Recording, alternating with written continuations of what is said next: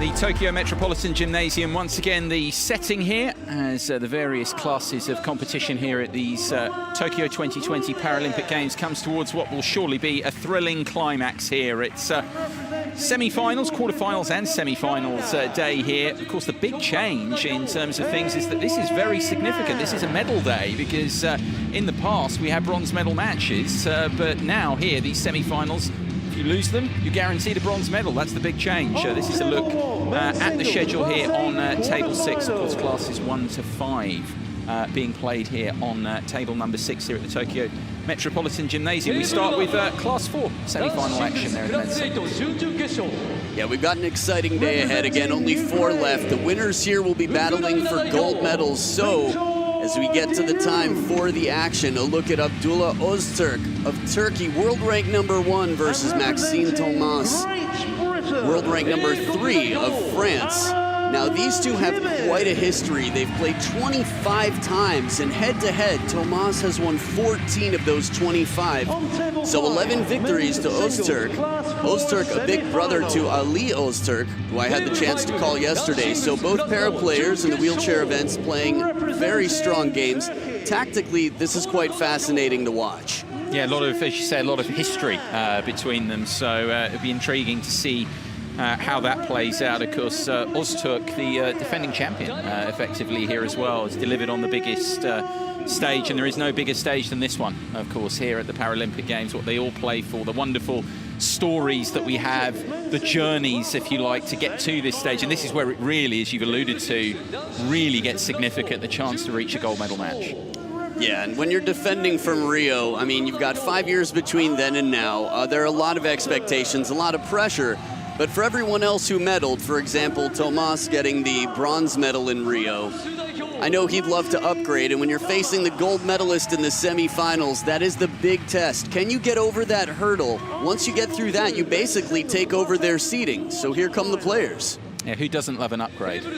Yeah, I'll take one. As you say, here they come. Of course, across the match tables here, a lot of matches still to be played here at the Tokyo Metropolitan Gymnasium, not least here on table 6, which is our focus. Now, if you're newer to para-table tennis, the Paralympic Games classifications work like this. On a scale of 1 to 11, the most or the greatest impairment, the lowest number. So, class number 1 would have the least mobility. Classes 1 through 5 are all played in wheelchairs. And this is class 4, so you can expect a lot of movement, fast play, and good coverage of the table from these two as we get into the coin toss to determine who serves and where the players will start off the match. So Thomas winning the coin toss.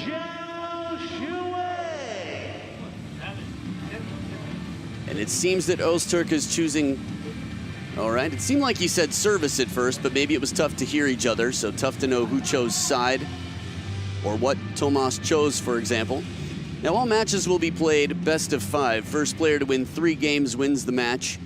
Games played to 11 points, must win by 2, alternating serves every 2 points until 10-10 or deuce, in which case they would alternate serves every point. So age-wise, both players in their 30s.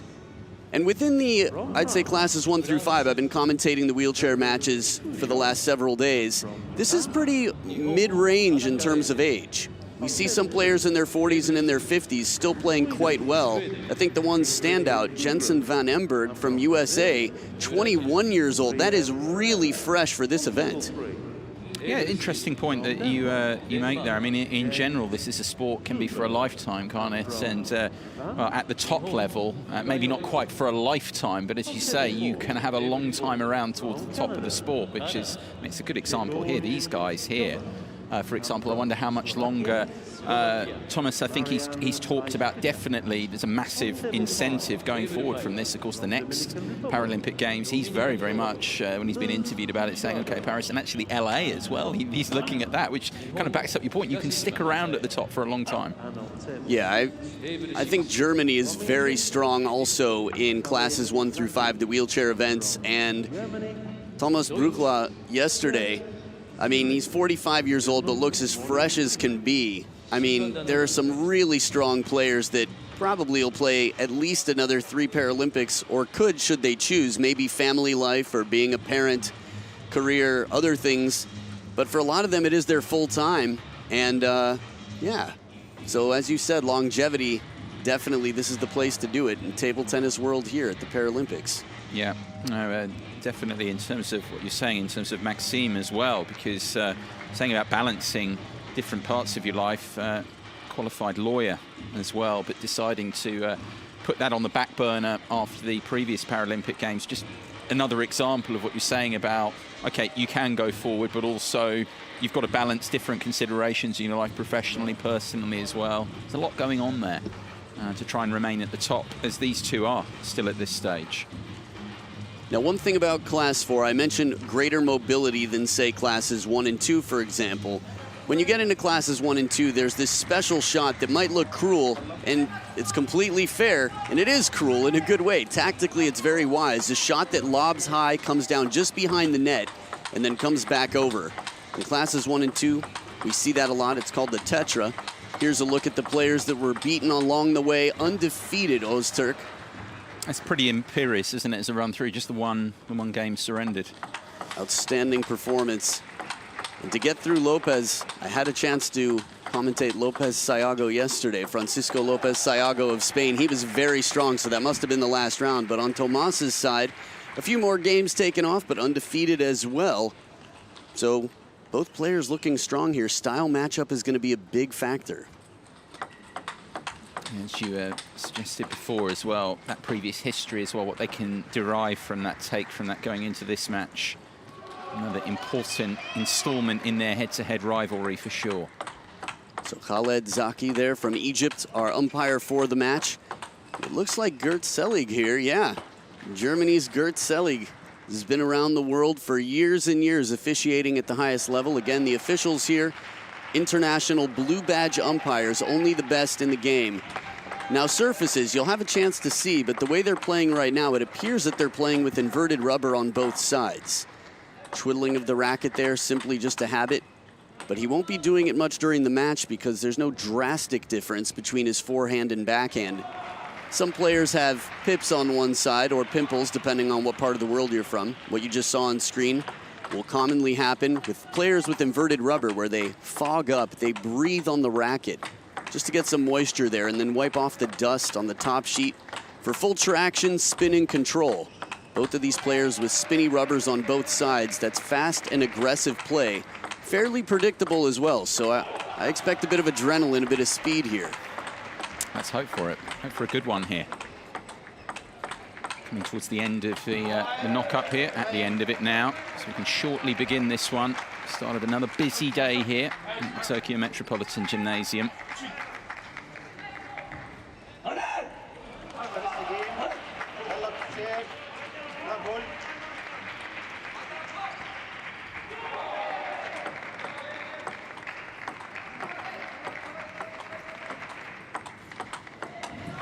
So action beginning here in singles Class 4 semi-final here. Maxime Thomas of France taking on Abdullah Öztürk of Turkey, the current champion, of course, defending gold medalist from the Rio Games. Very positive play here from the French player. Thomas, in the first point, got a tomahawk attack in, and here used a bit of side spin early in the rally to set himself up.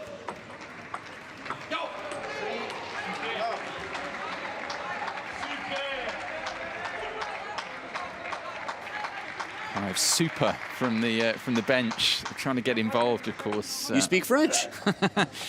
Super. Oh, beautiful block, gets his racket up in position.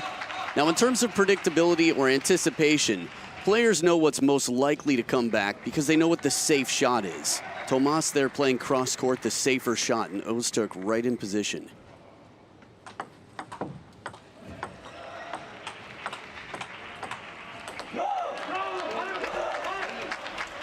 Now, something I've noticed from the brothers, the Öztürk brothers, this deep guttural chole, this sort of intimidating sound to mark their territory, let the others know that they're here for business. I like it.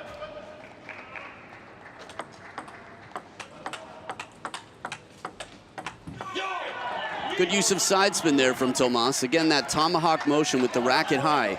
Playing from the wheelchair, you'll see more tomahawk attacks than usual because they're naturally lower, so the racket head is up high. Towel breaks come up or are allowed every 6 points, not mandatory, in case you're newer to table tennis. Now, in terms of rules, they're pretty much the same as any other table tennis tournament, except on the serve. The serve has to eventually come off the back of the table. If it exits the side or comes to rest on the table, it would be considered a let. It's a tough call every time when it's real close to that corner, but generally they do the honor system. Very respectful. Oh, that smashes that away. It's a good start, this, isn't it? It's interesting with you were talking about the vocalization strategies. You know, there's no holding back. I mean, the first couple of points in at this level, they're straight in. They realize the importance of a good start. There's no backing off. Notice that through all the classes, actually.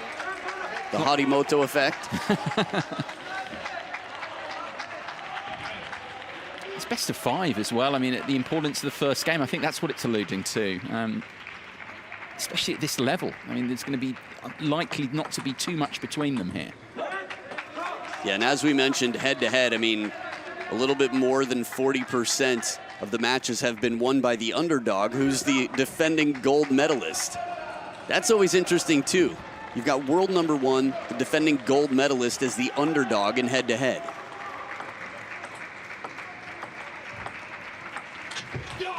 Reaching for that, yeah. But you said it, it's true. I mean, he had to reach because this short shot really tested the movement. He was set up on the backhand corner. Clever play by Tomas.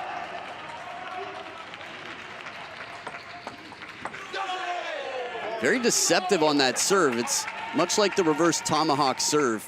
It's the racket head up, strikes it with the backhand side, and varies the spin. Oh, and again, really good this start from the Frenchman.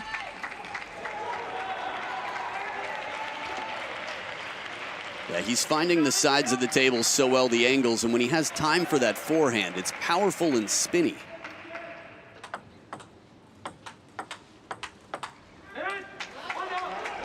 Good pressure into the middle here. Öztürk jamming him up in front of the body. Now, wingspan is a big factor, too. When you're playing from a wheelchair, of course, it's a little bit tougher to get side to side quickly, so strong wingspan on Tomas's side. Oh, what a counter. Blocked right back on the parallel. That's a very difficult short side of the table block from Öztürk.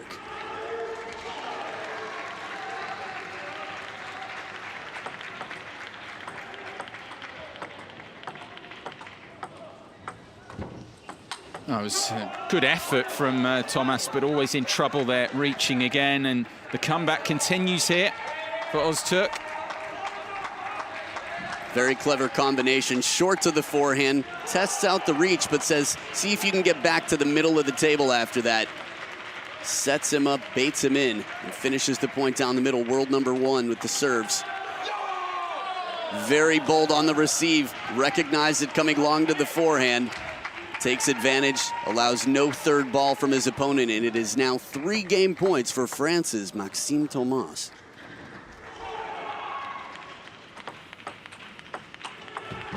Out of reach there that time. First of them saved by Öztürk. But the service now, as they towel down again, and rather the Turk is the one to towel down. Tomas just wants to get on with it with the service here. 2 more game points coming up. From that camera angle, you could see how low that shot was. A bit slower than his opponent's attacks, but the placement just right. Tomas definitely fired up when he goes for the attacks. He's going for the kill, going for the straightaway winner. Still 1 more game point for the Frenchman on his serve.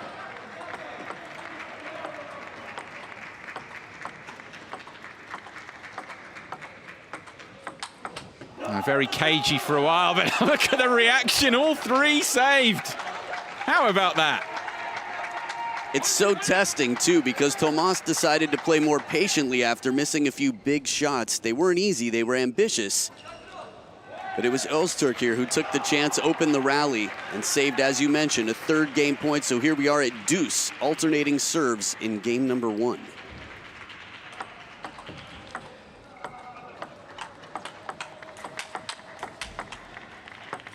Oh, emphatic time and again he came.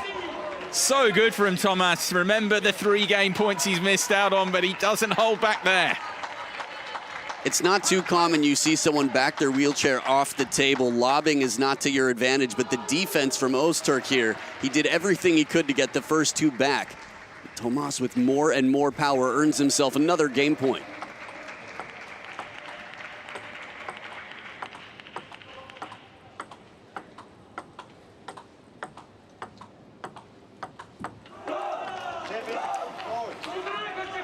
Another cagey point from Tomas, isn't it, at game point up? Shot selection is the name of the game, and these players both looking for their opportunities, chiseling away for that opening attack. Second deuce point, Öztürk with the serve back on his side.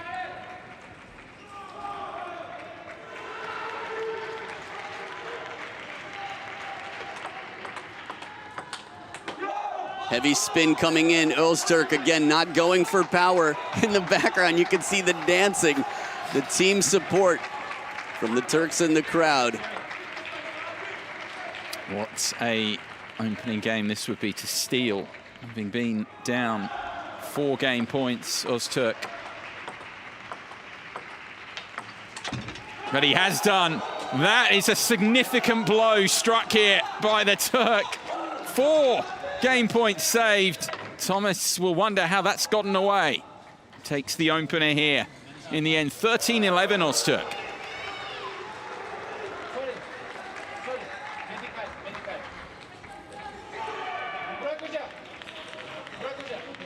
All about taking your chances, I guess. He had the 1, he took it, but Thomas there will really feel, just wonder, a couple of the game points, whether he became a little bit passive, could have been a little bit more aggressive on 1 or 2 of them.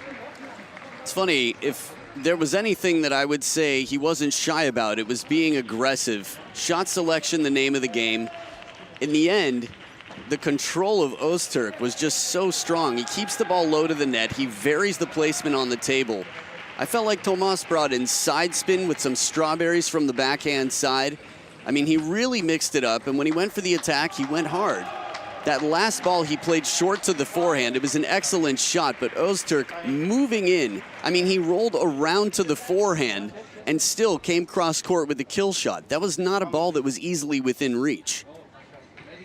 Having played in a wheelchair before just for experience against some of the players, it's really challenging mentally to focus on everything that table tennis has to offer, from spin, speed, trajectory, placement on the table, and wheeling your wheelchair into position. But he did everything perfectly for that very short shot, Öztürk. Again, it is class 4, so greater mobility than in classes 1, 2, and 3. But still, that was such an excellent shot from Tomas short to the forehand. It just shows how quick Öztürk is.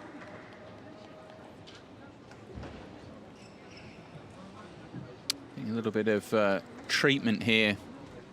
Turk looks to be to the back, lower back there.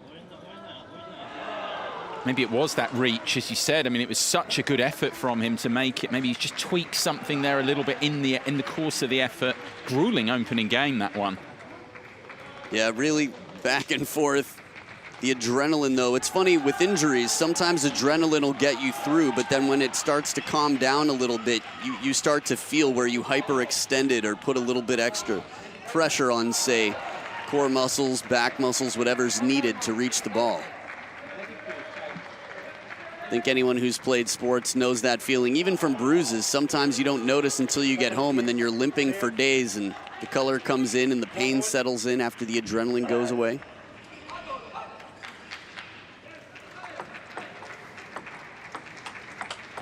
Second game beginning here of a possible 5. Maxime Thomas a game down.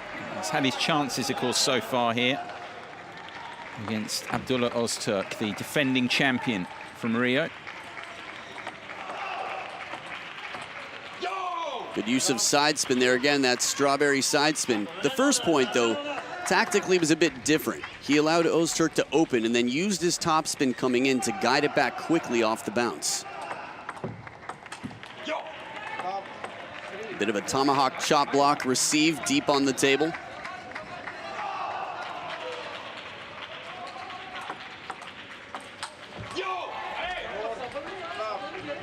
And the quick reaction, you'd see the wheel come up there for a moment as he turned to try and cover the wide forehand. Again, a lot of fast movement here. Class 4 semifinals, the final 4 players.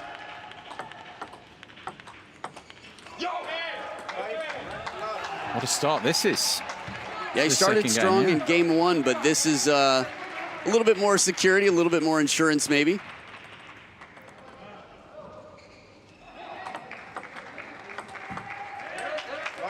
I like that serve. When he does the reverse tomahawk serve, it's tough to tell which side of the racket he's going to hit it with until he actually strikes the ball.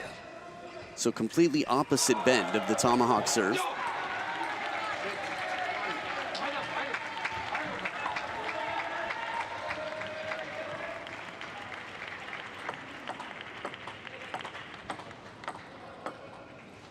Oh, and he's just dropped that short on a dime. Ozturk, what a shot. Yeah, perfect placement, the backspin to keep it close to the net, keep it out of reach. And a crushing forehand as well. When you hear that sound, that cracking sound, there's less rotation. That means it's a really risky and fast, flat shot.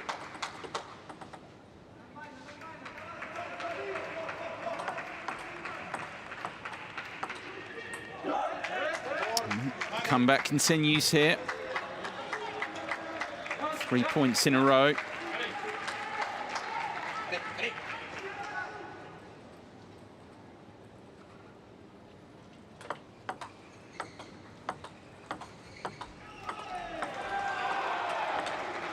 Smart play, a bit more parallel here. Instead of going cross court, he knows his opponent is set up in the forehand, so he hits it right into the left shoulder. So 4 in a row, second serve here.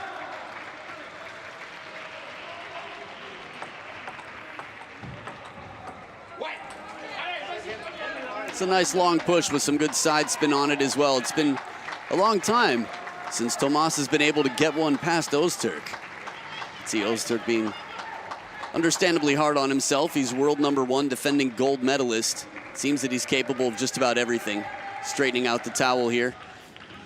For hygiene standards and safety, Tokyo 2020 Paralympic Games, making sure social distancing is executed as well as possible, including on towel breaks.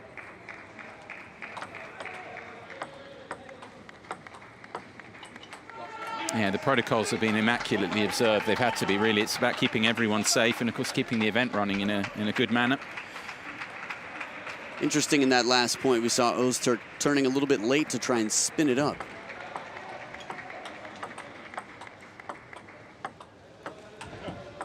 Oh, that's a little bit unlucky for Thomas there. The touch of the tape on the way through. Making it very awkward.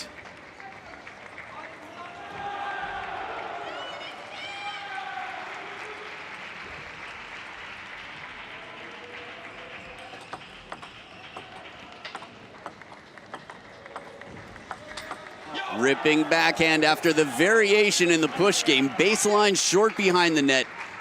Back to the deep part of the table again and leans in, turns the chair and gets a full rip on the backhand to the deep corner. 3 points in the lead wasn't enough at 10-7 in game #1. We'll see though, the game evolves. Oh, right in the corner.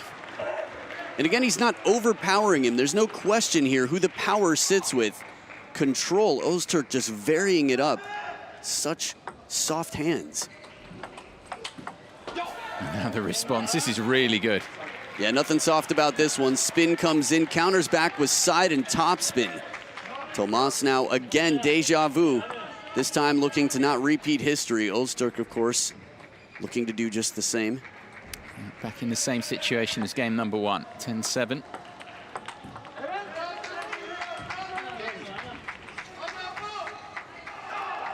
Here we go again. Ozturk saving the first of them. Back in that same situation as he towels down again. 2 more game points for Tomas. How much is he thinking about the first game here? So shaken out to stay loose. In terms of the mental game, there's just, you know, the greatest in the game don't have to be the most powerful in the game. I mean, we saw that at the Olympic Games as well. The geniuses, they're the ones who can sort of engineer the points. But this time, Tomas takes it 11-8.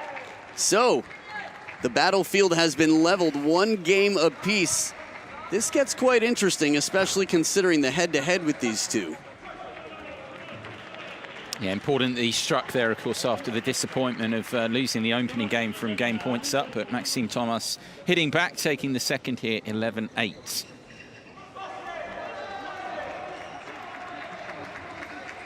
How much is the head-to-head a factor as it goes on? Rightly, you referenced it, the fact it favours the man who's not the defending champion here. Now at 1 each, having got himself on the board in this particular situation, does that have a role to play going forward? Yeah, I think, you know, human psychology, the fact that we remember the past to learn from it, it's tough to just Men in Black yourself and clear everything in your browser history, you know? Just look into the light and then suddenly you're born again. So that said, I mean, this is where confidence comes from, knowing that you're capable because the data suggests it. When you look back over time, 14 times out of 25 you've won. When you're in a dark place, when your back's against the ropes, when things are looking grim, you have history to remind yourself that not only is it possible, but it's still likely that you're very capable.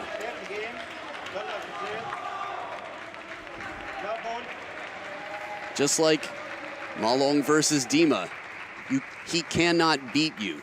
That was the history that Lu Guoliang shouted. Service warning here. It looked like he was saying the height of the toss needs to be at least 16 centimeters high. And possibly, actually, it could have been about how straight, the verticality of the toss. Needs to be nearly vertical, no more than 30 degrees off of straight up. Ozturk showing here in this point again how good his reach is, how quick he is to move in towards the net. In and out game is very tricky in table tennis.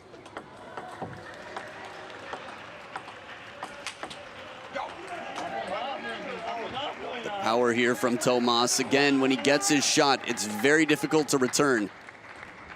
A bullet there. Less rotation, more speed. An unreturned service there. Another look towards his coach. The partnerships, of course, so important. Total trust in each other.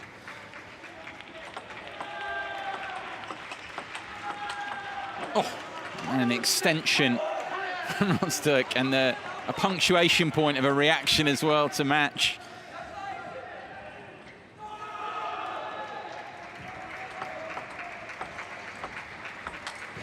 That's a good push, wasn't it, out into the corner from Thomas. Yeah, excellent placement there to test the opponent, and then he gets himself in position. Tomas knows to go a little bit out to his forehand back to cover the cross-court shot. That one was quite impressive to me. He was already backtracking, moving back to the backhand corner, and he's able to top spin it off the bounce. And it wasn't the flat crushing shots that we've seen. Again, he generated a lot of spin here. So playing fearlessly and bold at the first towel break, Tomas up by 2 with the serves back on his side.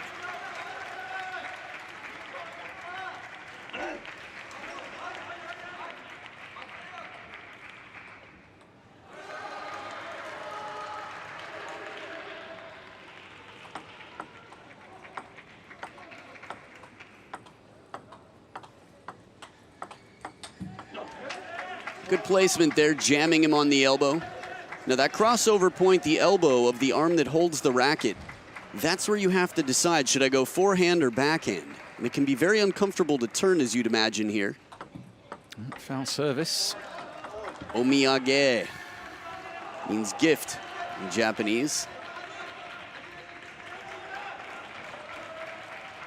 There is a lot of pressure on the serves to be so specific. Again, having to come off the back line of the table here, not off the sides.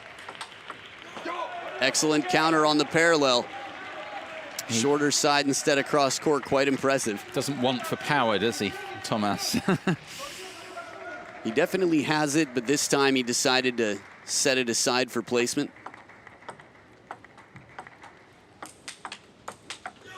Oh my goodness, just spanking the ball twice in a row. What did the ball do to you, Tomas? Crushing shots. And the first one returned. Ozturk showing how good his touch is. And no chance with the second. Yeah, you don't want to be the ball in that situation. Nailing it.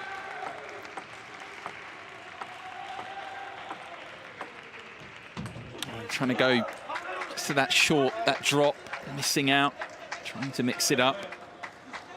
Clever idea, he's done it well, but Ozturk adds extra pressure because he moves so well around the table. He's played those short balls for winners. Ooh, back edge. Bit of fortune here, Ozturk with the big acknowledgement of his fortune. The towel down. Yeah, it was fortunate for Ozturk. Interesting, Ozturk goes for the towel breaks. Thomas just keen to get on with it. That difference in strategy. Some players, of course, perspire, sweat more than others. Yeah, I was just looking at him, looking for the sweat. And I mean, you could see some of it. He was glistening, but there was nothing dripping down his face. I mean, it's not the same for everybody in this event. Very efficient, very smooth with that backhand. Little backswing, still generates a lot of racket speed. Just pushes back a little bit, just enough to create the timing for that shot.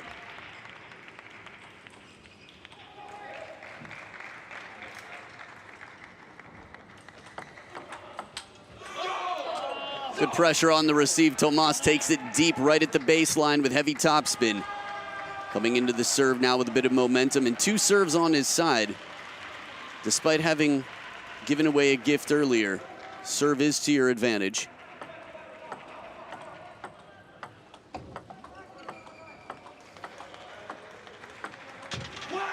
Yeah, it went for the short angle that time, and it worked out that time for Tomas.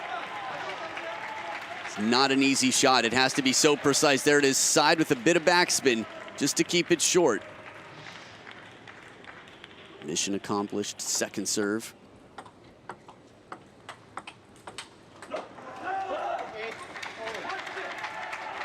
He's made a very high percentage, Tomas, of these low percentage shots. That's what makes him so dangerous.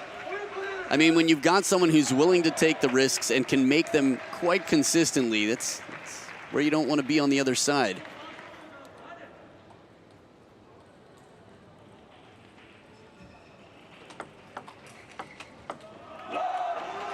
The difference in backswing from these two, again, Ozturk is so compact, but his control and variation, he's investing in the spin, just changing it up. It's been very tough for Tomas to really secure his rhythm. Another little turnaround in what is a topsy-turvy matchup. The scoreline here, Ozturk 2 points from a 2-1 lead. Make that one. Oh. It's like he's won the game, not yet. Well, he's definitely making a statement there. Looking across the table. That was the interesting thing. Tomas did that slightly earlier in the game. It's done in a respectful way, but it's a reaction at the eyes of the opponent rather than straight down. And there's no reaction from the opponent. They'll do it the same way. It's just the way the match is being played out at this level. Gain points this time for Ozturk. 2 of them. Let's service.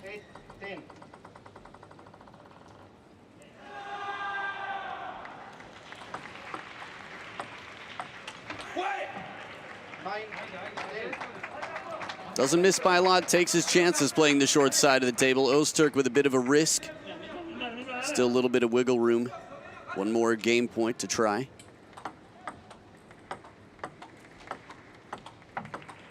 Yeah, and this one's taken. And he's back in front here, the defending champion. He sees out the 3rd game of this one. 11 points to 9.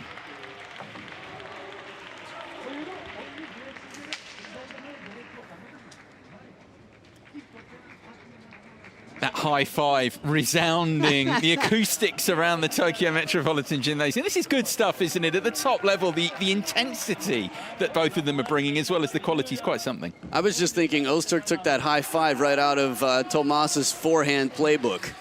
I mean, he slapped that hand harder than, he's been varying it up in the spin game, but he was as pumped as could be. He knew it was massive. Remember, not only the defending gold medalist and world #1, but the underdog head-to-head. So Ozturk here is a man on a mission. He's got a lot, I'd say, still to clear out between them. It's very personal in many ways because you're only playing one player. So no matter your history, no matter all your records, at the end of your careers, one day you might be meeting at a Hall of Fame dinner somewhere in the world with grandkids there to cheer you on and give you a standing O or whatever it may be. And the guy who ended up being world number 3 might say, but who beat you the most? Don't forget back in good old 2021 at Tokyo 2020. What happened? You may be the greatest of all time, but...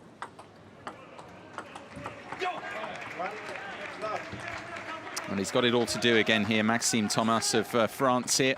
2-1 down in games. Remember, it's best of 5, so 1 more required for Abdullah Ozturk here, the defending champion, to seal a spot. It would be another gold medal match. I still feel far away, though, I think, at this point. He talks a lot about the head-to-head between the two. That's still, perhaps, is just in the back of the mind, even at 2-1 up. But there is work to do still here. I feel like it's the type of thing that you come into the match and it's just known, sort of like I am from France or I'm playing table tennis. You're like, I'm playing someone who beats me normally. Good timing here early off the bounce. Maxime Thomas using a bit of topspin still to keep the security on, but it's not easy to do from out in front. This is where the agility in the wrist is so important.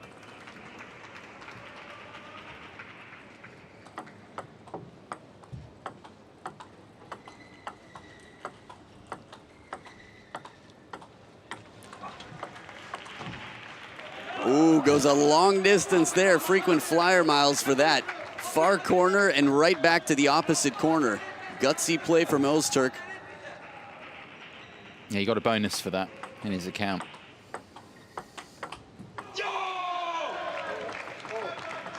That backhand spin shot has been very effective for Thomas so far.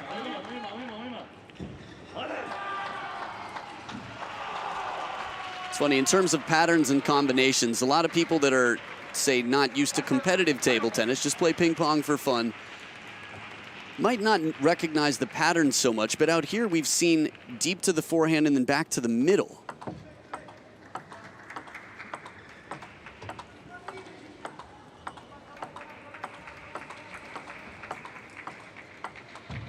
Well, that one was just a grind, wasn't it? Waiting for the other to and then the shorter angle again, which has been a key part of this this matchup as it goes on. Both looking for it, looking to execute it. Now brushing up the back to fine effect there, Thomas. Yeah, heavy, heavy topspin. Chop block attempted. We've seen Ozturk do it a few times.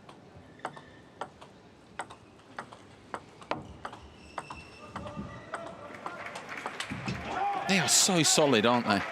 Yeah, and here, again, Ozturk using different parts of the table very well. He shortens up the attack a little bit to go for a wider angle and leave it out in front of Thomas.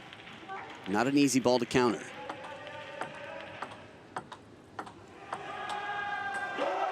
Good pressure, surprise long push right at the baseline, gets Thomas to turn. For Ozturk, he wins this game. He moves on to the gold medal match to defend. Thomas needs to send this to the decider. It is a must-win game here.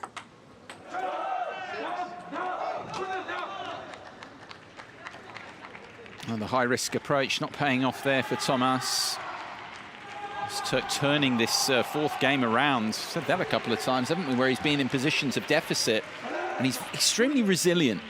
One of his great qualities as the timeout's called. 1 timeout, of course, allowed for each player. It's when you choose to use it. It's been interesting, actually, across the classes of competition here, that we've had them often, not so much in this situation, we're midway through a game, but actually noticed it's been used quite often early on in games here, where, say, a player loses the first 3 points of a game, and then actually the coach just goes, hang on a minute, I want to speak to you again. I want to try and break the momentum as well, which is a key part in the sport. So there's a bit of a move away from that. I suppose the classic thing would be 9-all or 10-all, just break it, okay, come back out, which is often a way the coaches choose to use the timeout. Yeah, I find that it's interesting, the evolution of timeouts, how it's changed over time, but some good advice a wise man told me was you only call timeout when you think it will change the outcome of the match. Looking bigger picture rather than just that game in itself, you would even go wider than that.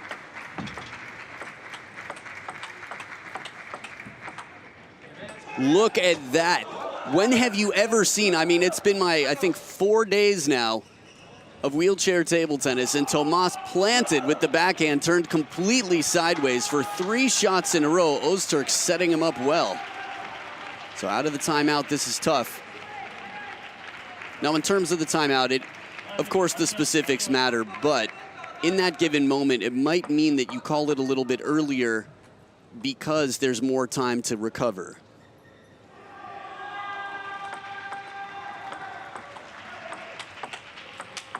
Oh, ripping shot. Kill sets it up with the first one into the middle, jams the elbow, and then out wide, uses the length of the table. You know, with the timeout thing, it's sort of like the sooner you upgrade your house, the longer you have to live with the new improved conditions. So the earlier you get the wisdom you need, the longer it has in the match to take effect. That said, save it for when you need it because you only have one, so it's constantly a fine balance. The big reaction here from Ozturk as he edges closer by point here towards the gold medal match. 3 points required now to seal that.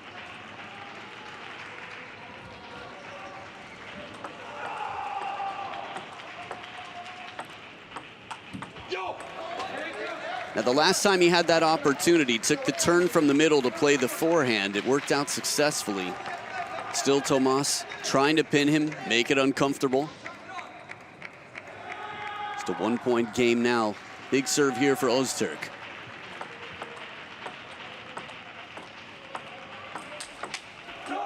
Flatter shot. Usually he's been spinning it, but this one he slaps at it just to change it up and keep it unpredictable. It was a low ball, too. That was just barely above net height when he hit it. Closing in, perhaps, here. The defending champion ramping the pressure up on Tomas with the services to come here.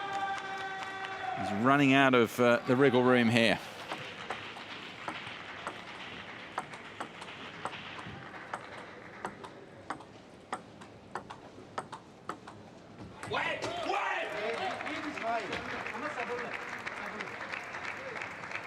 No, I believe that is yes, yes. My French is still good. Outstanding use of side spin there to get the ball to carry back wide. Pumped up as you can imagine. This is it. This is survival for Tomas in this event. Oh, serve only finds the net. The pressure just gets to him there. And is that the key moment? It's handed the defending champion Ozturk here a couple of match points. He towels down. It's opportune timing as well, of course, the towel break for him. It just allows him to steady himself for the 2 match points to come. I think we have to remind viewers, if you're not used to competitive table tennis, there's a lot of pressure to make the serves so specific. So you have to crack a few eggs if you want to make an omelet. Even for someone who's won the gold medal, this is a huge moment, trying to return to that match. Match points.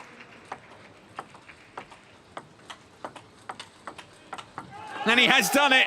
He's back in the gold medal match. Abdullah Ozturk sees off his great rival, Maxime Tomas, here at Tokyo 2020. Tomas will have to make do with the bronze medal, but it will be Ozturk again going for gold here at the Paralympic Games. There's his brother and the team in the crowd. What an outstanding performance. Again, head-to-head does not favor this man, but you could see the intensity of the hugs there. What this means. When you get the draw and you realize you have someone who has a winning record against you that you would have to face should you make it to the semis, to get through is a big deal, and he's going to have confidence to go with this 3-1 victory on to fight to repeat his gold medal here in Class 4 at the Paralympic Games. How it finished then here. See how calm Ozturk was with that heavy rotation coming in. Again, it's not how much spin is on it. It's just knowing how to react to it, how to read. So Ozturk with the perfectly closed racket has his hands in the air now, match statistics on screen. 43-39 in points, a 37-minute match. Could have gone the full distance. It was back and forth throughout. 18 strokes for the longest rally. A lot of patient play, looking for the opportunity to go for the big attack, or maybe a defensive shot just behind the net going wide. So he's through again to the gold medal match here. Will play him for the gold, and of course no bronze medal playoff match here. So Thomas and Turan as well will be awarded bronze medals. That's what he'll have to make do with here. And I think France will be quite proud. A bronze medal in this event is nothing to just sort of shrug off. Again, you've got the best in the world here. Maxime Thomas making France quite proud with some incredible play. Again, he's world number 3 at 37 years old. He's a 2-time medalist. Matches his achievement, of course, from Rio as well. Now, it's not to be sniffed at. Of course, it's a significant achievement, even if there will be naturally disappointment at the same time mixed in with that.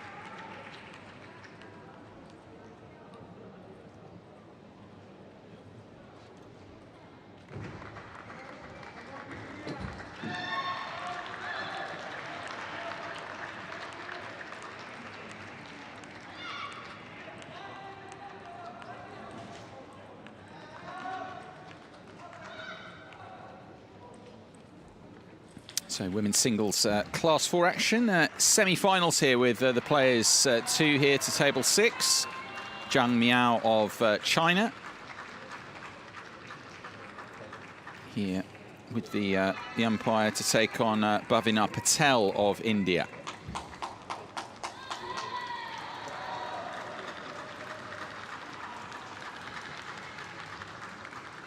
So as we get into the coin toss here to determine where the players play from and who serves, Patel choosing the left side of the table. Remember, this is Class 4 women's singles semifinals. So it's a question of whoever wins will be fighting for the gold as they check out each other's equipment. It's important to know exactly what weaponry your opponent brings to the table, because when they touch the ball, very different things can happen based on the surface, the sponge underneath it, even the blade.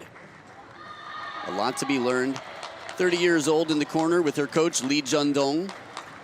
Again, China with a very rich history in table tennis in all classifications. And India, one of the quickest rising countries in table tennis. Since 2017, the start of Ultimate Table Tennis. On both the men's and women's side, players racing into the top 100, world rankings improving left and right. And this player here at her first Paralympic Games, well, when I said here, she was there, Bhavina Patel of India, world rank number 12, has been playing outstanding table tennis to get to where she is now. Her coach in the corner, Nikul Rameshbhai Patel. It's nice to see countries investing in table tennis and the growth. I feel like there are so many different factors that lead to a nation's growth in the sport. And when you visit and you see different professional training academies throughout India, the players and the team here watch from the crowd to support, the results really do come back, and quickly you can see sort of the payoff from what you've put in. So as they get into the 2-minute warm-up here, here's a look at who Zhang Miao beat, dropping 3 games total, one of which to Mikolasek of Germany, who's very strong, and Thailand incredibly strong in para-table tennis as well. Yeah, established nations are referring to what you're suggesting about nations who are used to success, and then others that are investing in academy structures and getting players through and improving. There's Patel's route through, of course, playing the additional match, round of 16 against Joyce de Oliveira of Brazil in the round of 16 there, losing. It's been an impressive run for her, actually. Just the 1 game dropped on the way through, playing the additional match on what's her debut appearance here at this level of competition, the Paralympic Games. Umpire for the match, Oh Young-sung of Singapore. The officiating from the high chair to make sure that serves are proper, rules are followed. This is our assistant umpire, Lyudmila Gryaznova of Russia. So starting off the best of 5 here. Again, first player to win 3 games, but right out of the gates, quick attack on the third ball from Zhang Miao.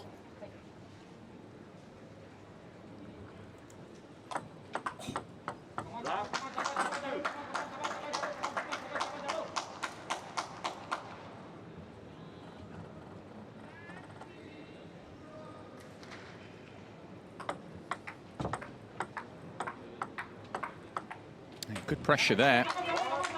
Moving further forward, of course, a huge test here against someone who's won a Paralympic gold medal before in Zhang, part of the women's team, the class 1 to 2 gold medal winning team at London 2012.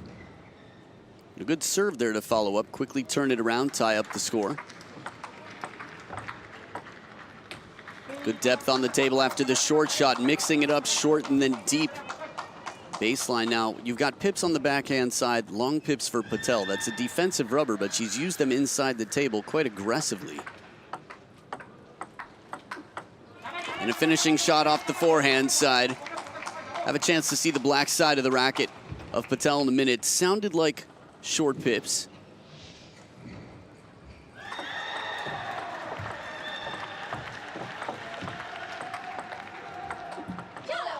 This point was really testing. Zhang Miao demonstrating right away. Up, quiet please, she says. Need to focus. Not sure what it was. Maybe someone off to the side making a bit of noise. Again, concentration like you wouldn't believe at this level. Deception on that tomahawk serve. Tough to tell how much of what spin is on it. The side spin, no question, but the variations of top or subtle underspin.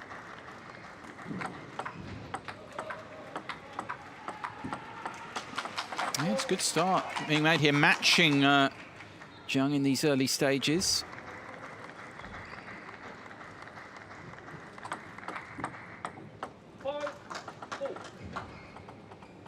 Good cross-court serve there near the edge, but would have come off the back of the table, so Patel having to play it.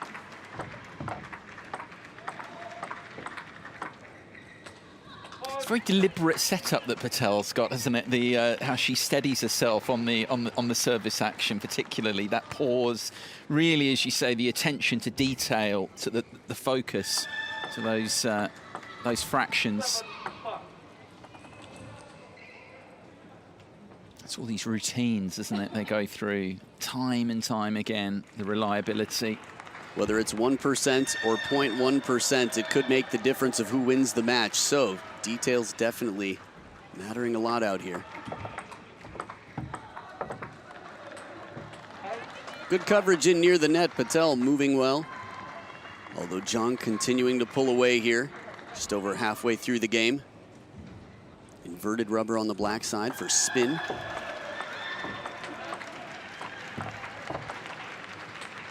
Good pressure into the middle, getting Patel to turn to play the forehand from that elbow. Now they both have pips on the backhand side, fairly common. Again, you get more variation, I would say, in equipment and rubbers out here than in other events. 5 game points for the Chinese woman here.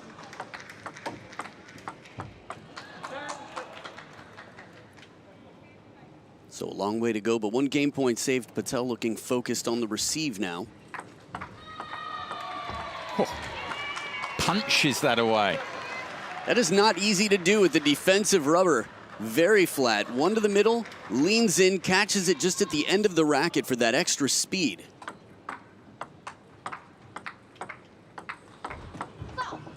Can't follow up there, and it is Zhang who manages to take the opening game here at this semi-final, 11 points to 7.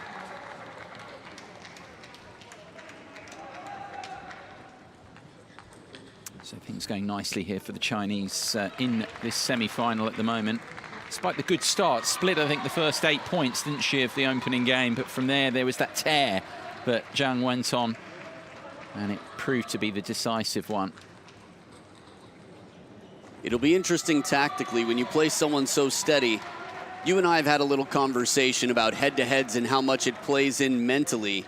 Now, while it is Bhavina Patel's first Paralympic Games, she's no stranger to this opponent around the world.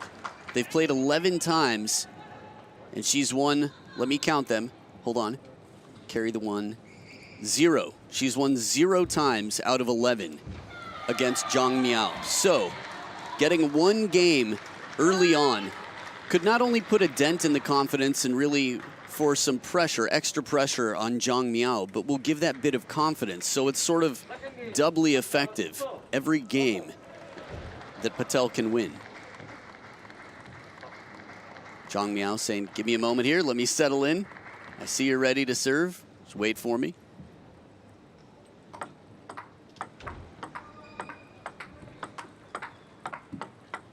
Yeah, second game beginning here with Zhang Miao, a game to the good in this semi-final, taking that first one 11 points to 7 on Bhavina Patel of India.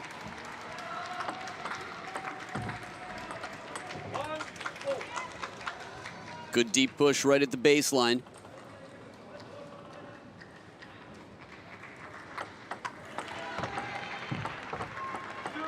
The coverage in near the net, again, you'll see players in the wheelchair events leaning in on the table, doing whatever they have to.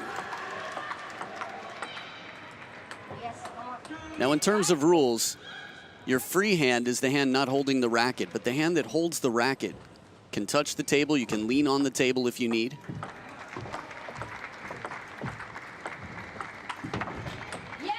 Good short shot, the placement here after too deep to the backhand corner. Patel finds the short side, the forehand just behind the net. Exits the side of the table. You see how high the wheels got for Zhang?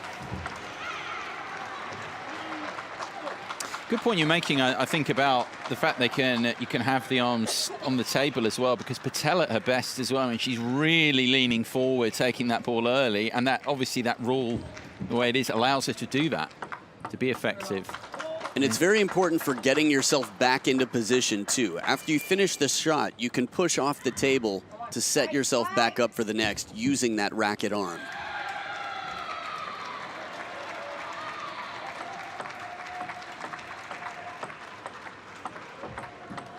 Good variation in the depths and placement. Again, short, deep, corner, middle.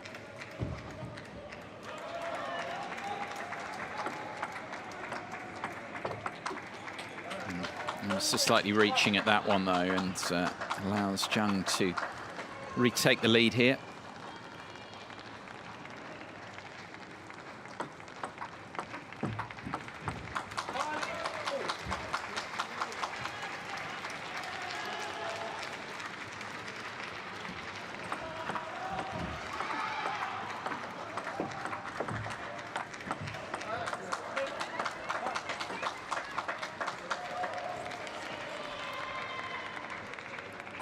So Patel deeply focused here.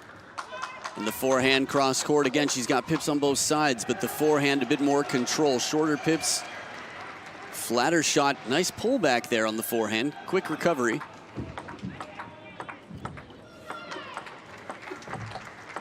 And jammed into the middle, the punching shot off the long pips of the backhand from Bhavina Patel. See the right hand on the wheel just to make sure she's always getting in position.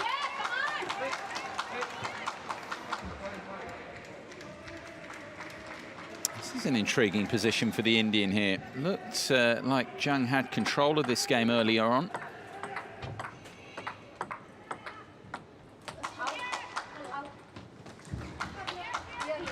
Zhang saying the ball hit the table first.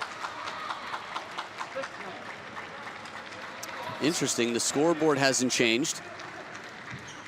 So apparently it went out, hit the wheelchair in the air. Oh, now finds a way through. How good is this from Patel? Everything that's gone on before in that opening game in their head-to-head, but she's now got 4 game points here, the Indian.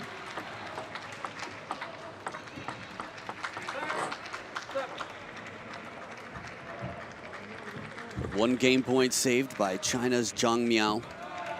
Still 3 more to go for Patel. Oh, and again, similar to previously, and what an effort that is from Patel to level up this semi-final, taking the second game off Zhang Miao here, 11 points to 7.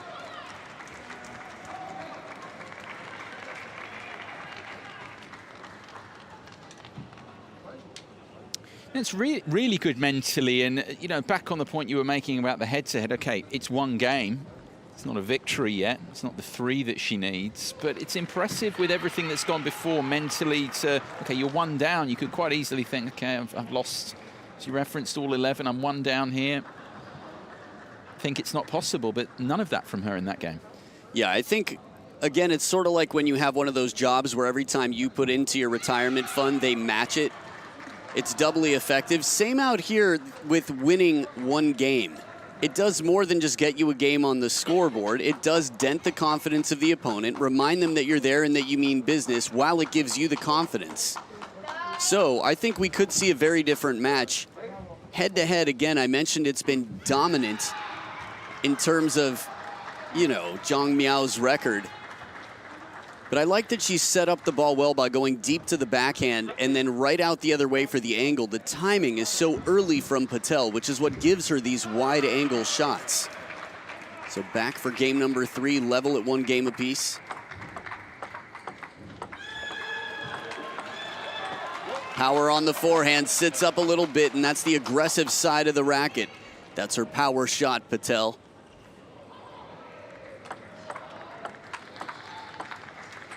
And good defense as well. Sets herself up in the backhand corner for the cross-court forehand to bring it right back into play.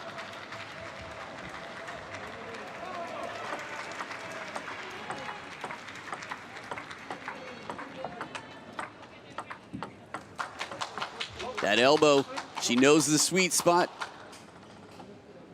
Putting some question in Zhang Miao in terms of what shot to take. Yeah, continues here. He's riding a wave of momentum here from the second game. What a start here to the third from Patel.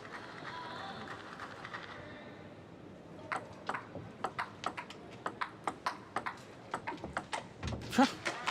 6 points in succession now. Starting from the end of the previous game and rolling on into this. Patel looking very comfortable with the short strokes, so she's always ready for the next shot a little bit earlier.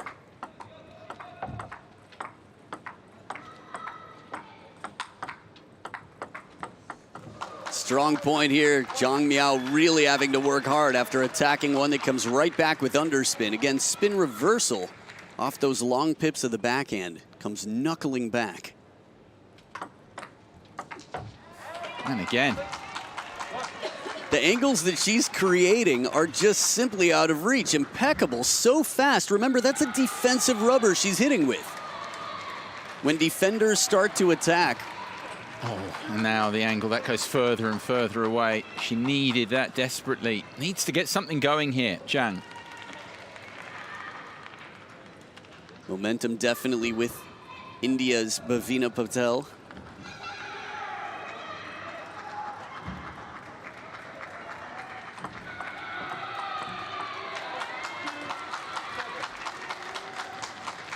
Are you surprised by these turn of events? Well, yes and no. Yes, because it's super impressive. And I mean, China is dominant in table tennis. In the paras, not quite as much as, say, the Olympic Games, but still. India never ceases to amaze me in table tennis, how much they're improving and how quickly. Another angle found. She's burning her again and again, this time off the forehand side. The scoreboard right now, Patel in a very encouraging place.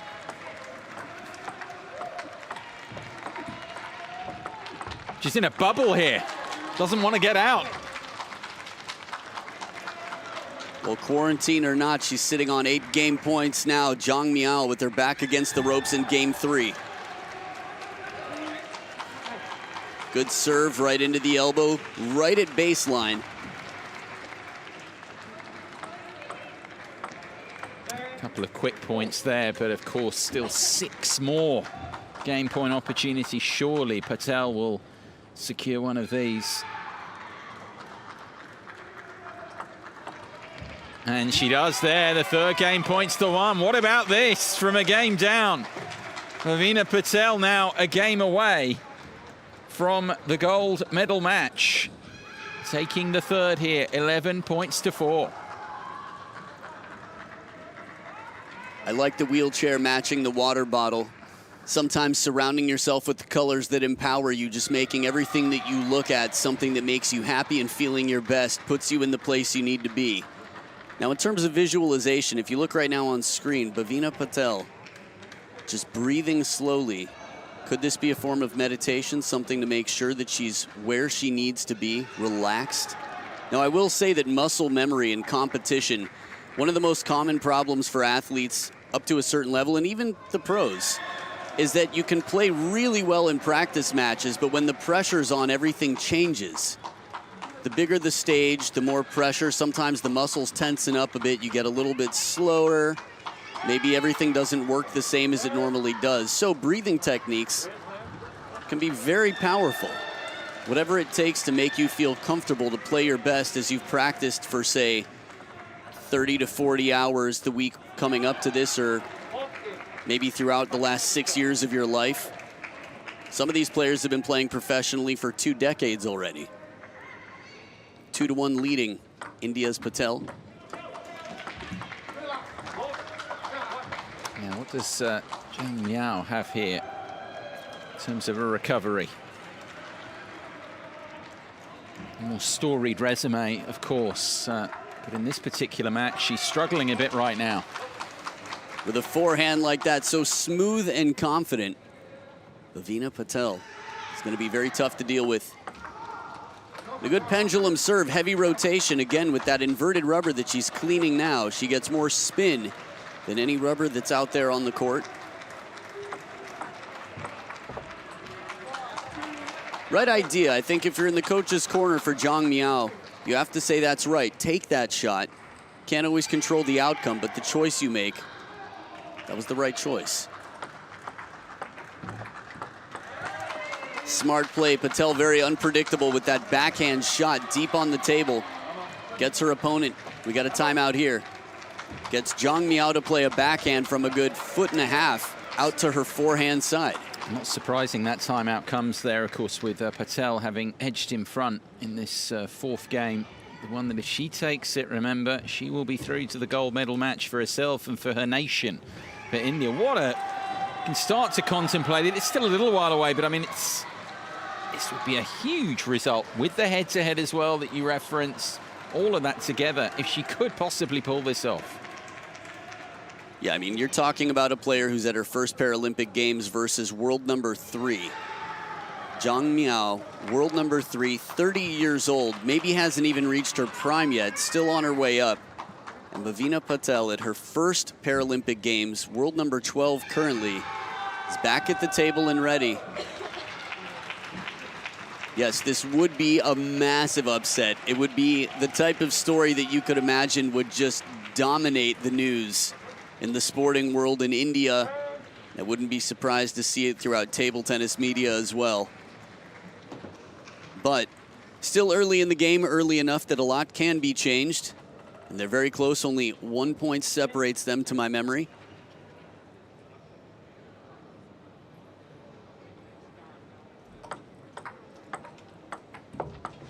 A little bit of fortune off the top of the net for Zhang Miao. Patel still getting a racket on it, but just tough to contact well.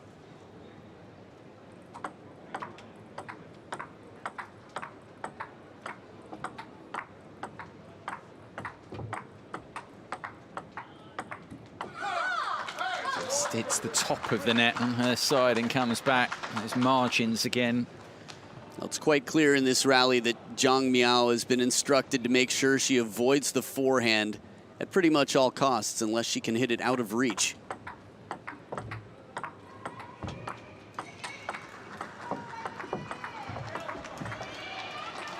Surprisingly, though, she goes fast and long to the forehand on the serve. Not again until that last attempt in the rally.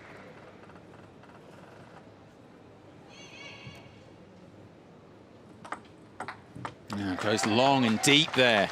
The service to good effect. Patel to edge ahead again.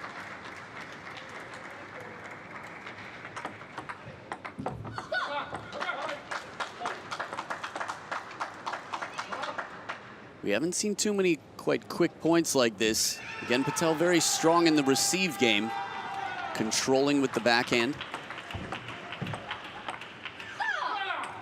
And this time, first two shots off the forehand side, going aggressive on the receive. Yeah, went to the forehand again there. Right. Variety. Big factor here in the game.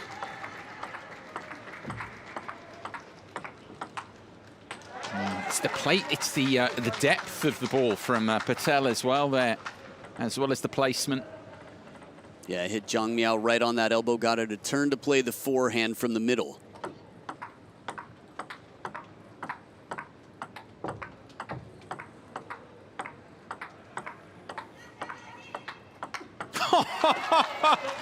This is being played so quickly and so effectively. Yeah, there's very little time to set up that forehand. Patel able to generate some good power quickly.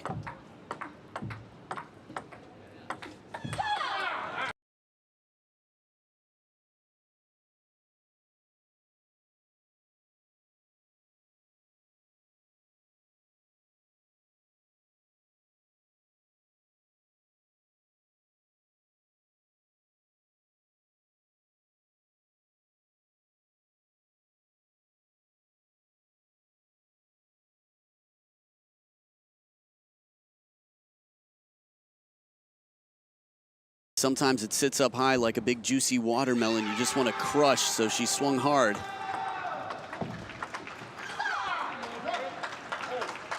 And this fourth game going to the wire.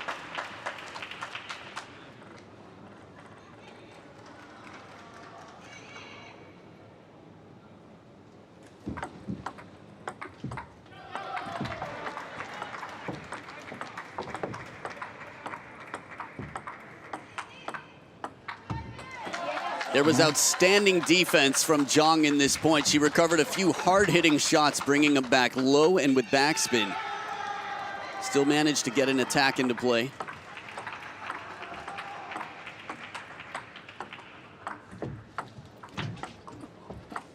Oh. That is an incredible recovery. Short to the backhand side, spilling out over the table. You've got to say both of them here, the quality. They're rising to the occasion for sure. The more important the points get, the better the performance gets too. 9 points apiece now. Zhang with the serves.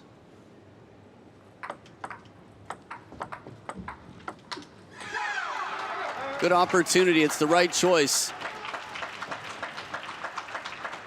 And Zhang Miao now with a game point to send this to the deciding 5th game. Didn't catch what the warning was.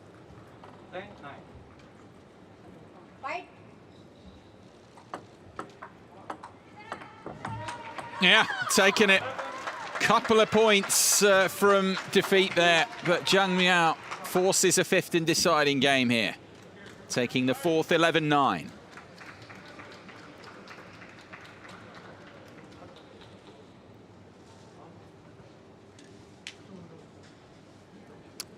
Back to the head-to-head again there, 9-all, 2 points from losing out, having to make do with the bronze medal again there, but that belief there again to think, okay, I can go and force a 5th game, which is exactly what she's done. Yeah, she played very smart in the end. You know, Patel was looking to calm herself, I think. Get in a place where she can play her game, get in her rhythm. But Zhang had sort of a fearless way about her. I think put on a little extra pressure. It's natural to get cautious under pressure. And I wouldn't say that Patel went overly cautious, but Zhang just turned it up a notch, put on the pressure. That forehand stroke, textbook, classic topspin. But she really set it up well to earn that shot. So, a bit of danger here. Again, whoever wins this game moves on to the gold medal match. Both players have had an outstanding Paralympic Games in the women's singles event. All comes down to this.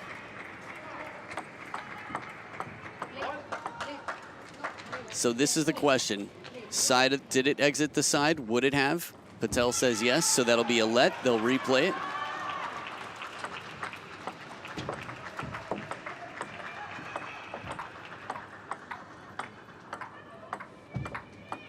Oh, it's that forehand that's it's delivered so much for her through the match, and she'll hope that it can really return to her aid here in this 5th and deciding game, Patel.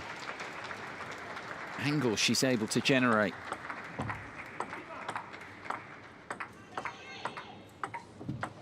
Another one there that surprised Zhang, that use of that angle. Yeah, when the ball comes in short like that, if you can reach it, you have a lot more options for really wide angles. It's a risky shot on either side.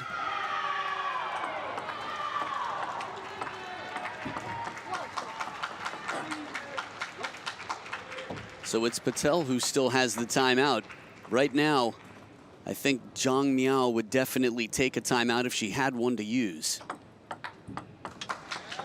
And deception on the tomahawk serve as well. Patel racing ahead with the first 4 points. When one player scores 5 points, they will switch sides of the table.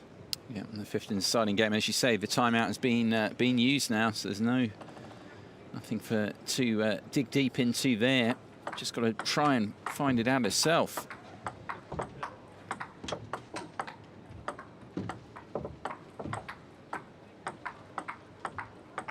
Oh, the run continues. How good is this? The amount of time between the bounce on the ball and hitting Patel's racket is almost nothing.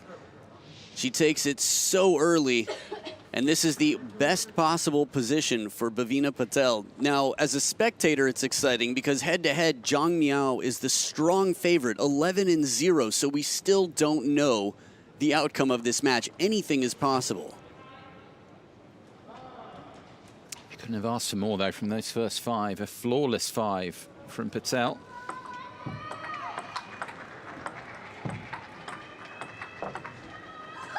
Just long. Ends the run. Lots of work to do here for Zhang. But good composure, body language from Zhang Miao on the scoreboard, looking positive. Angles again, and it's halfway up the table, if that. Yeah, after the serve, anything goes, but these are exiting the side of the table. I mean, she's really keen to pick up a ball that's a little shallow on the table to play wide.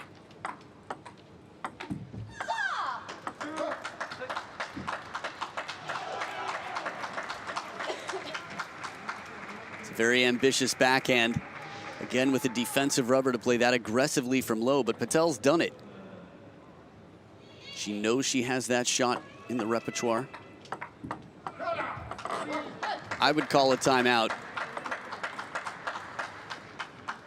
Nothing yet. It seems they're saving it for if they need it. A bit of a streak here from Zhang Miao. Yeah, 3 of the last 4 points.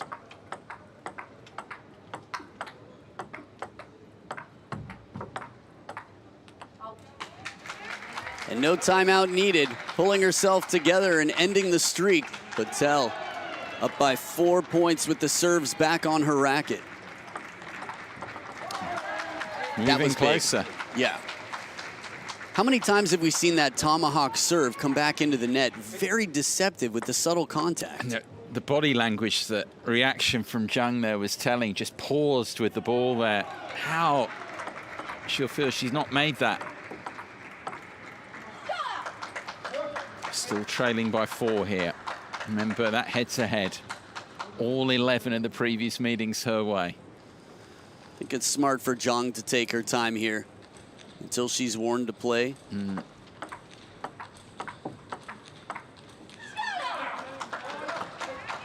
Sometimes that's what you need when the opponent starts getting into a groove and just on a streak of winning points. It's just pushing it to the margins, though, as you say, until you get warned.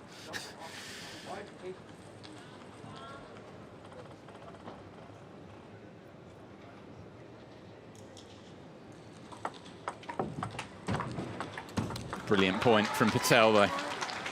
Those angles she creates, the first one was wide, and it has to be back-to-back, corner to corner for that effect. 2 points away now, 4-point lead with the serves.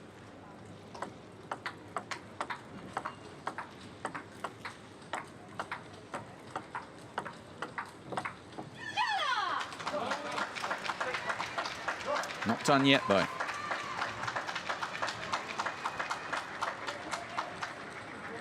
Another service to come here for Patel.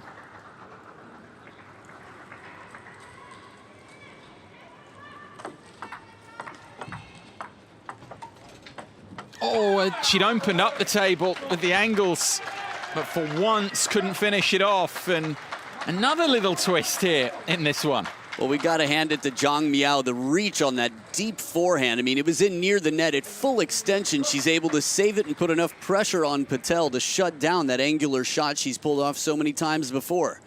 Zhang Miao with nerves of steel and serves still to come.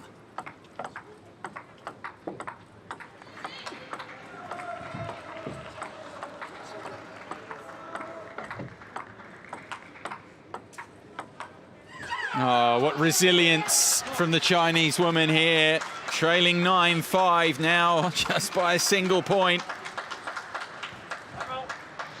And now we've got the timeout on Patel's side, a conversation that seems much needed. As you mentioned, from down 5-9, 3 points in a row. And suddenly Zhang Miao, after hitting it right onto the elbow, she returned some attacks in that rally. She is very much in this match, the world number 3, Zhang Miao. They kept the timeout in the bank, and now they're crediting going there, looking to make it count, get maximum reward, yield at this stage. I mean, as we say, 3 points in a row to this point for Zhang Miao. That minute, you imagine, will be used in its entirety here. Those seconds, so valuable, particularly at this stage. Yeah, I guess it really depends. And as we see here, it's actually quite quick. She comes back still with time left. The Chinese, though, are looking to use more of that minute. She can't. She's not allowed. She's still trying. That's right, that's right. I think she was probably unaware. Yes, yeah, to be fair. Okay, can she continue the recovery, though? Resuming here. Both have used their timeouts now, right at the crunch stage of this semi-final.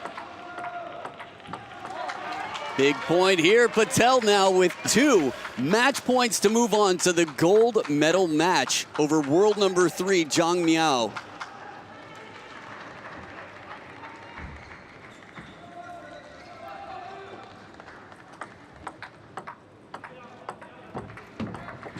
She's done it. Huge upset here at Tokyo 2020.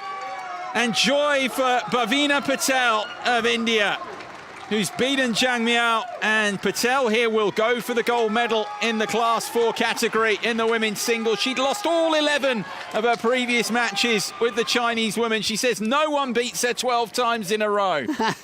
She's done it. She's through in the full 5 games, 11-8 in the decider.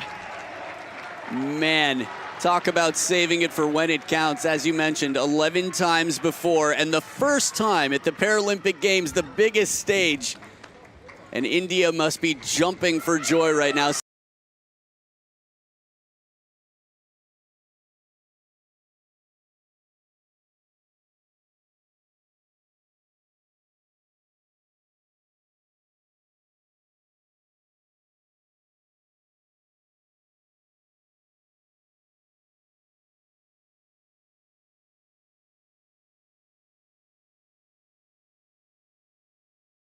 A Paralympic Games gold medal before in the team event in the past, but no chance of going for gold here in the singles this time at Tokyo 2020. It's Bhavina Patel with the real shocker of a result there.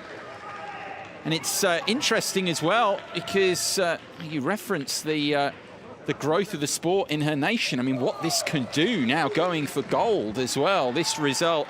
And against a Chinese player as well in the context as well. All of this is massive for her and her nation. Yeah, I don't think you can be more inspired than watching the performance you just saw. 49 points to 41. Look at some of the stats here. 24-stroke rally. Patience. I mean, the concentration level from Bhavina Patel throughout, let alone the physical prowess to play the ball off the bounce, cover the short parts of the table. That forehand attack, aggressive with long pips. I mean, nothing tells parents in a nation your kids have a future than someone taking a gold medal at the Paralympics. Yeah, absolutely huge, both for herself and for her nation, for India, to be going for a gold medal here in the Class 4 category in the women's singles. That is confirmed, and Zhang Miao, her opponent, will have to make do with a bronze medal here. But Patel, what a performance from the Indian there to see her off in the full 5 games. She can now look forward to a match for the gold medal here.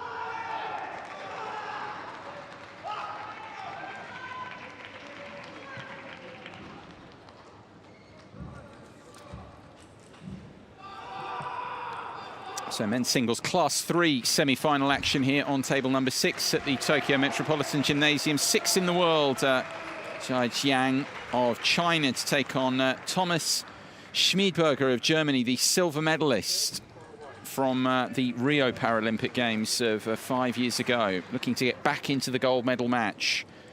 If you can see off his opponent here.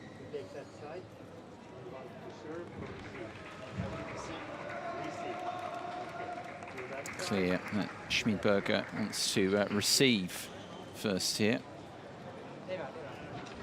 So if you're just joining us for this broadcast, you're watching the Tokyo 2020 Paralympic Games. This is the Class 3 men's singles semifinals. 28-year-old Jai Xiang versus 29-year-old Thomas Schmiedberger. Now, within this class, Class 3, or maybe just to clarify the classifications, classes are 1 through 11, with 1 through 5 being seated, all players in wheelchairs. Classes 6 through 11, standing players. Seemed like there was a little confusion here about where the towel should go. Again, they're practicing social distancing and doing everything they can to keep things as safe as possible for the athletes. So their towels will be on opposite sides of the court. Well planned. So classification, 6 through 11 standing, 11 for intellectual impairments. And the lower the number, the greater the physical impairment throughout. So class 1 will have the least mobility in the wheelchair events. But class number 3, Thomas Schmiedberger, has been quite starring. He's world ranked number 2. He was an ITTF Star Award winner. I actually saw him recently on the Paralympic Instagram pulling off an outstanding defensive shot and giving a real nice sort of head nod of satisfaction. But let's talk about Jai Xiang. Only 3 games dropped in 4 matches in the group stage, getting through even Jensen van Emberg, who pulled off a massive victory over one of Germany's greats, Thomas Bruchle, yesterday. This is Schmiedberger's path through to another semi-final at Paralympic Games level, and even more impressive, isn't it, the 3 matches he's pulled off, because he hasn't even lost a game in any of them. 2 nations that have got a proud tradition in the sport, of course. Here, China and Germany. You go back to the Olympic Games, of course, played in here, and of course the men's team, the gold medal match, played so many matches between these 2 nations over the years, and this promises to be another one. Razinen of Finland, our main umpire for this one. See the pips on the backhand, the play. Looking at him, it's tough to see. I wonder if he's... Actually, I said pips. Michel Hermans of Belgium, our assistant umpire. I'll be curious to get another look. I haven't seen someone playing with ante yet. This is my first time seeing Jai Xiang commentating his matches. Oh no, I see the pips now. There they are. You could hear the sound. It sounds much more defensive. Sometimes just the angle, the glare off the lights. Schmiedberger with inverted rubber, spinny on both sides. So no defensive rubber from the German. So we can expect the forehands from Jai Xiang in blue of China to be a bit more aggressive than his backhand. Looking very, I'd say, strong in the wingspans. Now, upper body strength is more important in the wheelchair events than, say, standing events by quite a bit. When you're standing, the power comes from the legs. And when you're seated, yeah, your core strength is still very active in lower back, but you're not working with the legs. You can turn the chair for a little bit of momentum or positioning and backswing, but upper body, the strength here is going to be outstanding. Best of 5, Jai to start.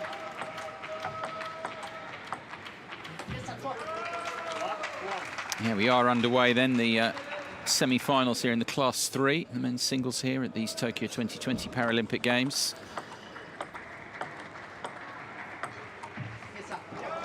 Good placement here on the defense as well, just behind the net, comfortable in all aspects of the game, Schmiedberger.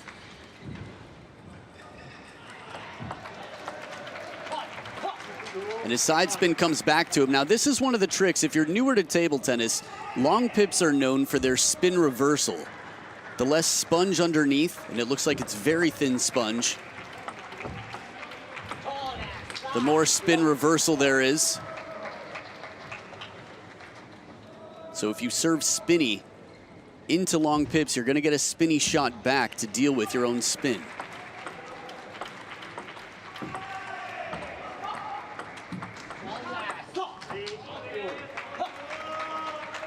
Jai getting one wheel off the ground to reach that forehand.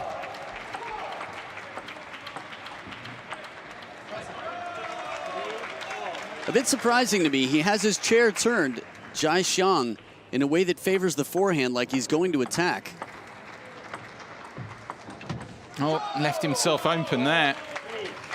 Excellent short side of the table. Parallel winner here from Schmiedberger on the reach right down the line.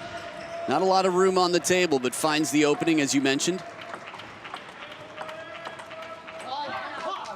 It's funny, right after I was mentioning how Jai sets up the forehand, he maintains that backhand shot from deep on the forehand corner using the pips.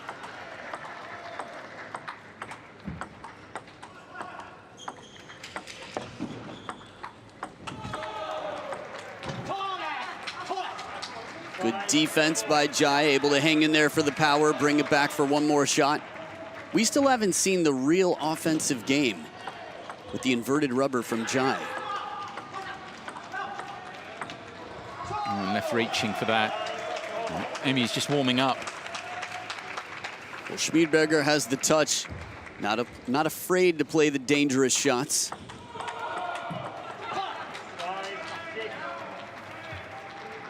And for all the good start here from Schmiedberger, as we've been referencing, Jai is still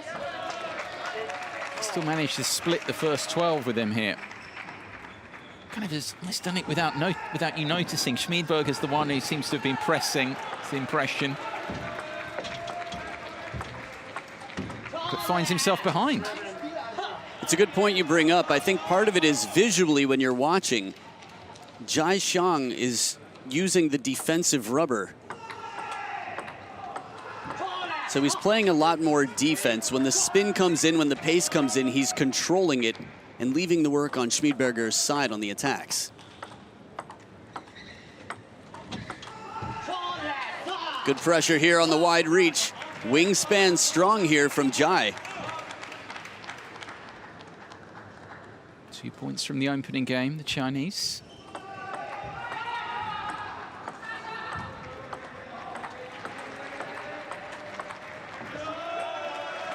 Good pressure here, Schmiedberger deep to the backhand corner. Just to work hard, there it is. It was a pretty low shot. He didn't have a huge opportunity. I would say he made that opportunity.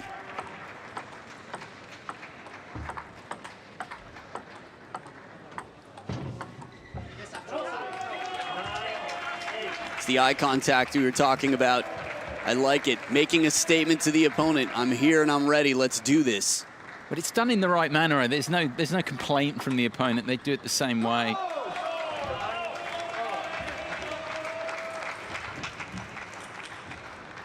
So now, tight opening game. Yeah.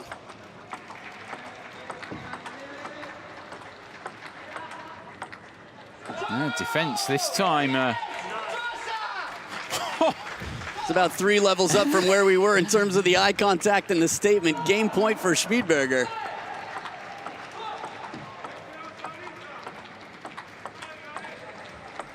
And he takes it. What a finish to the opening game. Look at that. Schmiedberger snares it 11-9. It's funny in terms of being fired up. I mean, we saw a celebration just a little bit before, but those last 2 points, I mean, there is no question about the fire inside right now and the passion felt by this ITTF Star Award winner. Jai Xiang, in a very narrowly lost battle in Game 1, has his work cut out for him, but we haven't seen his forehand attack yet. He's been playing mostly defense. I wonder if this is something, an ace up the sleeve that's going to come out. Control game. It's my first time able to commentate his match, so we'll see as the game evolves and progresses. Fairly calm Chole until the later fire came out. We're going to get to see it in replay. There's one, rock star status. We love you, Tokyo. Good night. Drum set crashes, guitars go flying. So it's only the first in a best of 5. That means first player to win 3 games wins the match and moves on to fight for a gold medal here in Tokyo 2020. Jai Xiang in blue of China versus Germany's Thomas Schmidberger.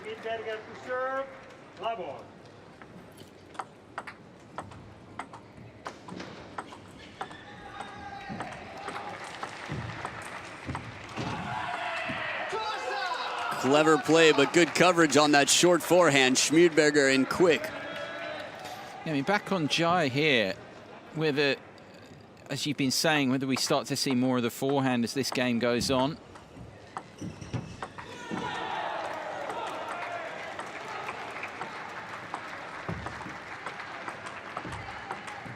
Saw a bit more of it there, but not maybe as much as you would expect. Is this something tactically perhaps you're thinking in this matchup now?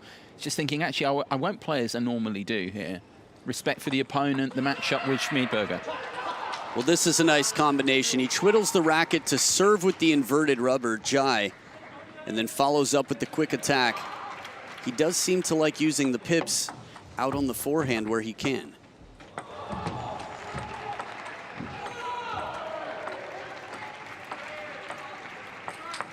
Oh, crushing shot. The first one, Schmidberger on the defense got back, but Jai, persistent and focused, finally finishes it. Those are the most aggressive and powerful shots we've seen from Jai Xiang yet.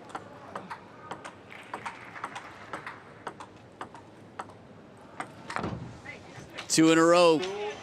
These tetras attempted. We talked earlier in the day about the tetra shot. It's nicknamed after tetraplegic, a shot that comes up really high and bounces back towards the net or your side of the table.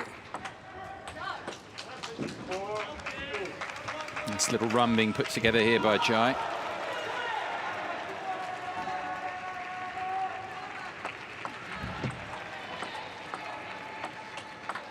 Just as we say that, though, I mean, taking that there, just had to arch his back. Schmidberger, good athleticism to drive the forehand. And now the angle as well, snap, wrist snap there.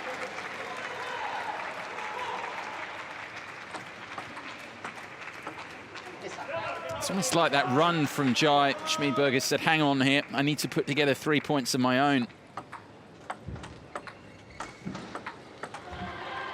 The respect these two have for each other.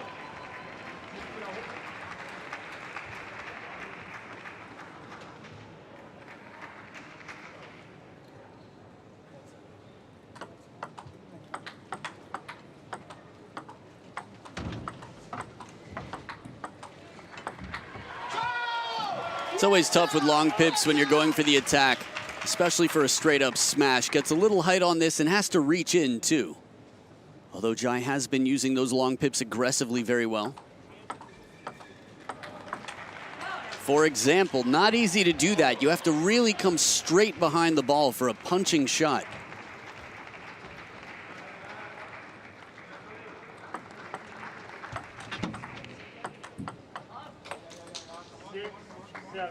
Now it's interesting, in terms of rules, you're not allowed to get completely out of the chair. Some part of your hamstring or butt must be still on the seat.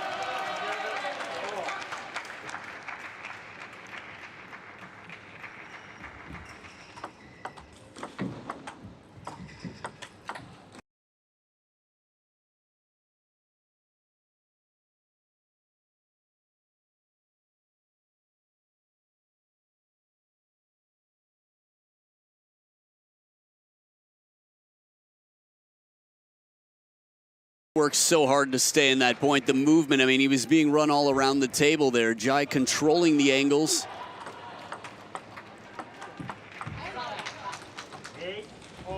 Very casual control game. And the first game was 11-9, 8 apiece here.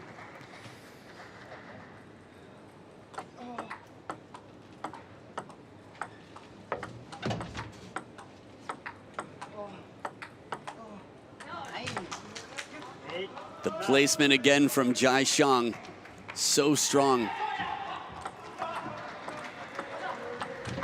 Oh, that shot was sick. disgusting right down the line on the reach. He almost comes out of his chair completely, but manages to lean on the left wheel and play it perfectly to the corner on the parallel. It's a great example of what you were saying, actually, about just keeping some contact there on the chair. Did it brilliantly. And again there, Schmiedberger is peaking, it seems, at the back end of a game.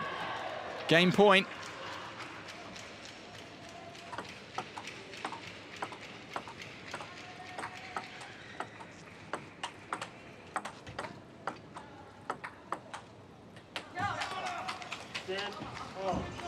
Saves it this time, though. Won't be another 11-9 decision with a German here. 2 clear point winning margin needed now here at 10 each.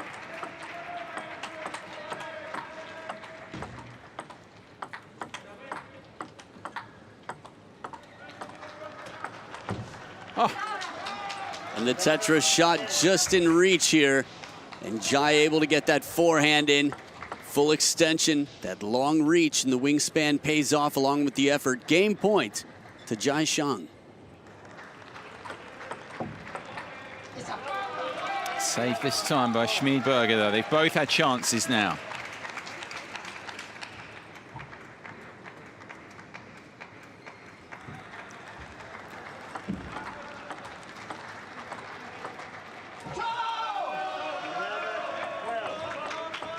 Another chance. He had one at 10-9.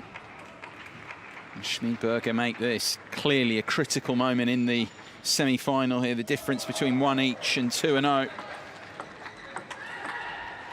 And he's taken it. Similar level of reaction to how he took the first game. Even more important here, he saves a game point, remember. And he's now on top of this semi-final, the German. Schmiedberger 2 up, takes the second, 13-11.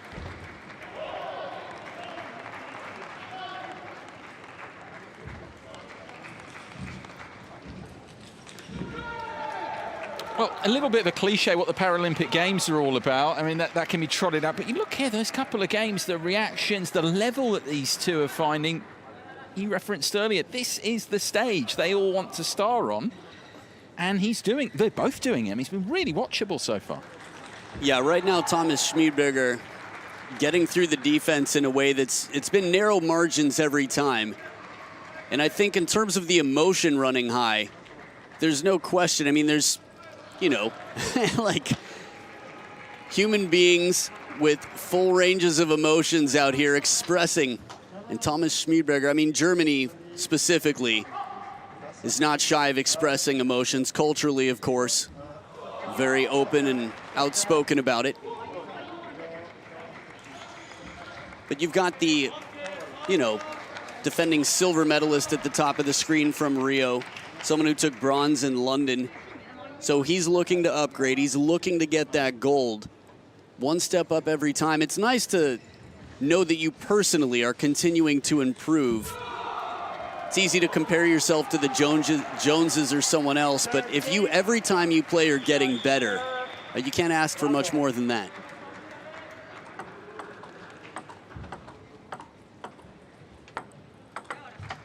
Attempted Tetra just short. Third game beginning here. It's one that Jai Shang needs to win, of course.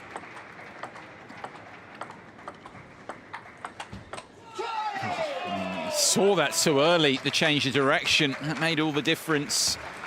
Yeah, silver medalist from Rio, Schmiedberger. Of course, Jai has won a gold medal before as part of the men's team effort at the Rio Games. And that last shot there was quite sneaky. Just a quick backhand off the bounce, right down the line.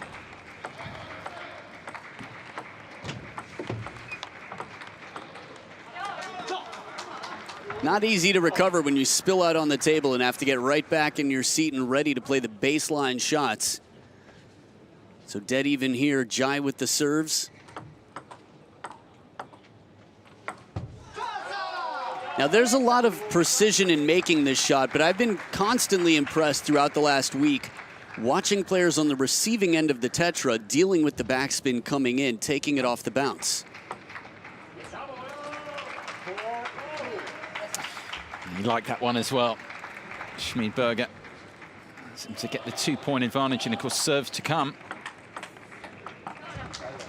Good pressure from Jai. A bit faster on the counter.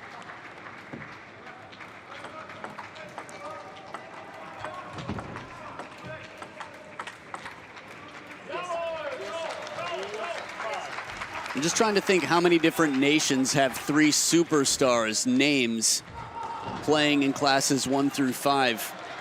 I think all in 3 for Germany.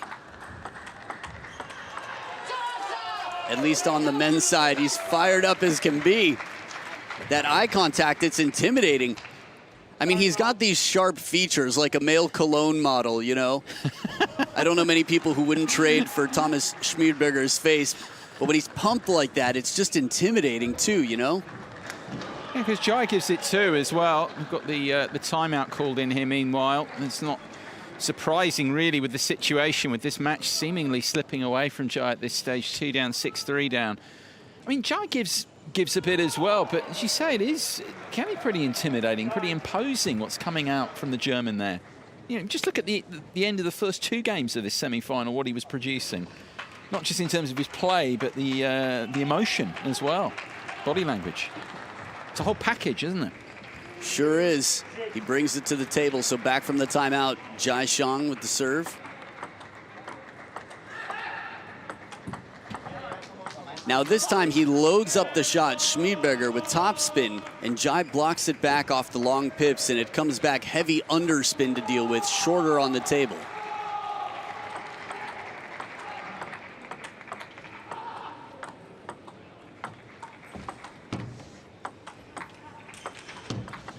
Brilliant. Time and again he went.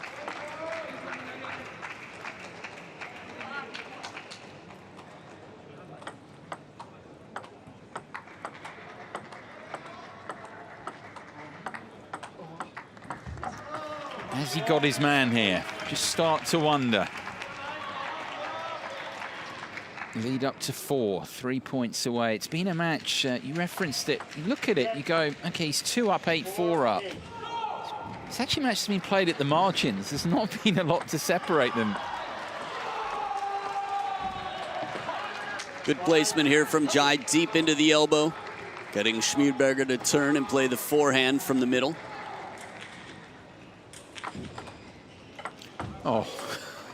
That's tough for That's Jai. Outrageous. After such a fast, long serve, comes down in a bit of fortune at this point for your opponent.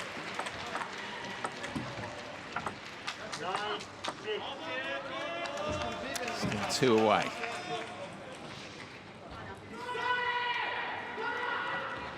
It's a very aggressive shot. You could see in that replay from a different camera angle, low trajectory, just off the top of the net. Oh, no. 2! Well, surely his day. He will think there with fortune smiling on Schmiedberger. 4 match points. And he goes for the kill, and he does it. The forehand power down the middle of the table. Thomas Schmiedberger makes his way through to the gold medal match over a strong opponent, but not a game dropped along the way, despite 2 very closely battled first 2 games. It was game number 3, 11-6, a runaway for Thomas Schmiedberger of Germany. So he will fight to not only defend his silver medal, but even more so to upgrade in exchange for gold here in Tokyo 2020. Yeah, he will sign off on that deal for Jai. Well, you mentioned it as well. It was very, very tight throughout. Maybe just at the end there, that's the first time where he got a little run away from the Chinese. 11-6 in the end there, but it's really impressive performance from Schmiedberger, the German, to make his way through to the gold medal match, and it will be Jai who has to make do with the bronze medal. Of course, no bronze medal. Keep reiterating this because it's a big change from previous Paralympic Games. No bronze medal match. He will automatically win a bronze medal, but no more for him there. Here are the numbers. So 35 points to the 26. Schmiedberger leading in that department. Pretty much all of them. A 3-0 victory in just 20 minutes, taking down his opponent, who's quite strong. Little shout out to the coaches, Hans Düsseler of Germany and of China, Ma Pingxiang. Again, these battles The players are very strong, but without their coaches would not have made it as far as they have. The coaches are very much with their players for the whole journey, and while they can't be out there on the table, they are there in the corners for full support. So another medal for China in the table tennis world. Jai Xiang, congratulations on the bronze. Well played, but even better, the better man here on the table today. Thomas Schmiedberger of Germany will move on to world rank number 2, fighting for gold in Class 3 men's singles. You're watching Tokyo 20, the Paralympics.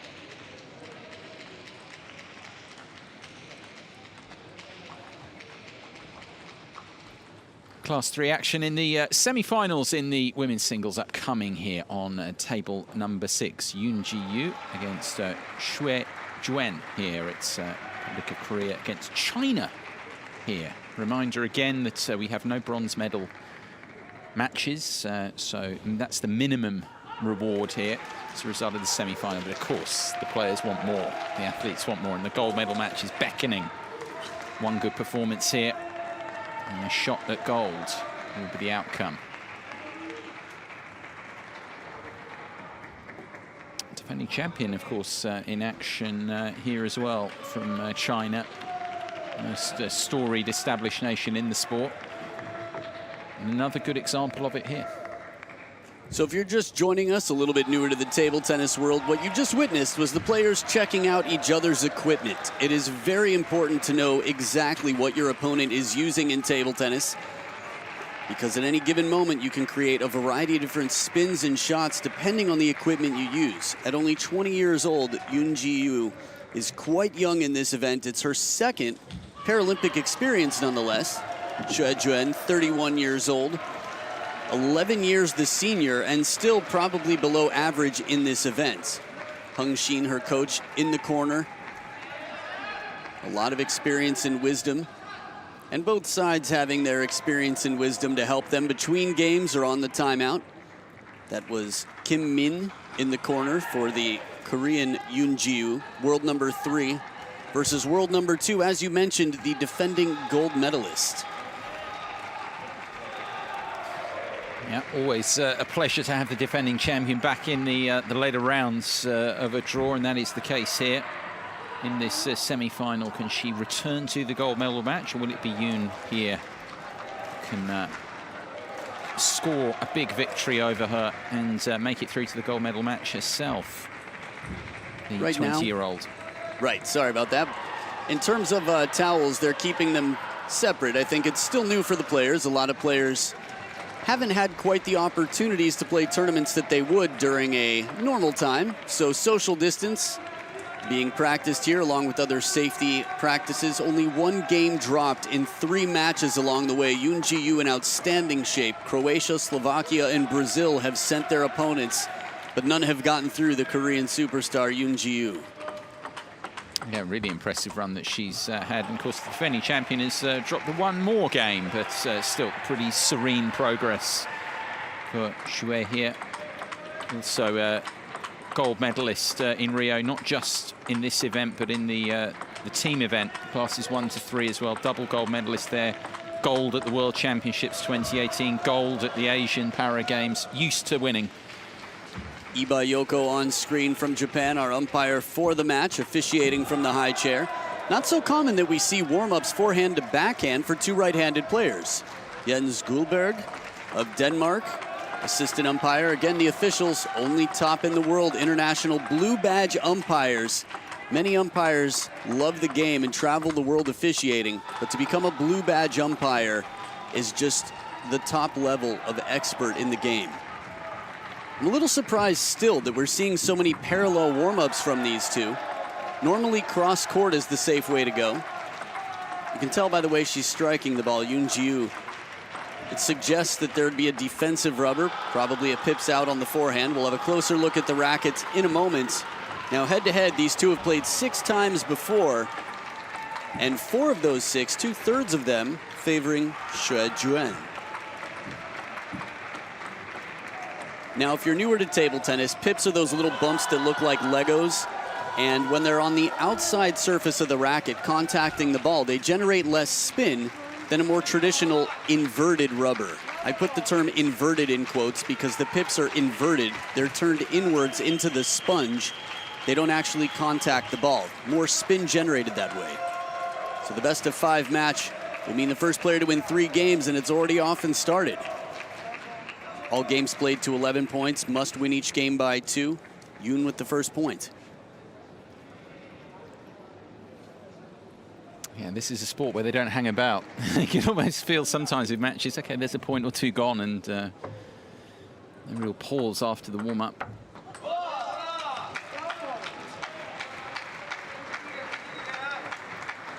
Not so common to see pips out on the forehand. Typically more of a defensive rubber used on the backhand side, especially the longer pips.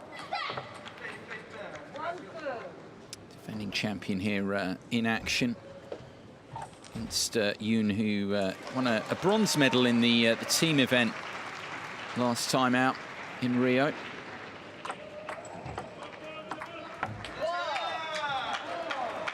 Looking to create the angles right off the bounce, Xue going just deep on the table. Now, in case you're curious about the tape you see on the rackets, while some of it might be functional, a lot of it. A beautiful angle here, short ball. I was gonna say a lot of it is actually because of Rule 50, how much sponsorship is allowed at Tokyo 2020. Love that shot from Xue. They're just falling into it almost. It made the angle even better. This will be important for the short game.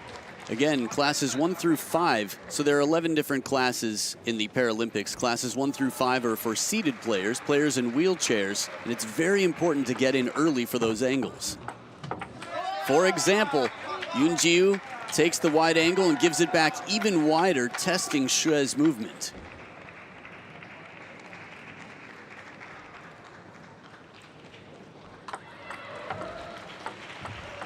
Attempted short touch shot here.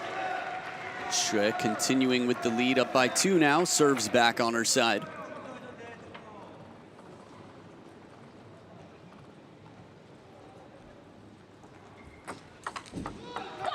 It's crazy. Again, only in wheelchair events will we see serves so low that they're contacted right off the bounce like that. It's incredibly uncommon in standing events.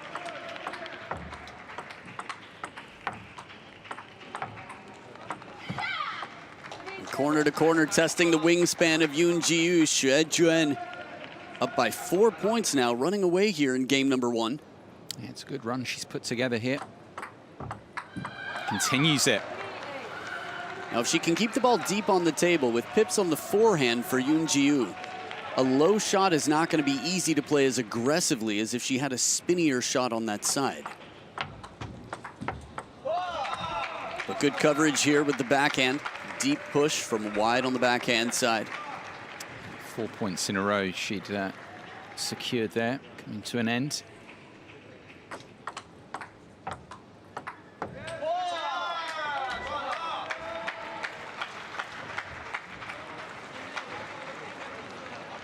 So what you just saw was Yoon cleaning off the rubber to make sure that she can spin the ball comfortably. Full traction and grip on her inverted side of the racket, which is the backhand, not so common.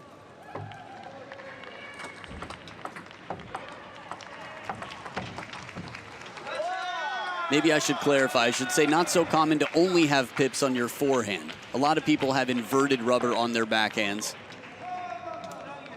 So 2-point game now. Yoon making her way back in. Serves on her side. She will serve with the spinny side of the racket. But didn't have to twiddle to do it, and a bit of strawberry spin on that one.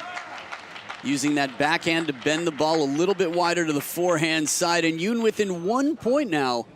Quite a turn from down 3-7. Yeah.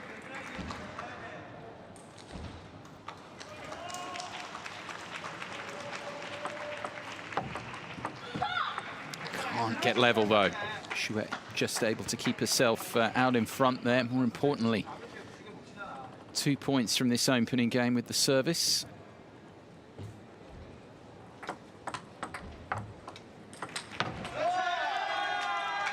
Bold attempt here, finds the opportunity as it sits up a little high, but the cracking forehand just long, and Yoon's still in. Just goes to show you, you might not always have power, but placement can be even more valuable sometimes. Oh, loses both the services now, 9 each here. This is good variation. Yoon with a slow, spinny shot, just arcing it up deep on the table. And at 9-9, it'll be the last two-serve combination either player will see in this game on Yoon's side. That's unlucky for Xue there. Off the tape. But what a recovery in this game from Yoon. So fortune favoring Yoon in a second serve here. Game point. Saved. So now 10 points apiece. We go into our 2 clear point winning margin situation here. Service rotating.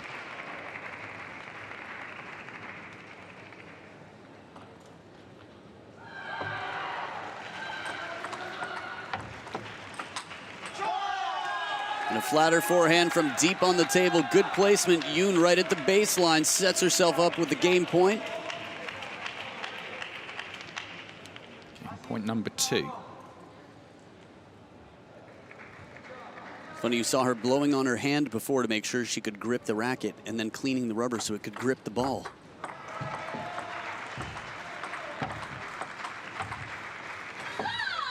Good pressure, Xue finding the forehand from the middle.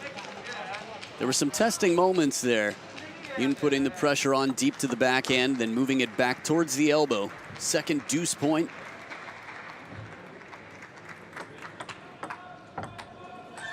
That serve is so dangerously close to the corner. If it exits aside, there'll be that hand raised. It'll be a let serve to replay, but it wins her the point with the follow-up attack. Yeah, she's kept going there. It works out there, and now another game point, but this time for Xue. Fourth towel break, neither player making their move. Just shadow practicing the backhands. If you're newer to table tennis, that let serve, while it's a tension builder, it's also unlimited, all you can eat. No limit to how many lets you can serve.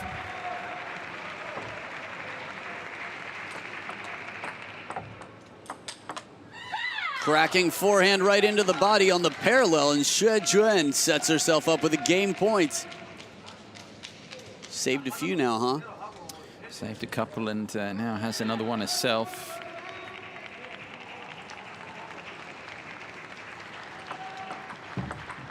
And this time she takes it. What an opening game that was. But it is the defending champion who's won it in the end. Off Yoon 14 points to 12.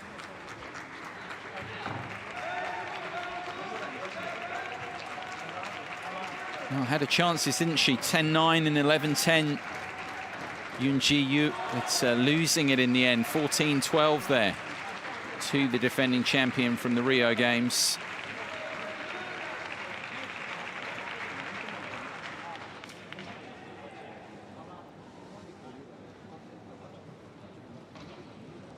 Take a lot of positives, though, I guess, from that. Even losing the game here, even being a game down with what she was able to produce. You go along with that? Well, we would hope so. I think to get to this level, you have to be learning all the time in your wins and your losses. There's always more to learn from your losses in some senses because, in theory, you're reminded that you didn't get what you wanted in the end. So that means more change to happen. When you win, yeah, there's still stuff to learn, but it's easy to walk away satisfied, pat yourself on the back, and get ready for the next match. Although at the professional level, you will notice, especially for the strongest nations, even after a victory, there might be a high five or a hug, but there's still often a conversation about what could have been done to make it. A review, something to make sure that you've improved, even from winning. When you're used to winning, it's an important way to make sure that you stay at the top of the game, right?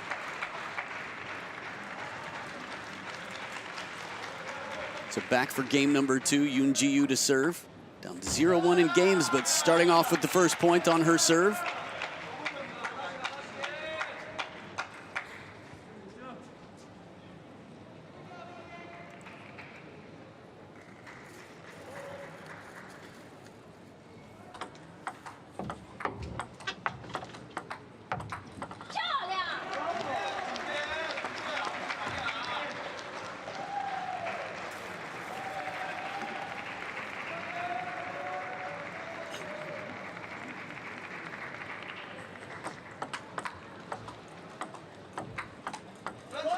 Swatting forehand here with very little topspin. Tough to block back or even counter, really.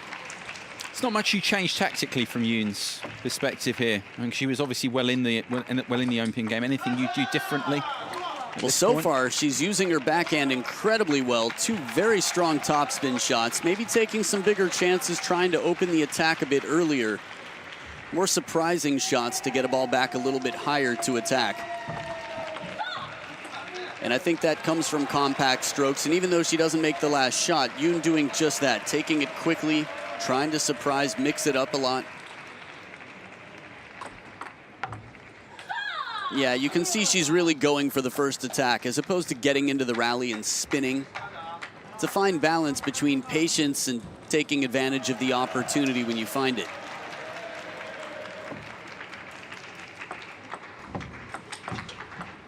Wow.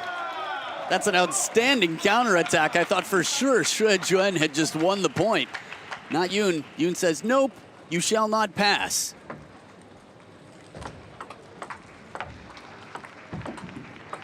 Oh, and it's dropped on as well on the table there. So little fortune off the top of the net, and Yoon now with the serves on her side and a 2-point lead as she clears the table and exhales stress.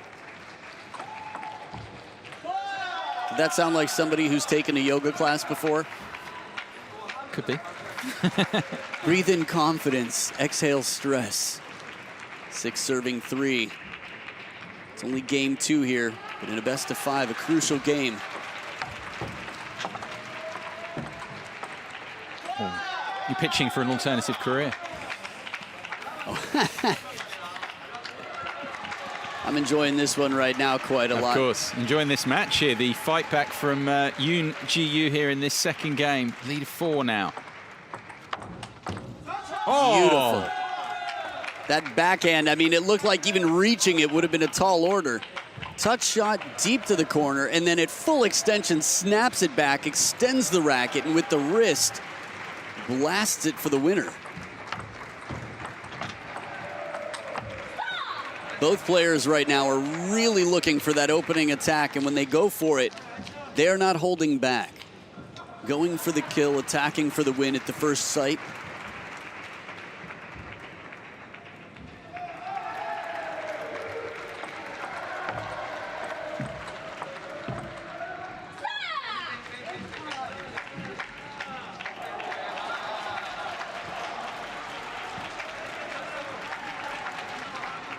So still 3 points in front. Big second serve here to hang on to the momentum and the confidence. Yoon Ji-Yoo 8-5.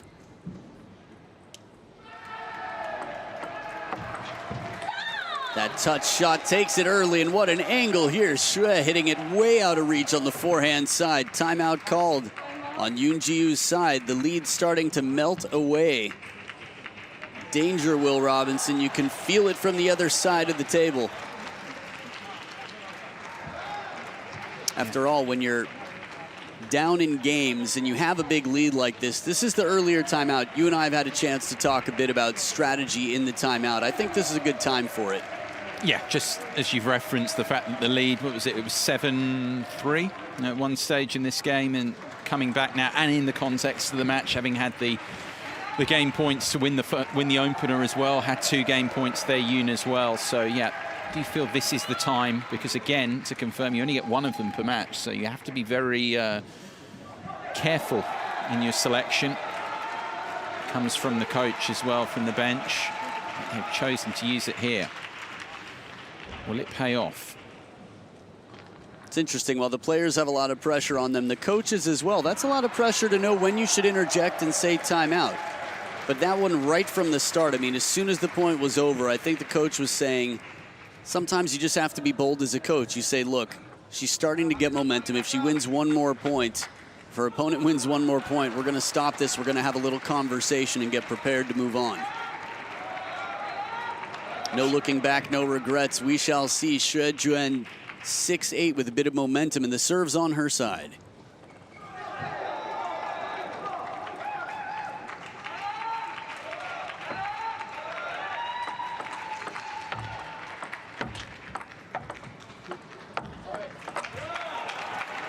Good touch play here, patience, and a little fortune for Yoon Ji-Yoo, but she goes up by 3 now.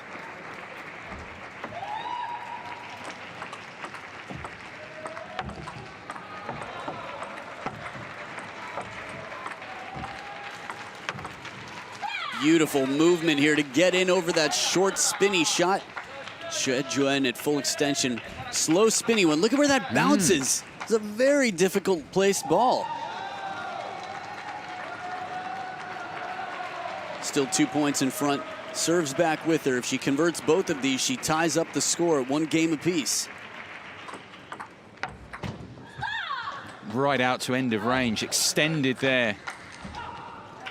Yoon and Xue to just a point adrift. Remember, she trailed by 4 here in this game at one stage. The serve to come.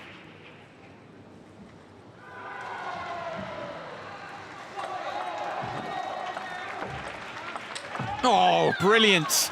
It's just the the ability to seize the opportunity. I mean, it's in an instant there. She's on.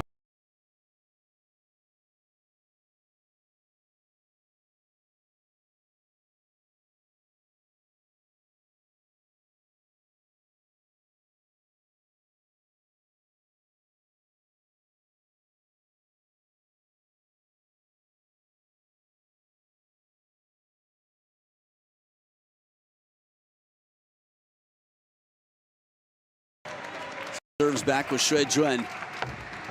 Oh, another one. Xue's got a few in the bank right now in terms of the TTKB, the Table Tennis Karma Bank. Game point to Yoon Ji-Yoo. Had this situation, of course, in the opener at 10-9.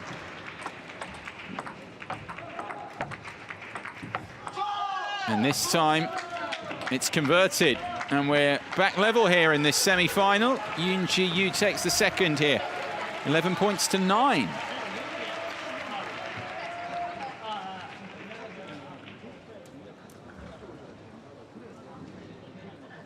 You wonder whether the karma will start to move back towards Xue Juen, because in that game in particular, Yoon there seemed to benefit a couple of times. We've got no way of quantifying that really, have we, overall, whether it will go back, definitely back towards her. But you would think, I mean, benefited from some good fortune at key moments there. This is funny. Fair to say. Well, in terms of quantifying, we do have a way to quantify, but we don't have a way to predict the future. That part you're right on. Yeah, generally, the longer the match, the more things tend to even out. It is only a best of 5 here, so yeah, it means that much more. But right now, these two are on their way to a decider. There's no way to predict that either, but they've gone game for game here by a margin of 2 points. They're world number 2 from China and world number 3 from Korea, so as close as can be, no one between them by world rankings. So I wouldn't be surprised if things tend to even out a bit. Sometimes style of play favors balls that hit the net a little bit more, but it depends on what you practice. You know, if you're a lobber, you're not even flirting with the net. You're keeping the ball way away from it. If you're a chopper, it's a different story. Third game beginning here then in this semi-final, the Class 3 and the women's singles. Defending champion brought back here, Xue Juen, to a game apiece by Yoon Ji-Yoo.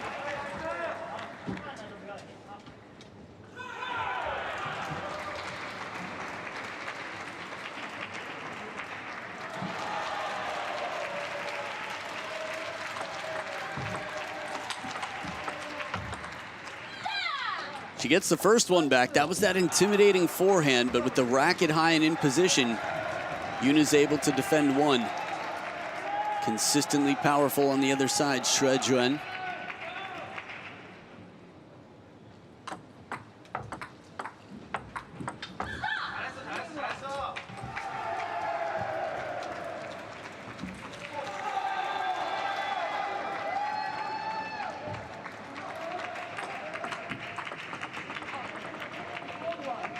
Now that's interesting. The ball had come off the table. If Xue Juen had contacted that over the table, even if it was on its way out, she would have lost the point.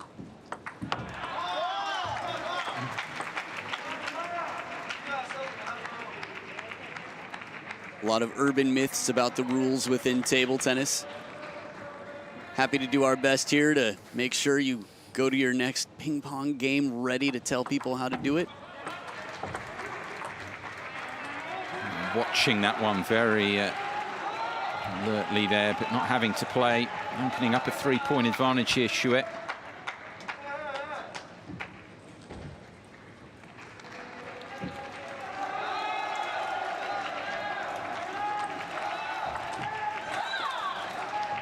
Gutsy shot here from deep on the corner to go parallel down the line. I wouldn't put it past her. Again, she's world number 3. We've seen some big shots from both of these players under pressure so far, but scoreline, a runaway train here.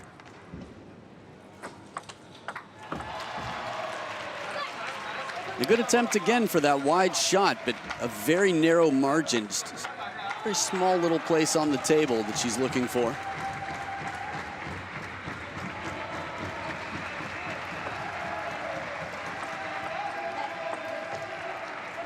Stadium getting rowdy here. Lots of action, of course, around the tables at this stage.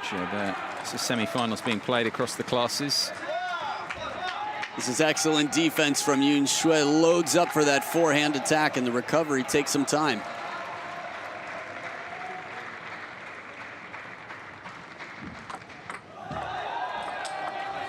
Smacking forehand, a crisp, clean shot out to the wide cross-court forehand. Xue Juan continuing on the receive here. Chance to run away with game 3 and take the lead overall. Good indecision there. Well, I should say good serve to cause the indecision on the receive, rather. But she changed her mind. She was going to go for a backhand receive and got the forehand out a bit late. Yeah, just saw that ball dropping shorter, quickly in onto it, Shuai. She's really quick to recognize the opportunities. I mean, and she gets her whole body into it. You can see her moving forward through the ball, finishing over the table. Good placement here off the pips. Yoon right at the baseline. Long way to go, but 1 point at a time. In her head, it has to be 0-0 right now, just focusing on the point at hand. Oh, in the corner, just blocking it back. I mean, Shuai gave that everything, in no position to recover as a result. The gap continues to reduce here for Yoon.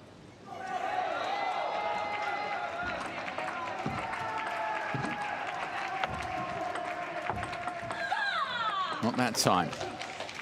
4 game points here now for the defending champion to move back in front.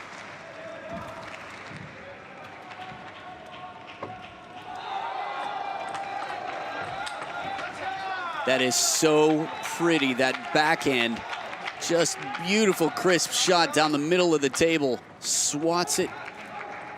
Really, if I could hit a shot like that consistently, it would change jobs immediately. Let's service here. Yeah, game not done yet. I'm very happy for you to stay in this job that you're in at the moment. Aw, thanks. The point is that backhand was amazing, quite admirable and smooth. 3 game points left. Ooh, omiyage is Japanese for gift. In case you want one or want to give one. Well, Yoon would like a couple more. She's got one there. Yeah, she's going to have to wait 2 points, get through these 2 on her serves. Deep in thought, what's it going to be? What's she going to bring out to set up the 3rd ball?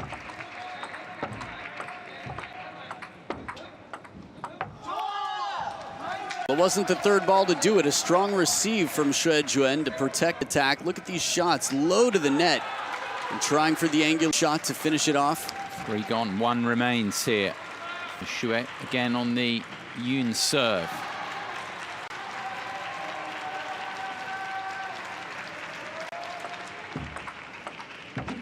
Yeah, eventually that she makes one count. Just a bit too much for Yoon to do there in the end, and Xue is back in front here. 2 games, 1 takes the 3rd, 11-9. Yeah, the placement on that last ball was so deep to the corner. Xue very specific in making sure that she shuts down the opponent's opportunities to attack. At least makes them uncomfortable. 10-6 up, almost saw that wiped out. An advantage, but not to be. The comeback for Yoon Ji-Yu that time, and it all to do again here. 2-1 down in the best of 5 to Xue Juan.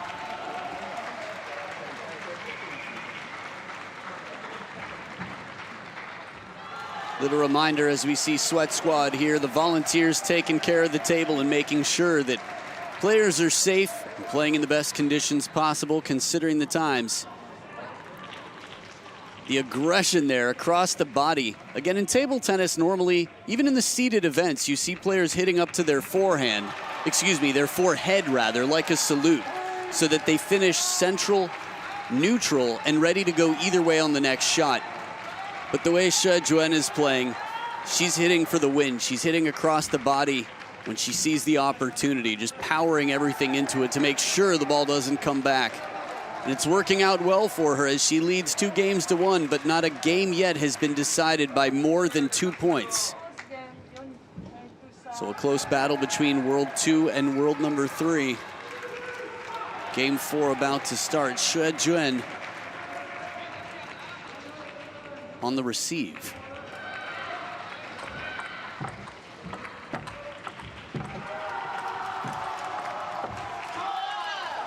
Drifts why this is a game, of course, that Yoon Ji-Yoo has to win. Keep the semi-final alive. Will it be the defending champion back in the gold medal match, or will it be a amazing recovery here from 2-1 down? Good start to this 4th game.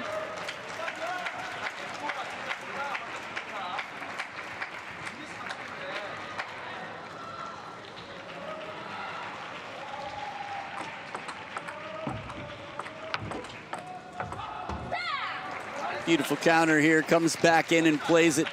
After going wide to the backhand, just covers the middle with the backhand side of the racket and redirects it short to the forehand side. Xue Juan, quick decisions.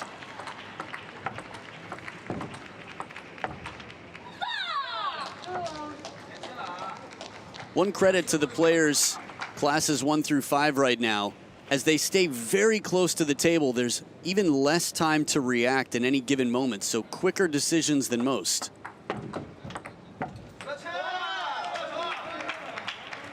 Yeah, of course they're doing that to take time away from the opponent as well, but as you say, it brings its own risks for them. High tariff on these shots. Simply impressive.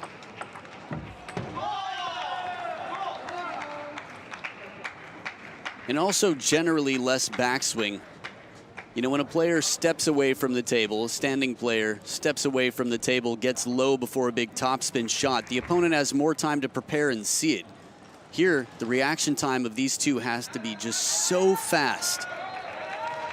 There's much less sort of telegraphing of what's to come.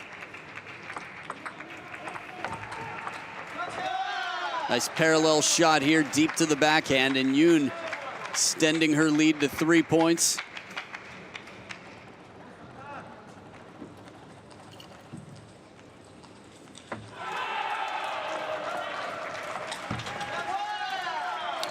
Control that time that she needed, Xue. Lead up to 4 now. Readjusting footwear there. Yeah, the players do strap in to make sure that they're fully mobile and secure. The wheelchairs used very specific for the sport to make sure the players can give the best game possible out here.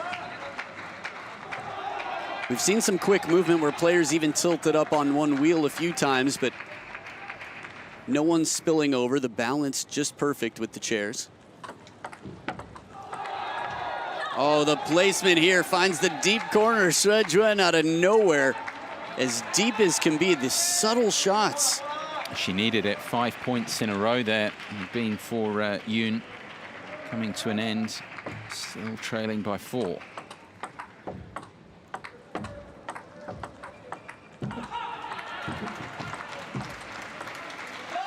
Love that from Yoon as well, just glancing across the ball there, parting the spin. Look at it again here, this one. Yeah, I was just thinking about that.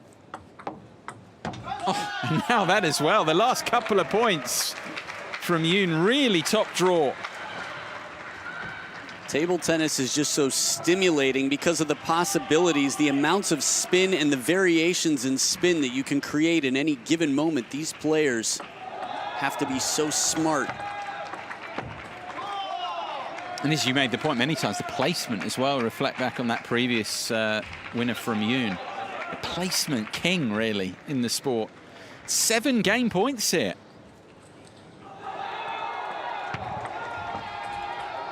Clever idea, short serves while the ball does have to come off the back of the table eventually. Short serves just can't have too much backspin or they'll come back to the net or come to rest on the table and it'll be a let service.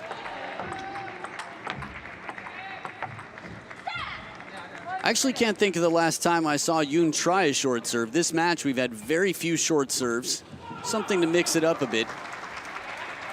But game points saved from Xue Juan's second serve here against 5 game points.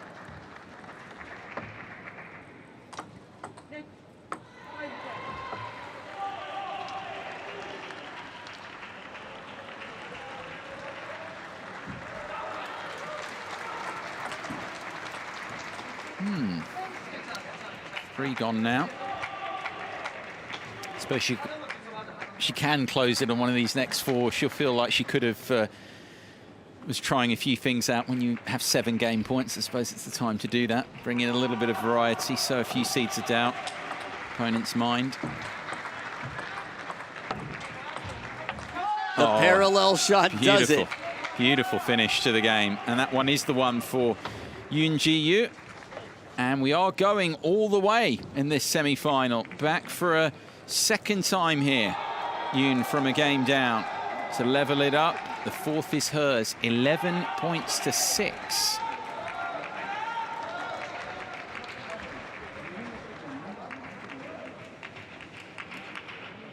Yeah, reflecting back on the short service, the point that she lost, of course, she's won the game in the end there to take it the distance. So I suppose the point as well is to, even in a losing effort in that point, is just to keep the opponent honest, isn't it, as well? Sow some seeds of doubt, you're referencing there, for the battles to come. Absolutely, that's the perfect term, just in case people aren't familiar with the idea of keeping someone honest so that they don't get too comfortable to predict what you're about to serve. If they know that you're going to serve long every time, they can get a little bit lazier, they can prepare earlier. But yeah, it makes them check themselves before they wreck themselves. They just sort of, sorry, Ice Cube. Anyway, yeah, that short serve does keep the receiver in question about what to expect. So it can be very useful. And sometimes, even if you do lose the point, the effect that you hope to have, I mean, that's the luxury of earning 7 game points. Oh, that spin in the replay. Dips the head of the racket. Not easy to do again from a seat, but gets the elbow up high to create that dipping racket for the topspin backhand. Here we go, the decider. Yeah, this is for the gold medal match in the Class 3 in the women's singles. Comes down to this again, a 5th and deciding game. We're saying that a few times around the tables, haven't we? But you'd expect that, the semi-finals, players in form, coming head-to-head. As you said, players right at the top of the rankings, for matches to be going the distance. This should be the closest semi-final we will see. It's not 1 versus 4, it's 2 versus 3. Everything going to plan so far.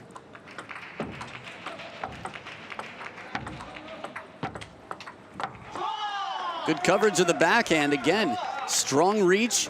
We know that she can attack from there, that she can generate spin and loop the ball even on the parallel.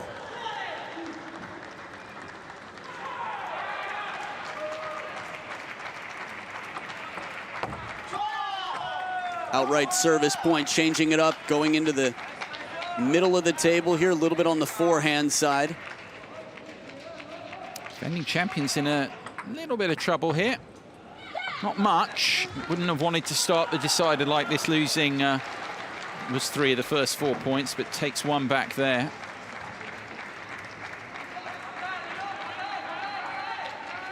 Maybe just securing the strap there for the legs to make sure she's firm and able to come back down where she needs to. After all, there is a lot of upper body movement. Resettling to a comfortable place is going to be very important. Fast, long serve, bold at the baseline into the backhand.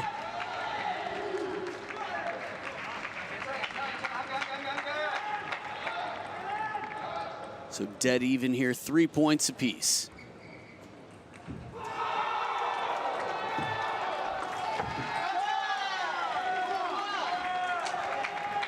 I feel like there's a guarded optimism right now from Yoon Ji-woo, pumping herself up a bit but not getting carried away, because there's still a lot of work to be done before clocking out.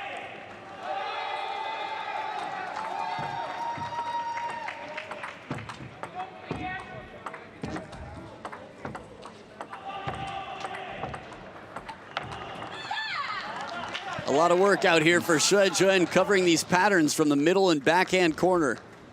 There's the cover of the middle, deep to the backhand corner, time and time again having to recover. Whoever wins this next point will have a slight advantage with some momentum and confidence when they switch sides of the table. And into the backhand of Yoon again there, and this time to good effect. As they do turn around here. The player having got to 5 points, it's the defending champion who's just snuck in front. Not decisive by any means yet, though.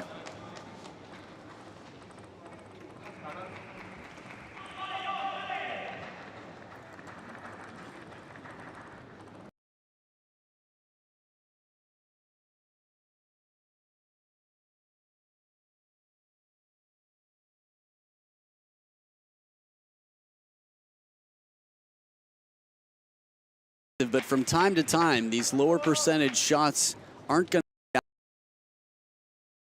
down into play. Credit to Yoon for keeping it right at the baseline after a fast serve comes in. When you serve long in table tennis, typically you're going to get a long ball back, preparing for your third ball. But depending on the pressure of the opponent, sometimes it's not always that you would hope for. A little bit less height, or here right into the crossover point. How are you feeling this one at this point here? Since the turnaround here, 2 points for Yoon. And I don't think it's decisive yet.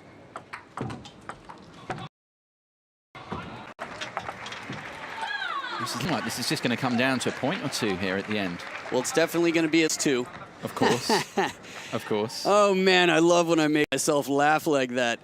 No, for those of you who don't know, you must win a game by at least 2 points. So, 6 points apiece, second towel break, and it is a nail-biting match. You asked how I'm feeling, inviting a prediction.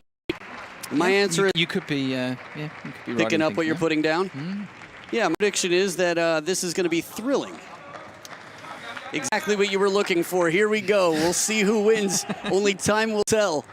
2 games apiece, 6 points apiece as they resume it. Defending champion.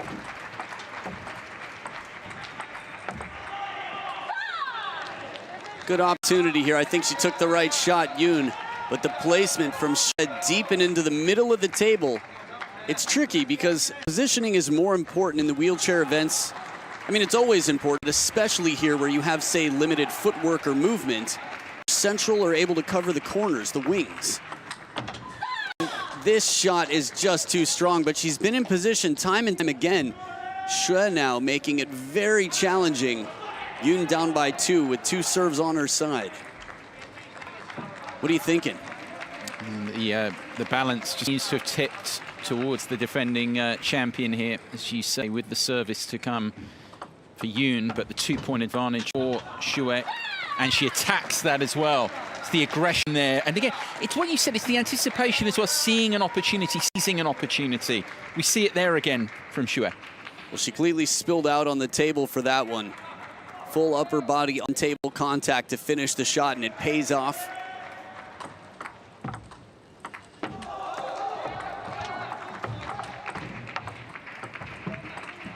Oh, fabulous point. Little fortune in the end, but covering the wide wings, leaning in for the short game, the backhand spin shot, Yoon brought it all. Okay, here we go, 2 serves to come here. Could be the last 2 we see.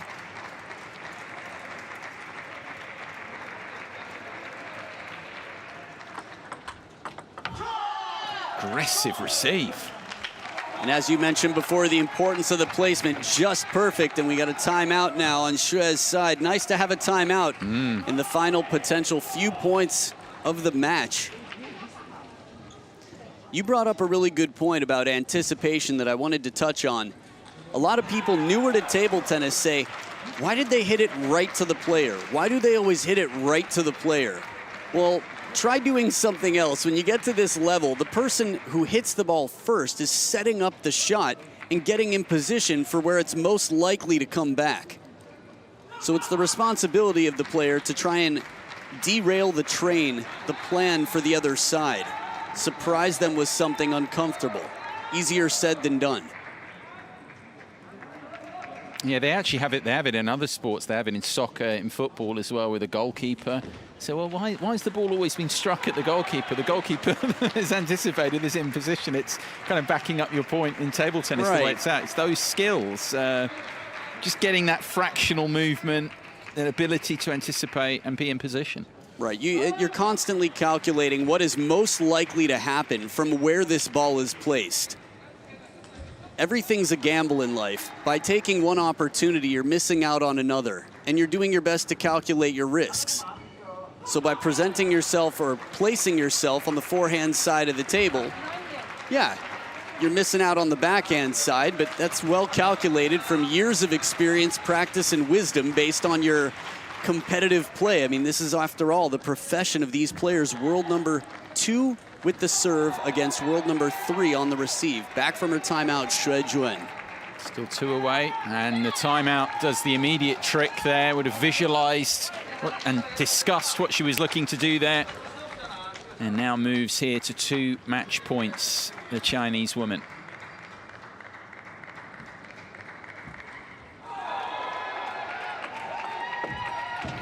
And just needs the one. She's back in the gold medal match. The defending champion, Xue Juen, seeing off Yoon Ji-yoo here in a thriller. The full 5 games required, but Xue prevails 11-8 in the decider. What a match.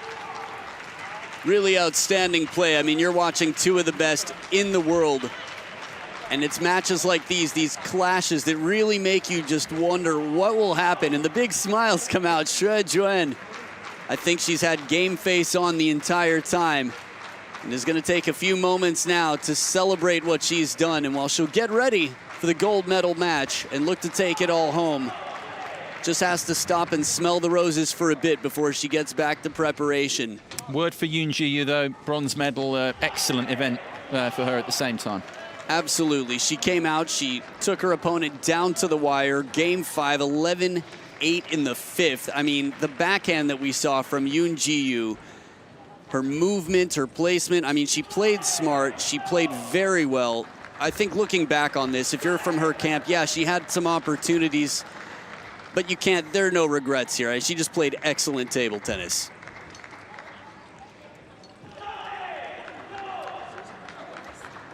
3-2 then. Twice from a game down, Yoon Ji-yoo, but coming up just short in the end. 43 minutes, that one. Did really go the distance in many ways, but Xue Juen will once again go for gold here at the Paralympic Games. Gold medalist in Rio in both this class and, of course, in the team event. And we'll go for another gold this time around here at Tokyo 2020.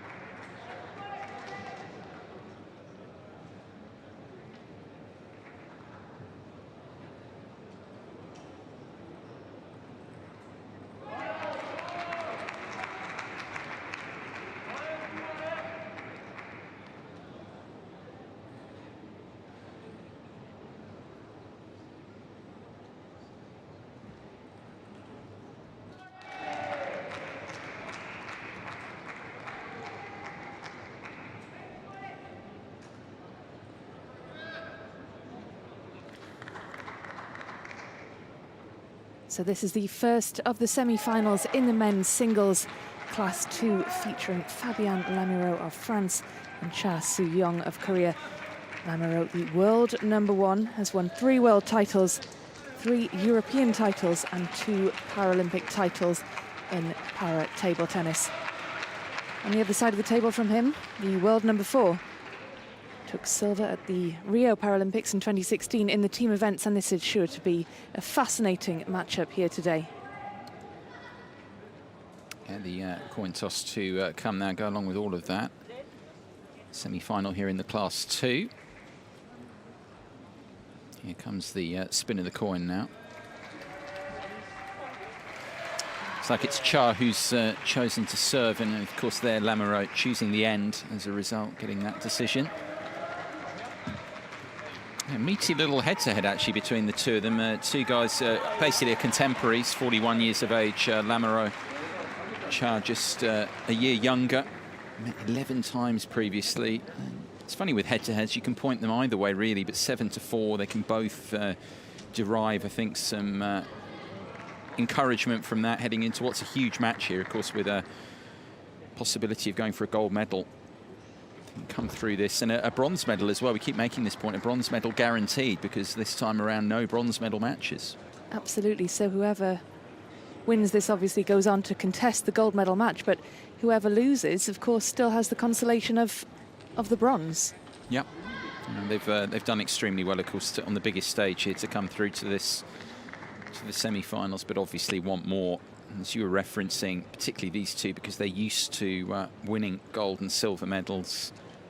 Cha talked about it, his biggest achievement. He feels that way, and you understand that, being part of the silver medal winning team, Korean team at the Rio Paralympics. Absolutely, and he's done so much better in these games. He actually finished 9th in the singles in Rio.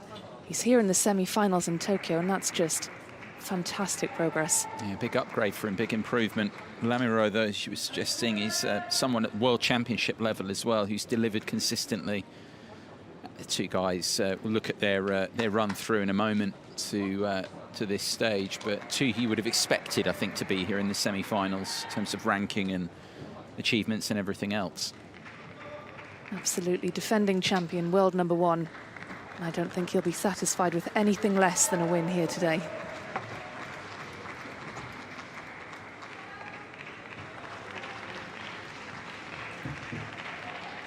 Says he wants to compete in Paris in 3 years' time at his home games.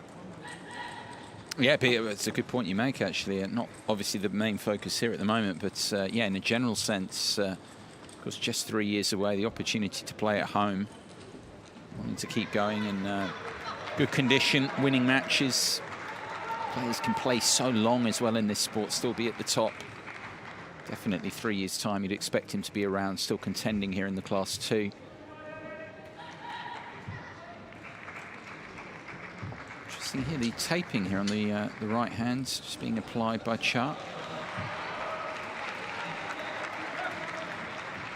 Yeah, so important that everything is just right. It's a game that comes down to such fine margins, and you can't afford to have anything not in its place. Everything has to be absolutely perfect. And it's the attention to detail we've been talking about it, the equipment as well, all of those adjustments as well, the attention to detail using the equipment, all important, especially at this level where such fine margins deciding the outcome of these matches. Everything, as you suggest, has got to be just right. Begin the knockout now, though.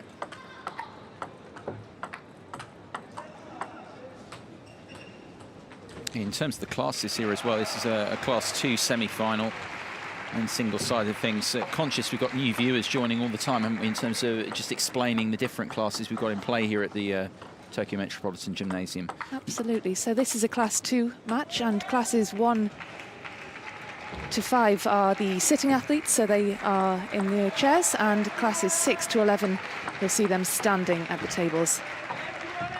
Yeah, the run through, we had a difficult match, didn't he, with Nobuhiro in the group stage, but since then he's managed things fairly comfortably. Just had a look at Lamiraud's run through, which was similar, a little bit more impressive, just losing the one game. Kumiko Igarashi, our main official here, main umpire. Well, it's Fujimoto Shigeko, who is the assistant official for this one, taking care of the scores and any edge balls as well as assisting our main official.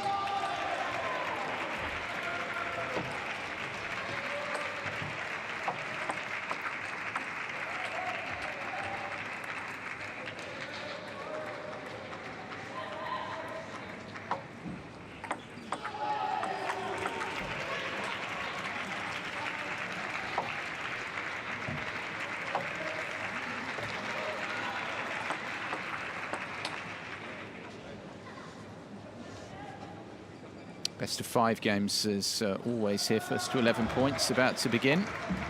Each game here for a spot in the gold medal match.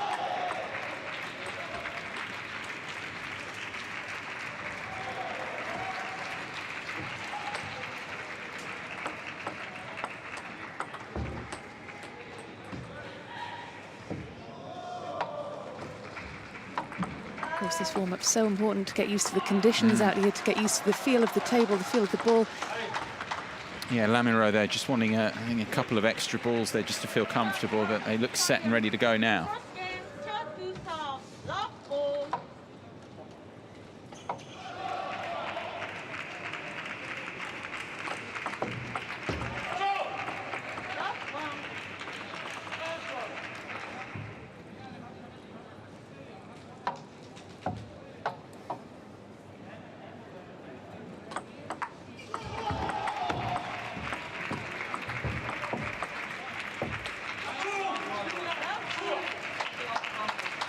Two straight points for the Frenchman off the Korean serve. Great start from him.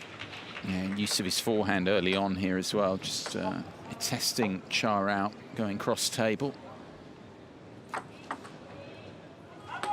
Deep serve there as well, really scuttled onto Cha. It's a good change up as well, going to the backhand service.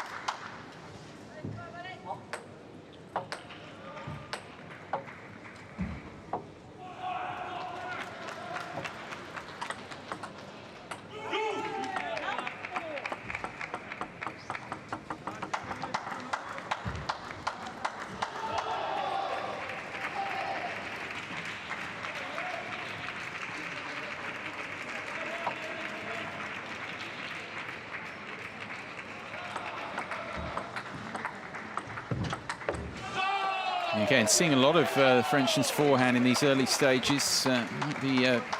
Cha might be best pleased, better serve to go up the middle a little bit more here. It's playing, opening up the table, and Lamiro over that very quickly. That's better, that's more into the elbow, better placement.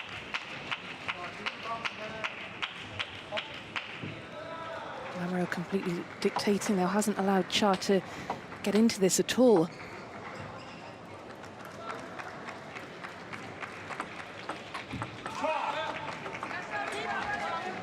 Perhaps some nerves, do you think, from the Korean player? There's been a couple of unforced errors. Yeah, possibly.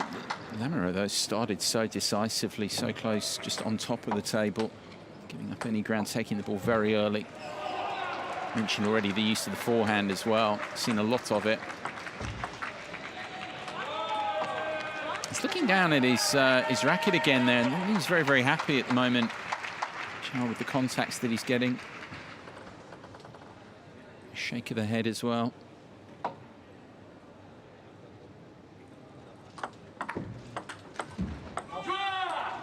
It's better extended through that, flatter.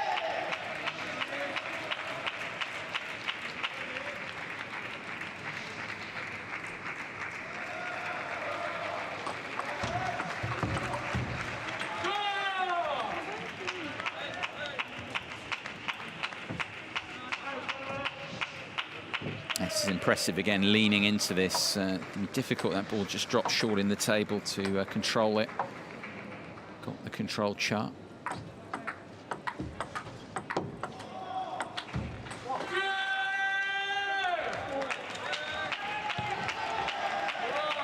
Lovely attacking play from the Frenchman down the backhand side, but it was the Cha who took that point. Frenchman mixing it up, though.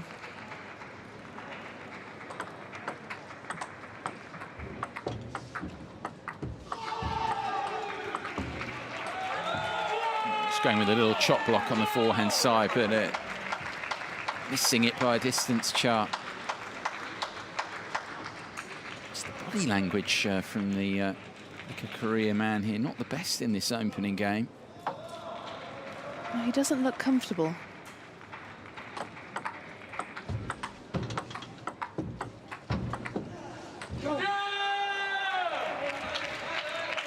Certainly getting a lot of encouragement, though, isn't he? Absolutely. Win a point. Coach on his feet already. It's good to see. Yeah, can't argue with the body language from the bench. Very positive whenever he wins a point, Cha.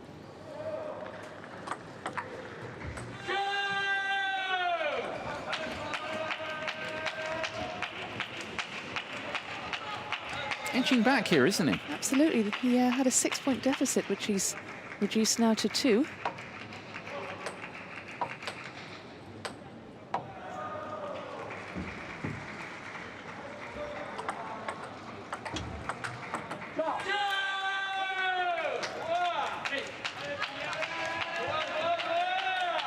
Yeah, it's 5 points in a row, isn't it?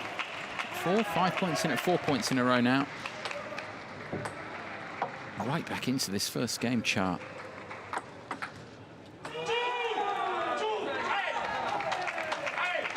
Absolutely, a lot closer than we would have anticipated given how the Frenchman started.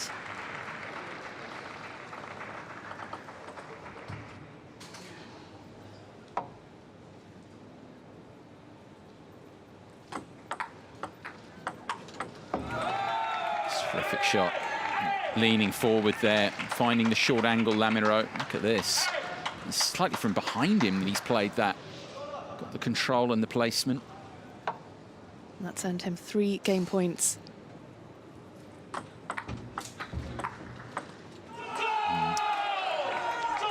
That all wrong, didn't he, Cha?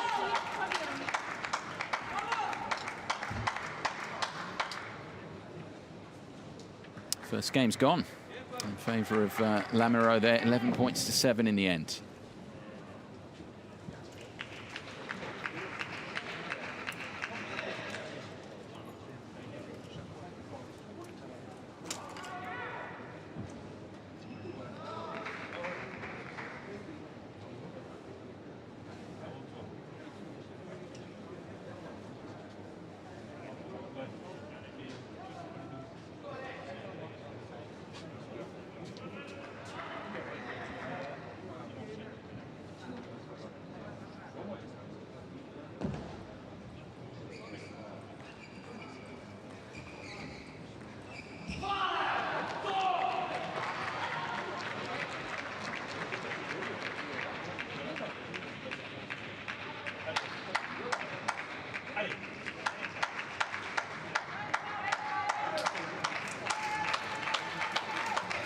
Players making their way back to the table then for game 2 of this singles semi-final. Lamiro with the early advantage, taking the first game by 11 points to 7. I just would like a little bit more from Cha Soo-young here than we found in the first game. It seemed a little bit, although he came back into it, he started very poorly on his standards. Looking for a better start here. Maybe a bit more positivity from him. He looked a bit dejected at times and made a really slow start. And if he can continue the momentum he had at the end of that first game, then we'll have a contest on our hands, I think.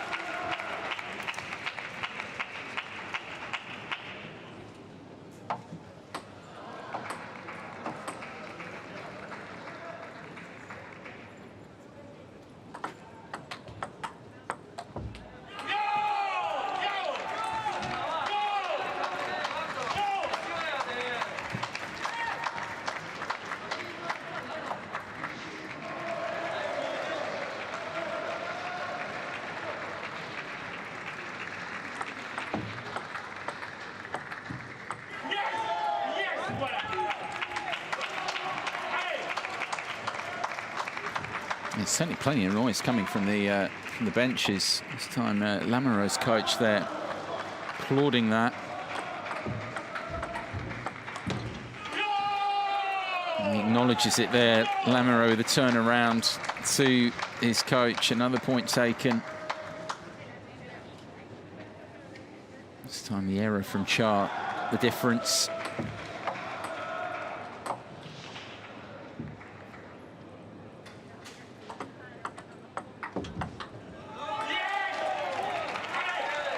It's a lovely looping shot from Lamoureux. Just the way it was bending around the table, and Cha couldn't really do much about that.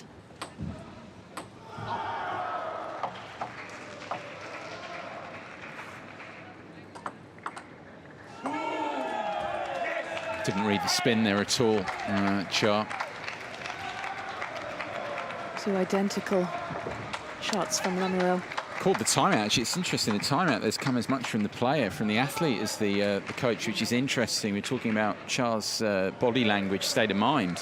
I think maybe that's another indicator into it there, because normally the call for the timeout is coming from the bench. But I'd say that was 50-50 that time. This semi-final is a bit one-sided right now. Absolutely, and at this stage, Cha will need to stop the Frenchman. He's got so much momentum at the minute. He's put together a run of a few consecutive points. He has a 5-1 lead at the start of the second game after taking the first, and it's so important that Cha can put together a few points and really challenge him here, because otherwise, in this best of 5, it will quickly be over. Yeah, you know, it's the nature of it. It's quick fire, as is the sport as a whole, but with Lamoureux already a game up, if he doesn't get it together off this timeout, Cha will, as you say, quickly find himself 2 down here. Very difficult from there to come back at this level. Not impossible, of course, but you really want to be putting yourself in that position against an opponent, against the world #1, trying to pull off a comeback from 2-0 down.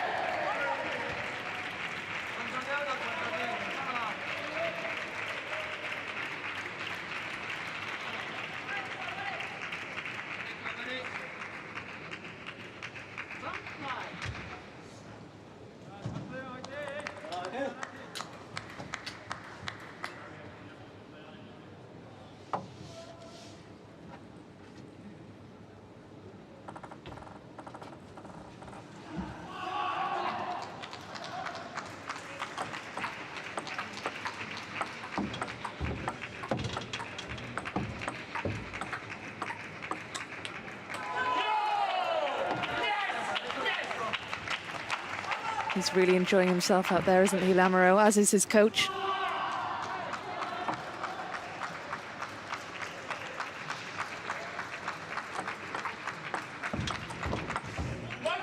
It's a beautiful shot as well. I talked so much about the using the short game, short areas at the table, and that's exactly what Lamoureux did there. A bit of fade on it as well, dropping it short in the table. So difficult to get up there and receive it.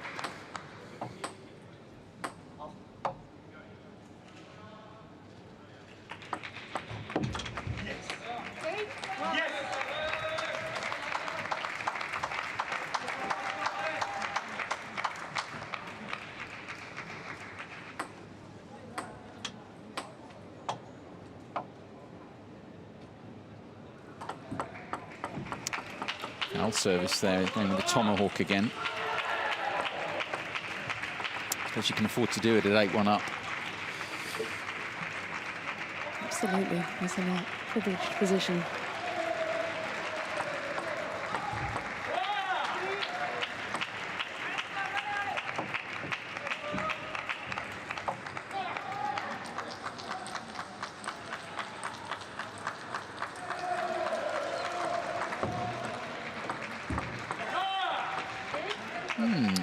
More interesting here now, 3 points in a row for Cha. These wheelchairs, of course, specially made for the athletes. Wonderful equipment that they've got at their disposal.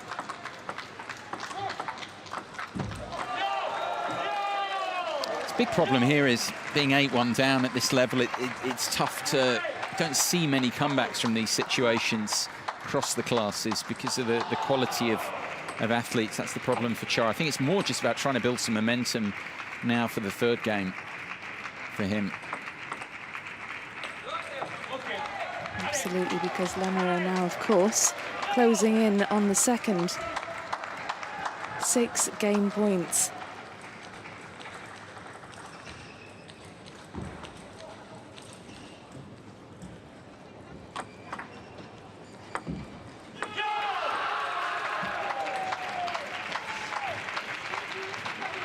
There's the second game, 11-4.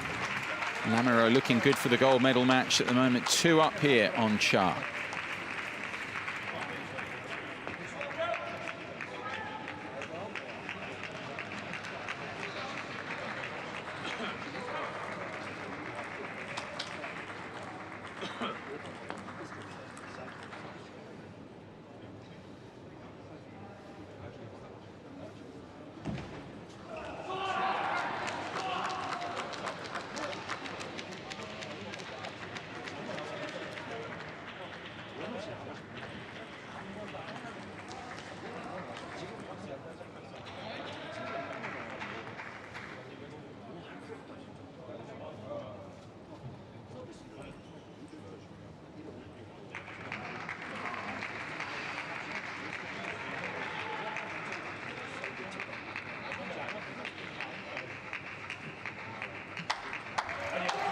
So confirmation of the scores so far. The Frenchman 2 games up against Cha from Korea.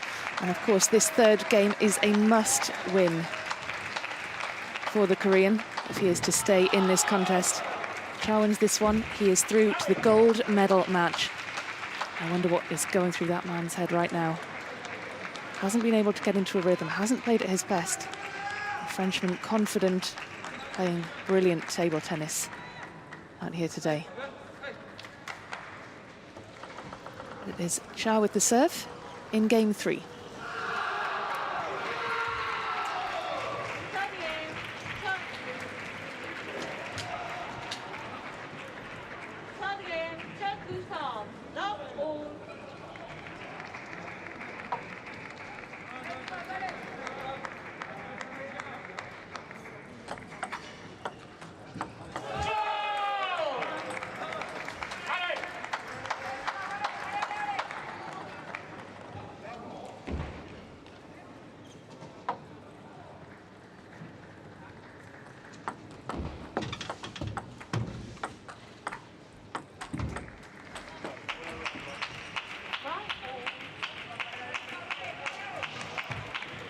The apology there from Cha. He knows that the net helped him out there. He was a bit lucky with that point, but nevertheless, he is on the board.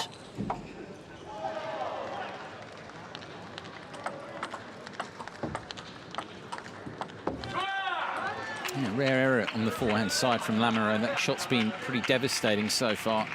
And just allowing this one in the end just to... And the placement was maybe a bit better from Cha. That time more into the elbow. More difficult to lift that. And that's dropped in as well. That's a better start because, I mean, if you look at the first 2 games, Lamoureux was the one who was able to pull clear. Cha here with 3 of the first 4 points. Better start.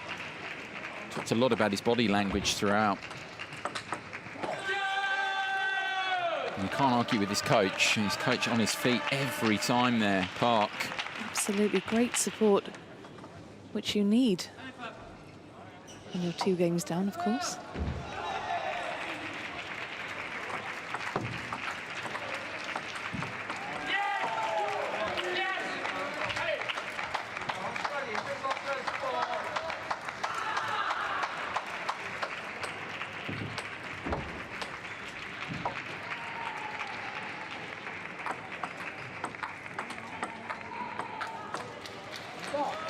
That's a clever shot, just fading across that as well, Cha, with the spin.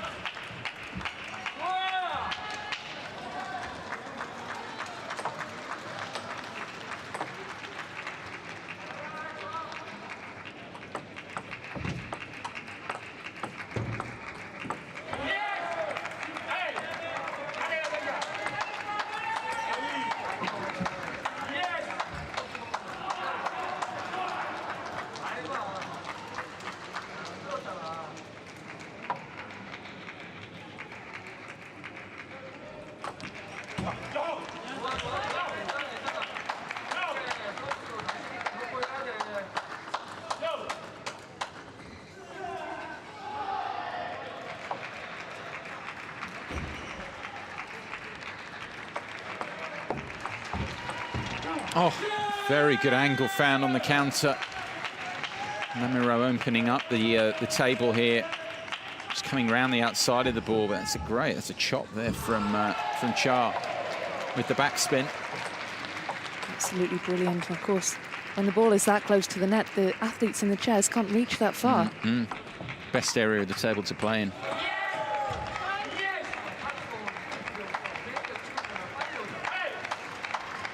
He's done well here, Lamiro, to come back into this game. Was trailing, wasn't he, early on? Still trailing, but just by 1 now.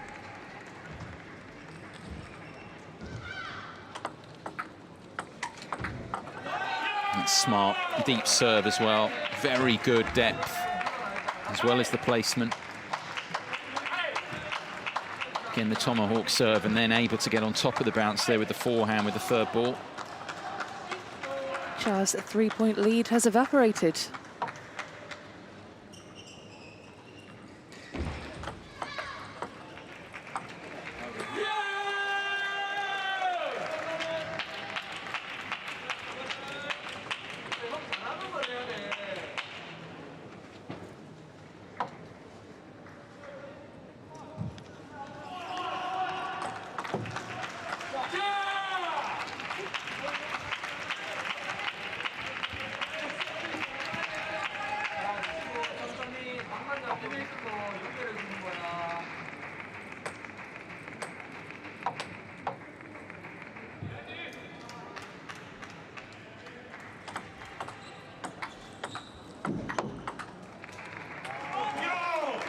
It's clever placements again from Lamiro.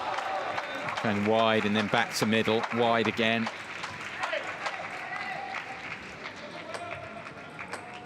Absolutely, and we've seen him do that throughout the entire match, haven't we?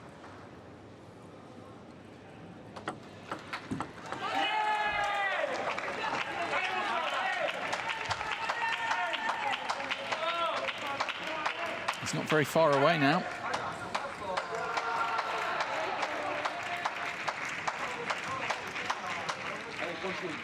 Been a funny performance this from Charles so far. Could yet push it into a fourth, but we don't sense any point so far. He's had total belief. No, it seemed from the off he wasn't happy with his bat, the way it was strapped to his hand. He hasn't looked confident at all. Well, you can only speculate, you don't know. I mean, it's obviously such a big occasion as well. Semi-final Paralympic Games here, but just for the quality of player that he is, been a little bit of a puzzling performance so far. Of course, contrast that to the Frenchman. He's got lucky there. I mean, he could still yet push this into a fourth. And as we said before, things can change very, very quickly in this game.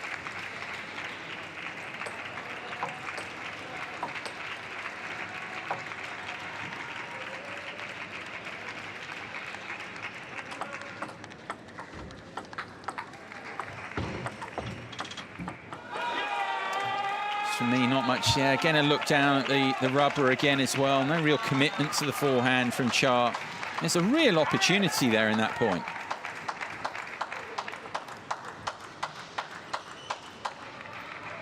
And of course, match point now to the Frenchman. He wins this, he is going through to the gold medal match.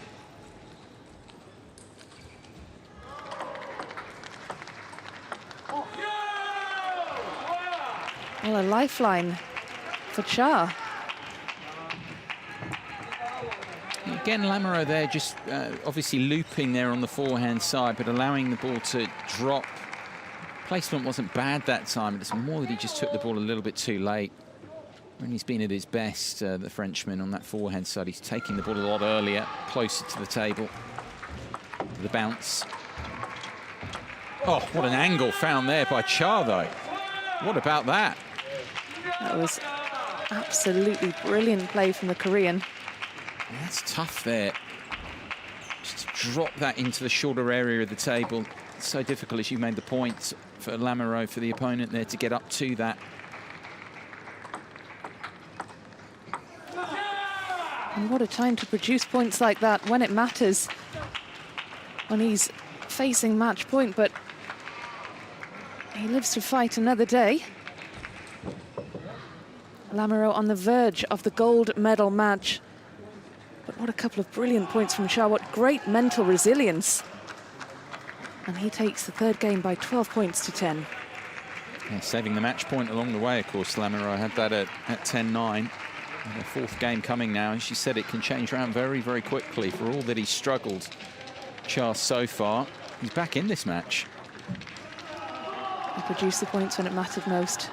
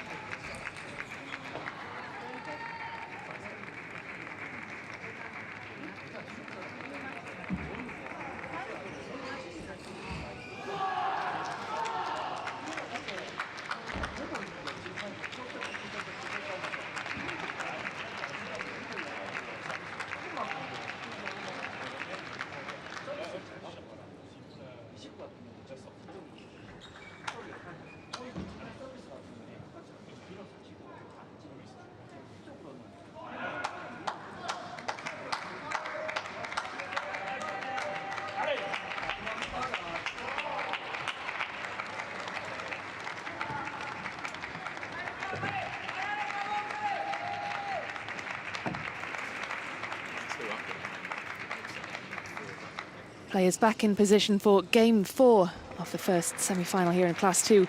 Brilliant performance from Cha late in game 3 to save match point, to win the third game, and can he continue that momentum here in the fourth? Of course, if the Frenchman wins this game, he is through to the gold medal match.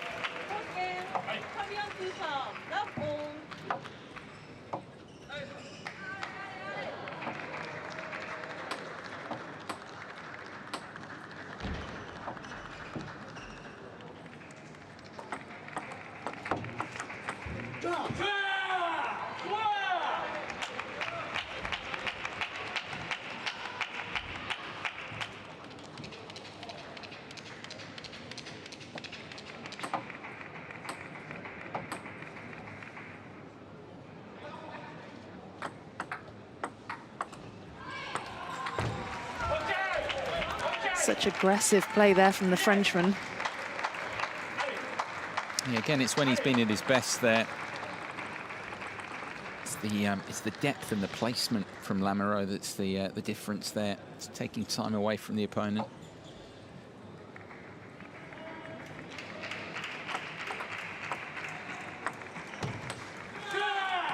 What he's starting to do is land that ball, drop it short in the table, and it's the weight of shot from Cha that's so good. Look, Lamoureux just can't get there.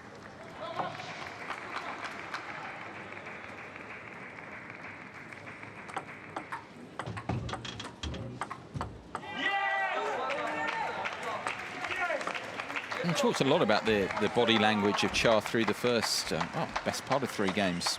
He's got to derive some confidence there, getting into a fourth here. It looked so unlikely when Lamoureux had the match point.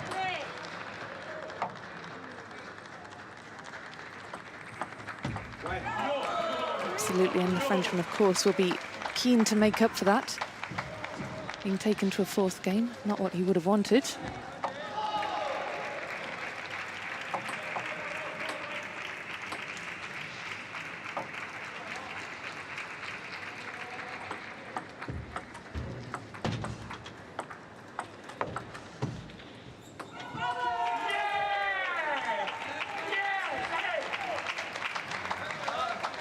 Another point closer. See, crucially they're getting Cha moving, getting him moving around, and again, never 2 times in a row in the same spot. No rhythm. Smartly constructed point from the Frenchman there. And that's what he's been so good at. The variation of his shots. He's always keeping Cha guessing. Absolutely. I just saw that's a good example of it there. And Cha was actually in position on the forehand side, but the placement again duped him. Just looking to block back, but the placement was so good.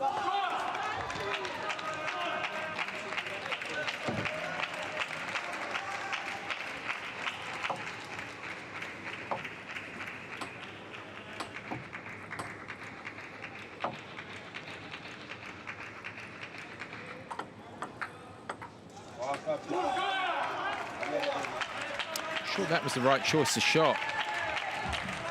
Trying to go against the spin there. Go back to Char's forehand, where he clearly wants to go, but I think that should have been sent down the middle or even into his backhand side. It was a tough shot to go back against and change the direction. It's easier to do it from there, of course, more central in the table.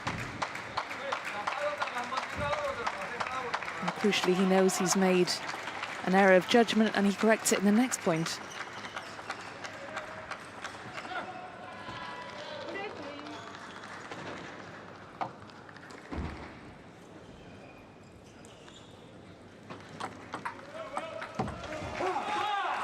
Still got that timeout in the bank, hasn't he, at the moment, Lamoureux? As this goes on, see the outcome of this next point, whether they might look to use it as the game goes on here. Char, of course, they've already used it in the second game of the match. Only one timeout allowed per player. That's a super shot there. I mean, it's landed on the sideline, I think.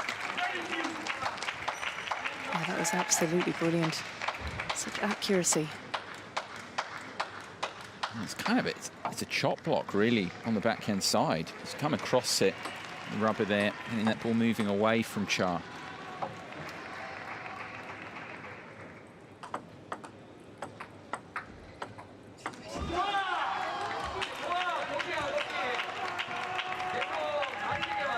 Well, you mentioned the timeout, and it would be interesting, wouldn't it, to see if that is used, because he doesn't seem to be able to shake Char off. That's exactly it. I think just feeling like it might be coming. Might be the time for the French to use it here.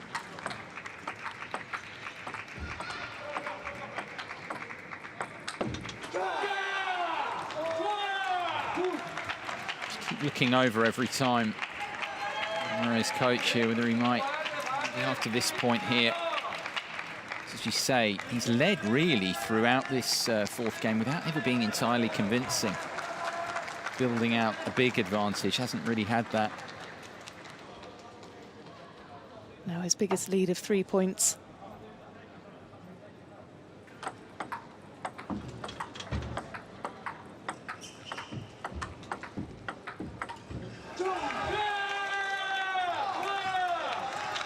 Char now goes ahead. I think I'd be using it now from this point of view. I would have maybe just called it there.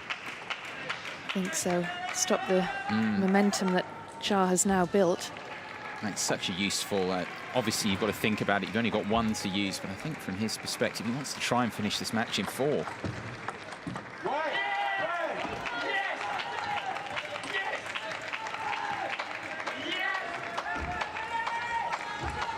I mean, really, with the form he was in, he should have finished it in 3. Yep, had the match point, as you say, end of the third game. Here again, the lead of 3 that he's had. He's been in front throughout this fourth game. Still can't quite shake Char off.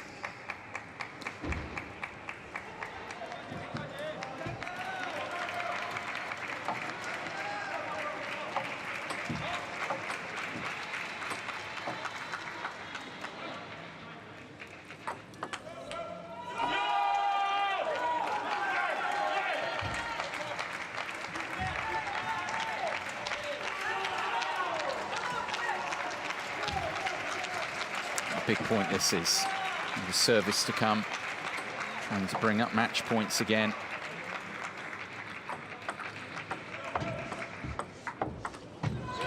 Brilliantly there, just a little bit of extension, a bit of extra pace. Might not need that timeout. Might not. 2 match points then. Can he convert this time? 2 more match points. He's had one at 10-9 in the third, Lamoureux. 2 more here.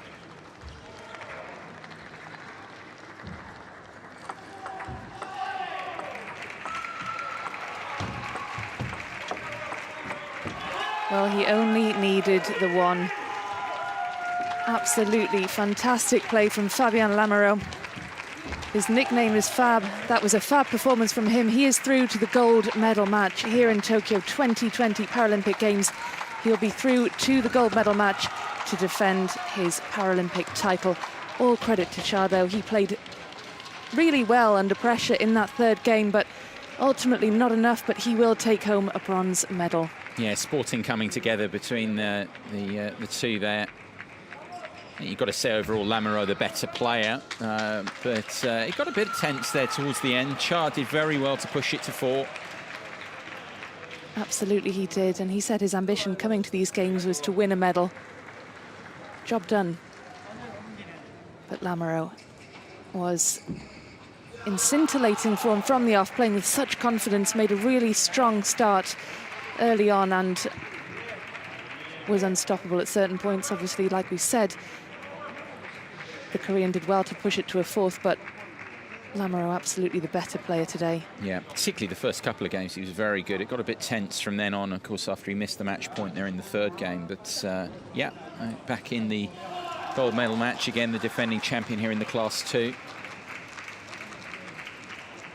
Of course, the bronze medal for Cha Soo-young as well, to add to the silver that he managed in the team event 5 years ago at the Rio Paralympic Games. It's still been a very, very successful singles campaign for him, even if it ends here.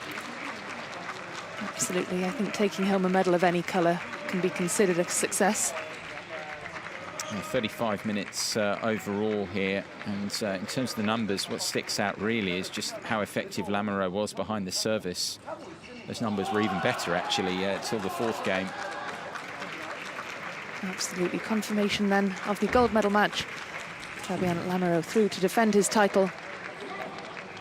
And Cha Soo-young takes the bronze.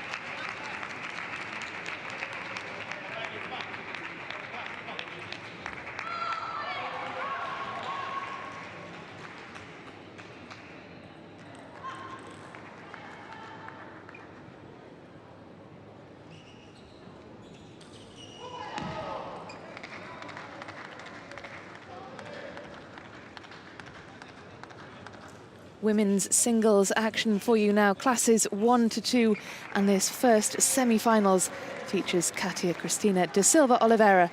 She takes on Seo Soo-yeon of Korea.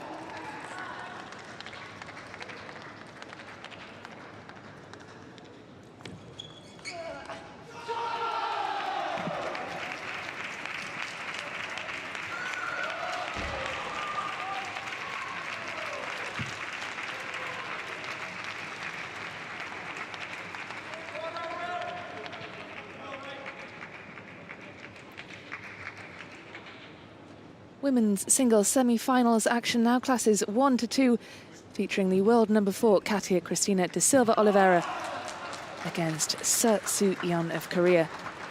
The silver medalist from Rio, the Korean. Both players appearing in their second Paralympic Games. Just one ranking point between the pair, so this should be a fascinating encounter. The Brazilian player with the headphones on, she says that before competing she listens to a song called Sonhar, which means to dream. That's by Brazilian singer Megui, if you want to look that one up.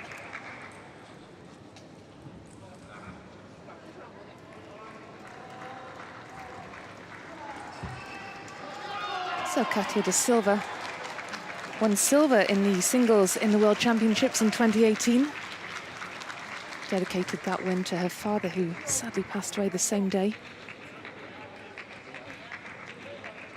And the athlete on the other side of the table, Seo Soo-yeon. She says that her ambition is to win gold here. Of course, she has to get through this match to contest the gold medal. But she is used to winning at the highest level. As I said, silver in Rio in the Paralympic singles, bronze in the team event, gold in the singles in the World Championships in 2018, former world #1.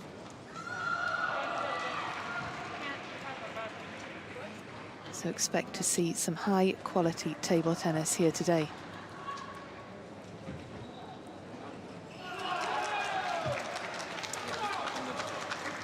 Yeah, on the face of it, here, of course, is the favourite, of course, as you suggest, a former world #1, more achievements in her career. But at the same time, looking at De Silva Oliveira's career resume, what she's managed to do, reflecting on that, it's not like she's short of results either in her career. And we've, of course, seen upsets here at the Tokyo Metropolitan Gymnasium through the days of competition so far. So rule that out here, even if, I'd say, most of the indicators seem to point towards reaching the gold medal match in the end, and the head-to-head as well in her favour, 4-1.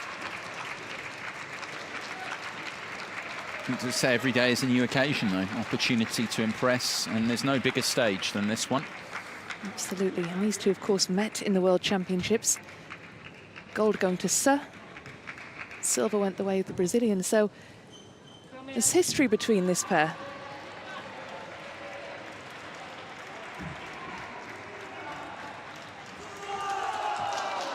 The Brazilian player, fantastic athlete. Before taking up para-table tennis, she played for the Brazilian national football team as an under-17. She said sport has always been a huge passion of hers. So a very talented athlete here. Well, it's such a fascinating, in terms of the development of the sport, in her part of the world as well, in Brazil. If we think the Olympic Games as well, the athletes are coming through, but also here in the Paralympic Games, just the growth of the sport in that part of the world is so important. And clearly this sort of achievement, reaching a semi-final, guaranteed, remember, guaranteed bronze medal here. Difference from previous Paralympic Games, no bronze medal matches here, so guaranteed medal. Massive for development of the sport in a country when that athlete returns home and they can parade the medal, the achievement. But of course, let's not forget the opportunity to go even further, to have a different colour of medal. Absolutely, and of course, table tennis already huge in Asia, but after Rio 2016, I'm sure that the sport exploded in Brazil. Well, you remember the atmospheres and everything in Rio as well at those previous Paralympic Games were amazing. The one defeat, of course, we just saw there, coming through second in the group, while Sert coming through as winner of her group and then not dropping a game in her quarter-final. It's the Serbian there, Lovic. It's Pichado of Dominican Republic, our main official here, main umpire for this one. It's always in the singles, the best of 5 games. Higashijima Masai of Japan is the assistant, of course, charged with keeping charge of the scores and edge balls and much else besides. I'm just always taken with, even with a head-to-head, where, as you say, they've got the previous between them. It's gone Sir's way, including that World Championship match, but just every match in itself being an individual occasion, and particularly here at the Paralympic Games. Yes, the head-to-head matters, but we think it's decisive in these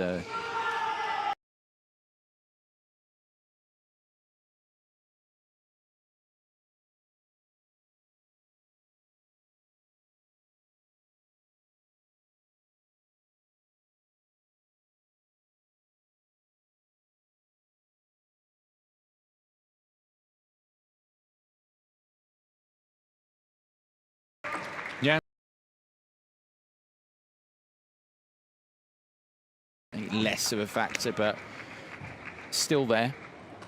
Not ideal preparation. Of course, just fantastic to have these games taking place. Let's not forget that. To have semi-final action here. Absolutely wonderful. And as the world rankings suggest, 3 versus 4. It's going to be a high-quality encounter.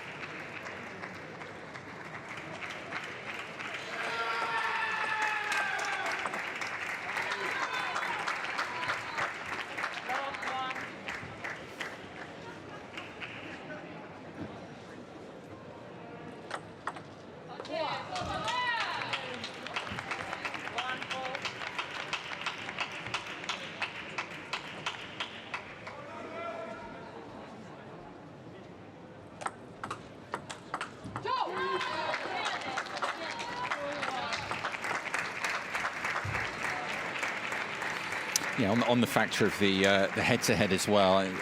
In this matchup, everything pointing Sir's way. So important for De Silva Oliveira to get a good start. She's got here 3 of the first 4 points. Just get that scoreboard pressure moving. Get in front. Massive. And as we've said throughout, you know, you can see a lead, a healthy lead, disappear within minutes. Oh, wow. I mean, that's outrageous.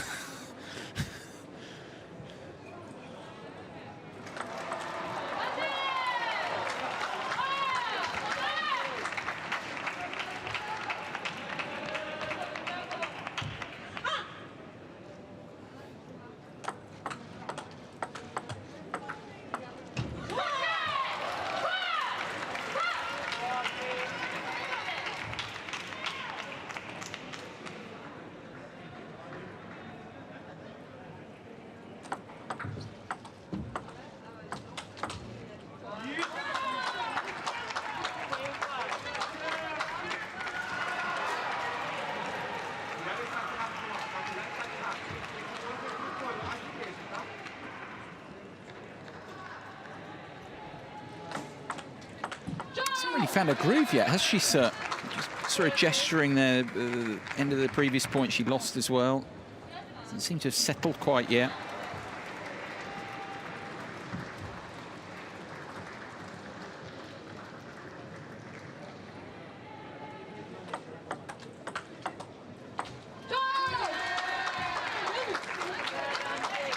It could just be the magnitude of the occasion, the fact that there is the gold medal match at the end of this. Might be playing on her mind a bit, but she does need to settle. She does need to stop De Silva's momentum because she has made a strong start.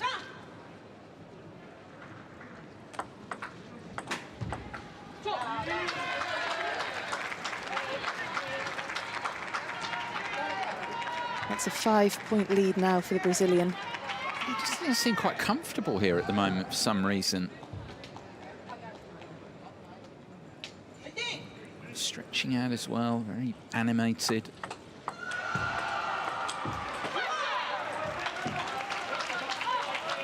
Just with a few rallies, just to build a groove here, build some momentum.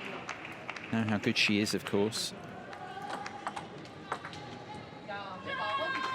And just to settle into the game. Get used to the feel of the ball, the feel of the table. Of course, like you said, they've been playing in these conditions for a few days now, but this is a new day, a new match. Again, it's a surprising the level that she's at. Normally, surprising error. The Brazilian with 6 game points.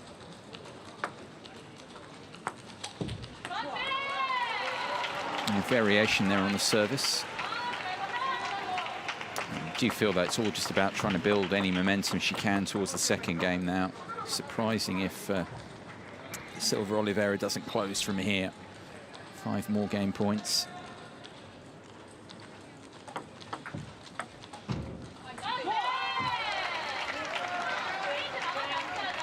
Well, that's 2 saved. Just another 4 to go.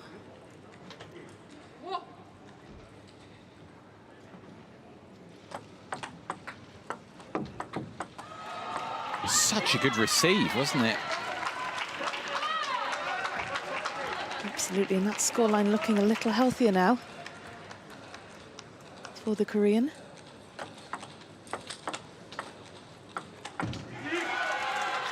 There we go.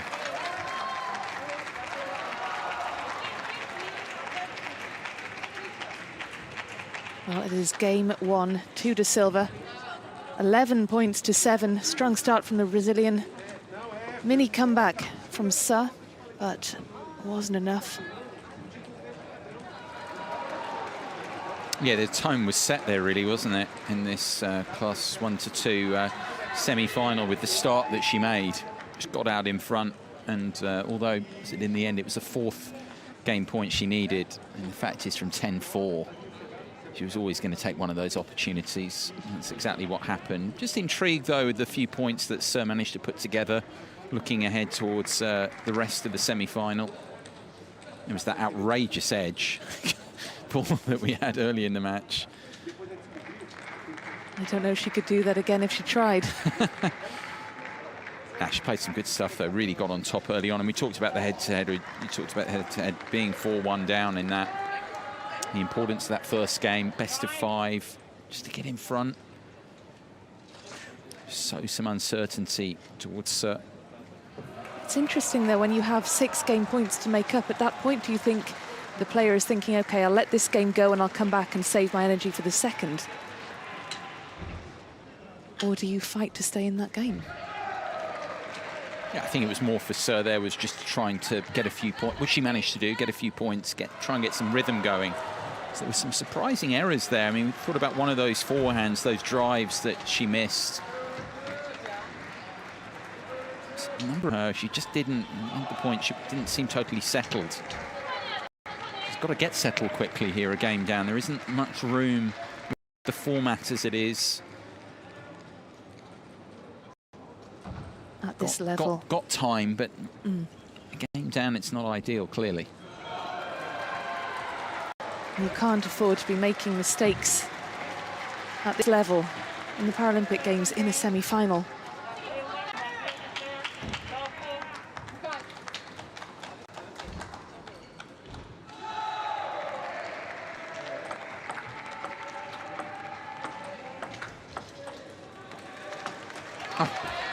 Another one.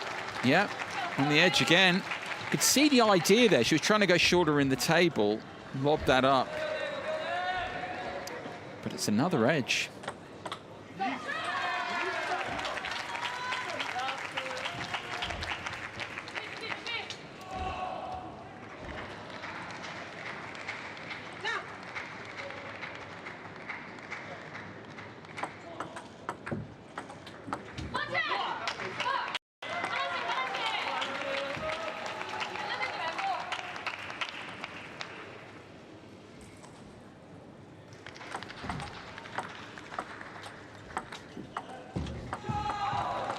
Everything going away, edge balls, nets as well, dead nets.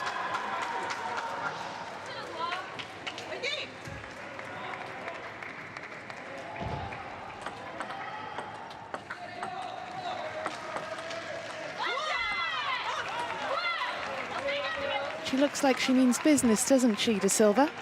Yeah, good change of direction there, going into De Silva's backhand side there. Good placement, length, everything there from Suh.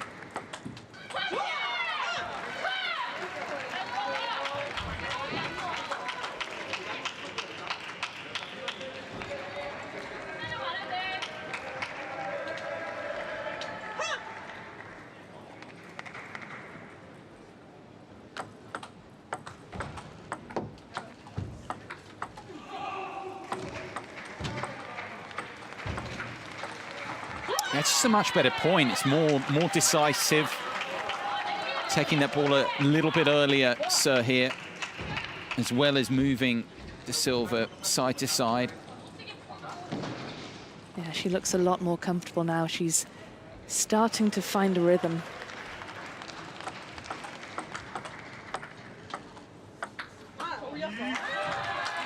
It's gone long though.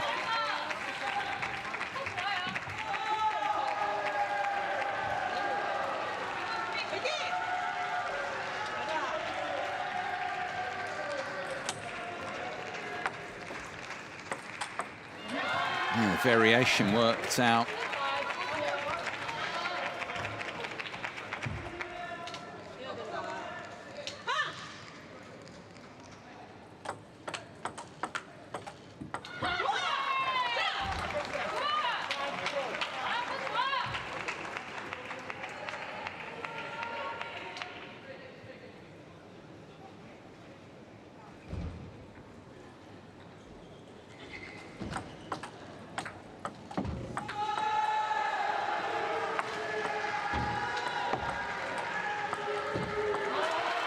the variations from De Silva. She enjoyed that.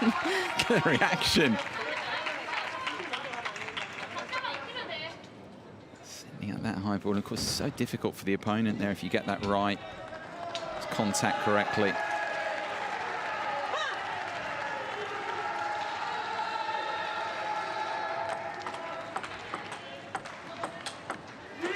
bit of a chop block in there, and then cross table at the drive.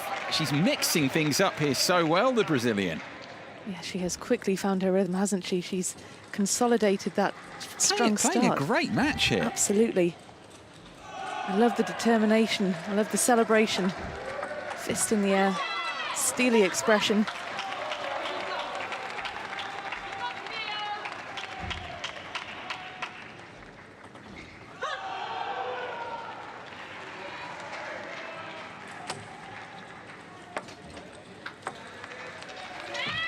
Yeah, read the service that time, so it's had earlier in the game, not there.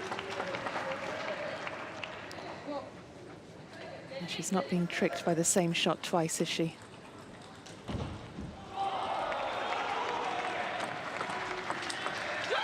Thing is, however well De Silva's played, saying playing a great match at the moment, this could quickly be one each still for all that.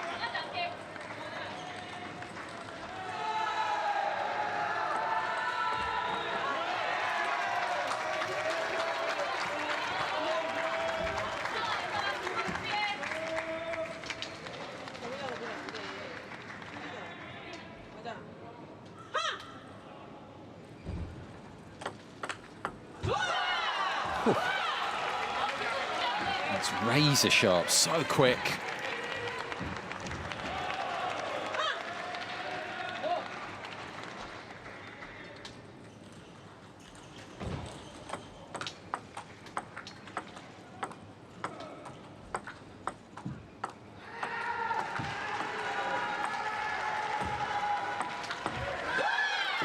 See again, looking to mix it up and change up the height. There are a couple of strawberries in there as well from De Silva. That's equal to all of it, smashing it away in the end. And that's 2 game points for the Korean. Just get the feeling that last rally was a bit of cat and mouse, just waiting for somebody to pounce. And so game 2 goes in favour of Suh. She levels things up here, a game apiece in this women's singles semi-final.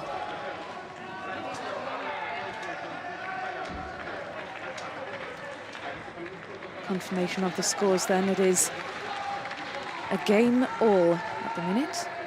The Brazilian took the first. Suh came back fighting in the second. It is all to play for here.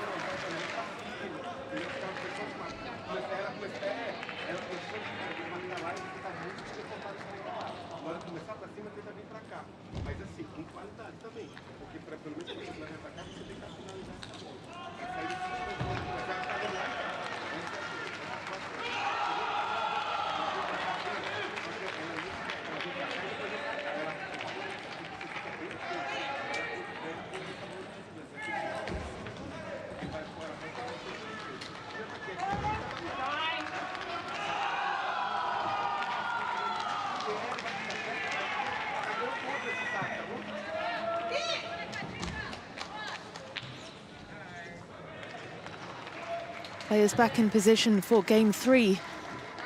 And we are finally poised, a game apiece here.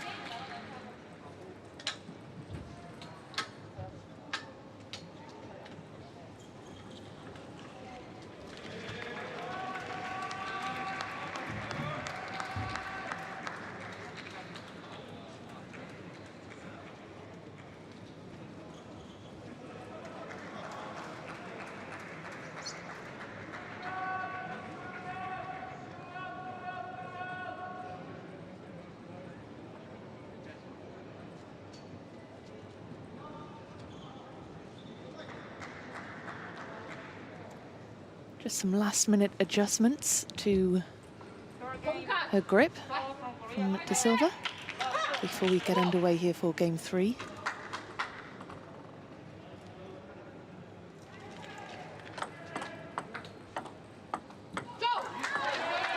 Yeah, it's the variations really that got her back into this match. So to change direction of the ball very impressively as that second game went on.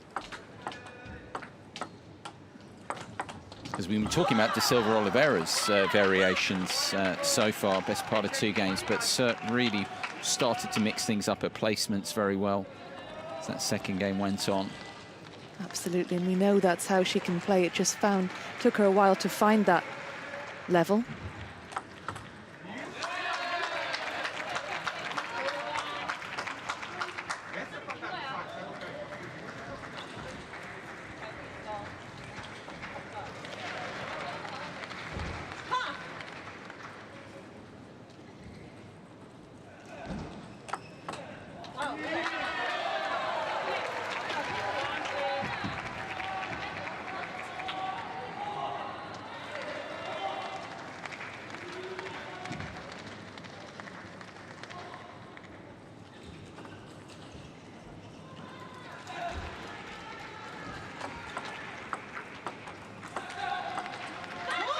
This time's there, the forehand that time went to Silva.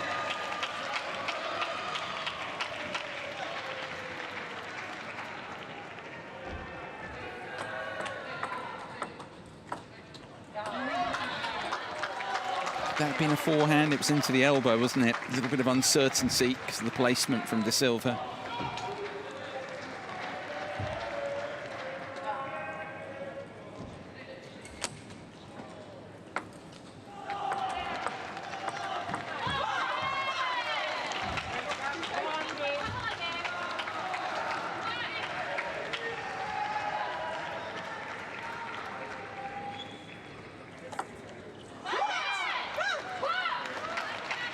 Well, 2 very different serves from the Brazilian. She hasn't managed to make the most of either of them. So with answers both times, now 4 points apiece. So taking the 2 points from the Brazilian's serve.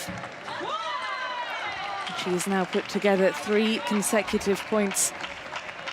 Sert takes the lead for the first time in game 3.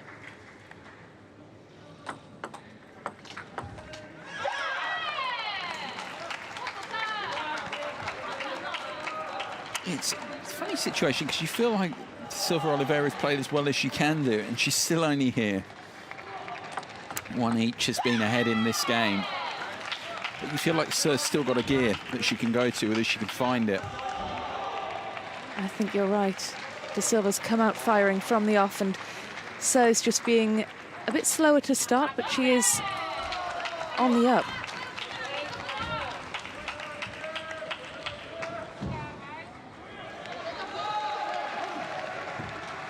Because we've seen the variations, seen the service variations, for instance, from De Silva, but, you know, how much more has she got? Is this level, maintaining the level, indeed needing to improve it? Well, we saw Ser took 2 points off De Silva's last 2 serves, 2 very different serves, and the Korean had answers to both.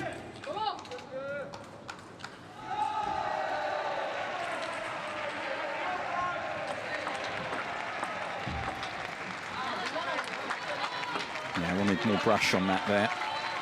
So I think that one a little bit too flat, hence why it missed the table. Still in a good place though here.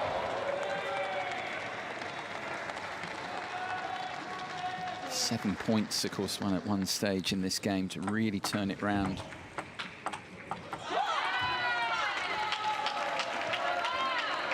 I just feel like this could be the decisive period in the semi-final here. That run, just mentioned the 7 points in a row, meaning that she's got these 5 game points now, taking her through to that cert. Well, she only needed 1 of those game points. Game 3 goes to Ser. 2 consecutive games now for the Korean. And can she find yet another level? Certainly that was impressive play from the world number 3. Confirmation then of the scores so far, 11 points to 5 in game 3. That's the biggest winning margin yet.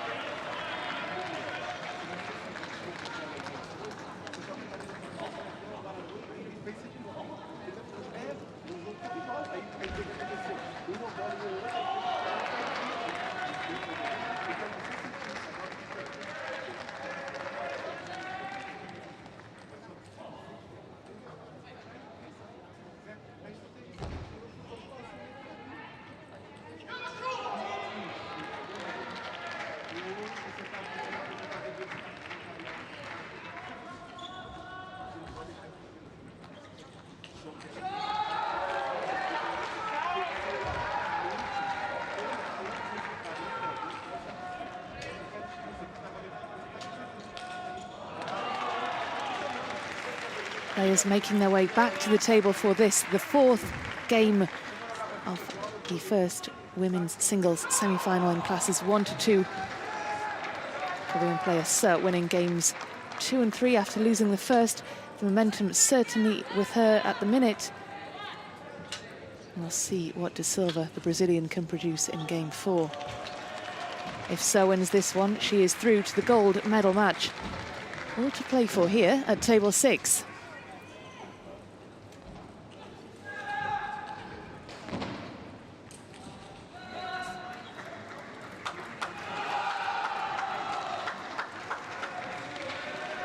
So De Silva just taking her time to strap her back to her hand again.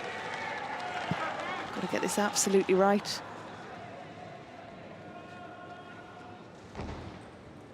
Yeah, it's about feeling comfortable, isn't it? And all the routines.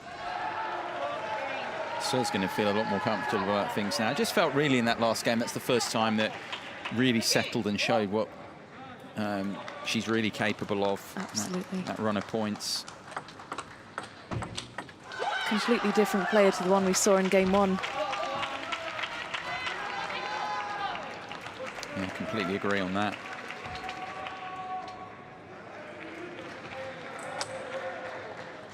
And of course, this a must-win game for De Silva. Serve's working out, though, that variation. I mean, again, has drawn the error on the receive from Seo. She's got to keep mixing it up, though, here. Keep varying things, as she did in the best part of the first couple of games, very effectively, De Silva.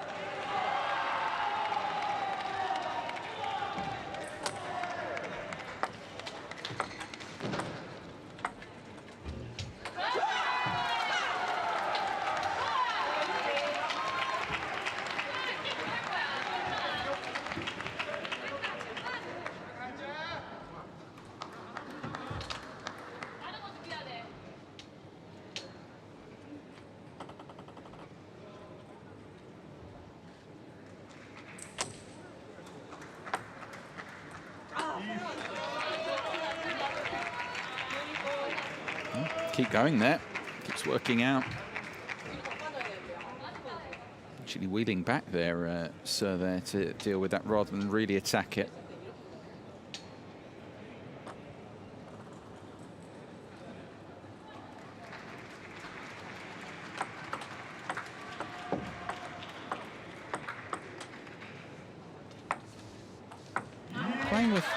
Playing with height again, and she's definitely getting in her mind there. Following up on what had just happened previously.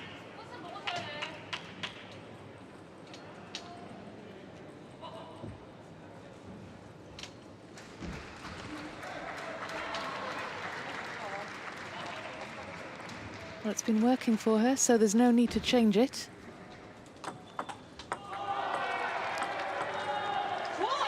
I think a little bit of frustration taken out on that forehand there from Seo. Accelerating through the contact point.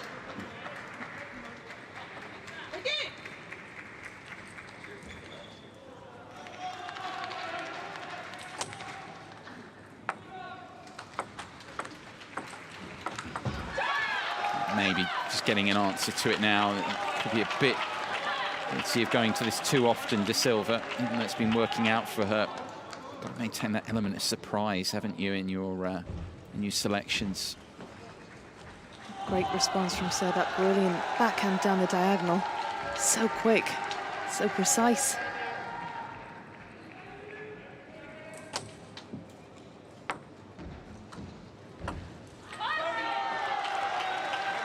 Might need to look to change things up a bit more now here.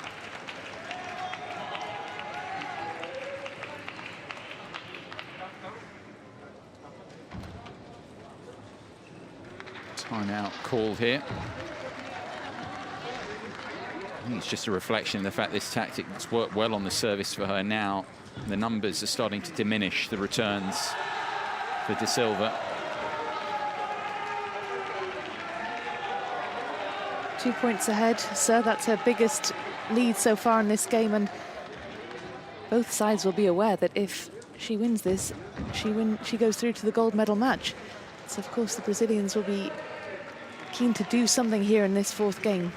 And you're right as well. I think that's the reason for the timeout as well, obviously, that she's 2-1 down in games, having slipped a couple of points down. But I think also it's just going to that service choice too often. That'll be the message here. Because what got her into the position, what won her the first game, almost took her through to a 2-game lead, remember, because she was in that second game, she was ahead. And for a little while was the variations. Maybe become a little bit predictable on serve for Silva in recent times. Yes, a clever player has worked out the tactics.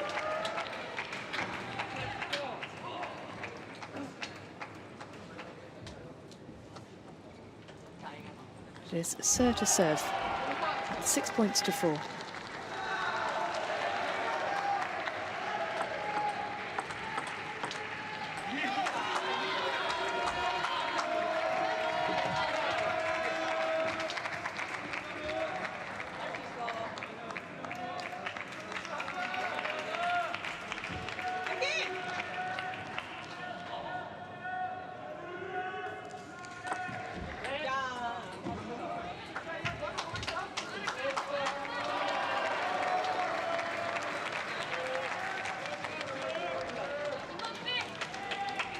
Well, the timeout's done something.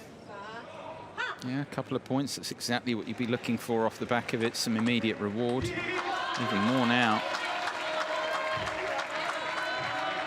Yeah, keep coming back to it, though. It's so much for De Silva here trying to upset the odds. Not in terms of ranking, of course, just the one spot between them, but just coming into this the way we previewed it. So much of it about the variety. Just in the last few points, she's mixing things up even more. That's why we've got another timeout being used. They're being burned in quick succession here. Reflecting the importance of this situation, where we are in the match. You only got one. So you have to choose that moment to use it. As you were suggesting, the run of points for De Silva since her timeout, from 6-4 down to 7-6 up. That's why Sir's coach has gone with the timeout now. She won't want to go to a 5th game here. She'll want to wrap things up as soon as possible, of course. Seal her place in the gold medal match, but De Silva's not going anywhere.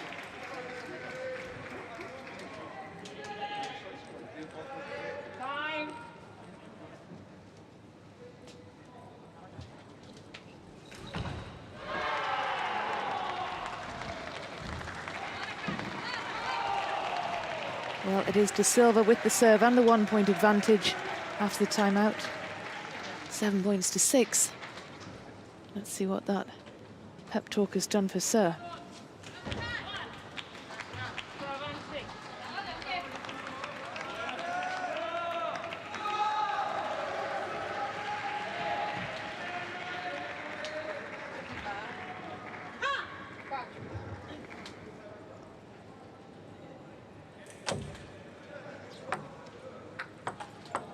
There we go. Now, really gets hold of that properly, I would say, for the first time on the receive. Hard back at De Silva. What's that nod? Is that just, okay.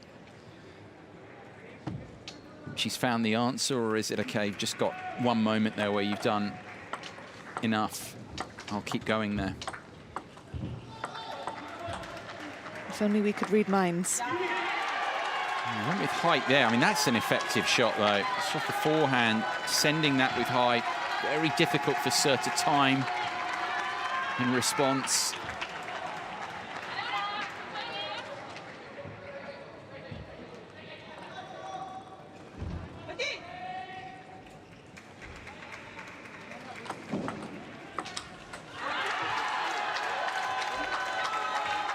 See what she was trying to do, sir, there. Go halfway up the side of the table. It's a difficult shot, of course, with the angles to bring that in. Not working with a lot of the table there.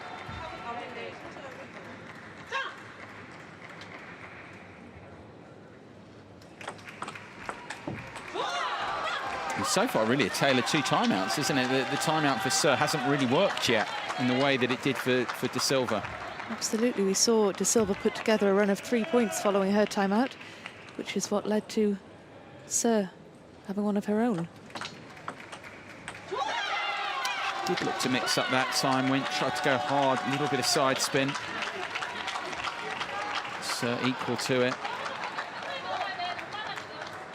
2 points away, with the service. Yeah, it's very tense out here.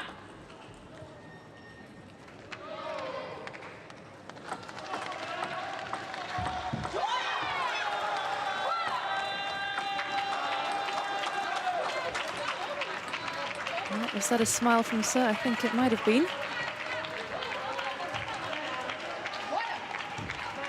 Because she has match point. In this point, she is through to the gold medal match.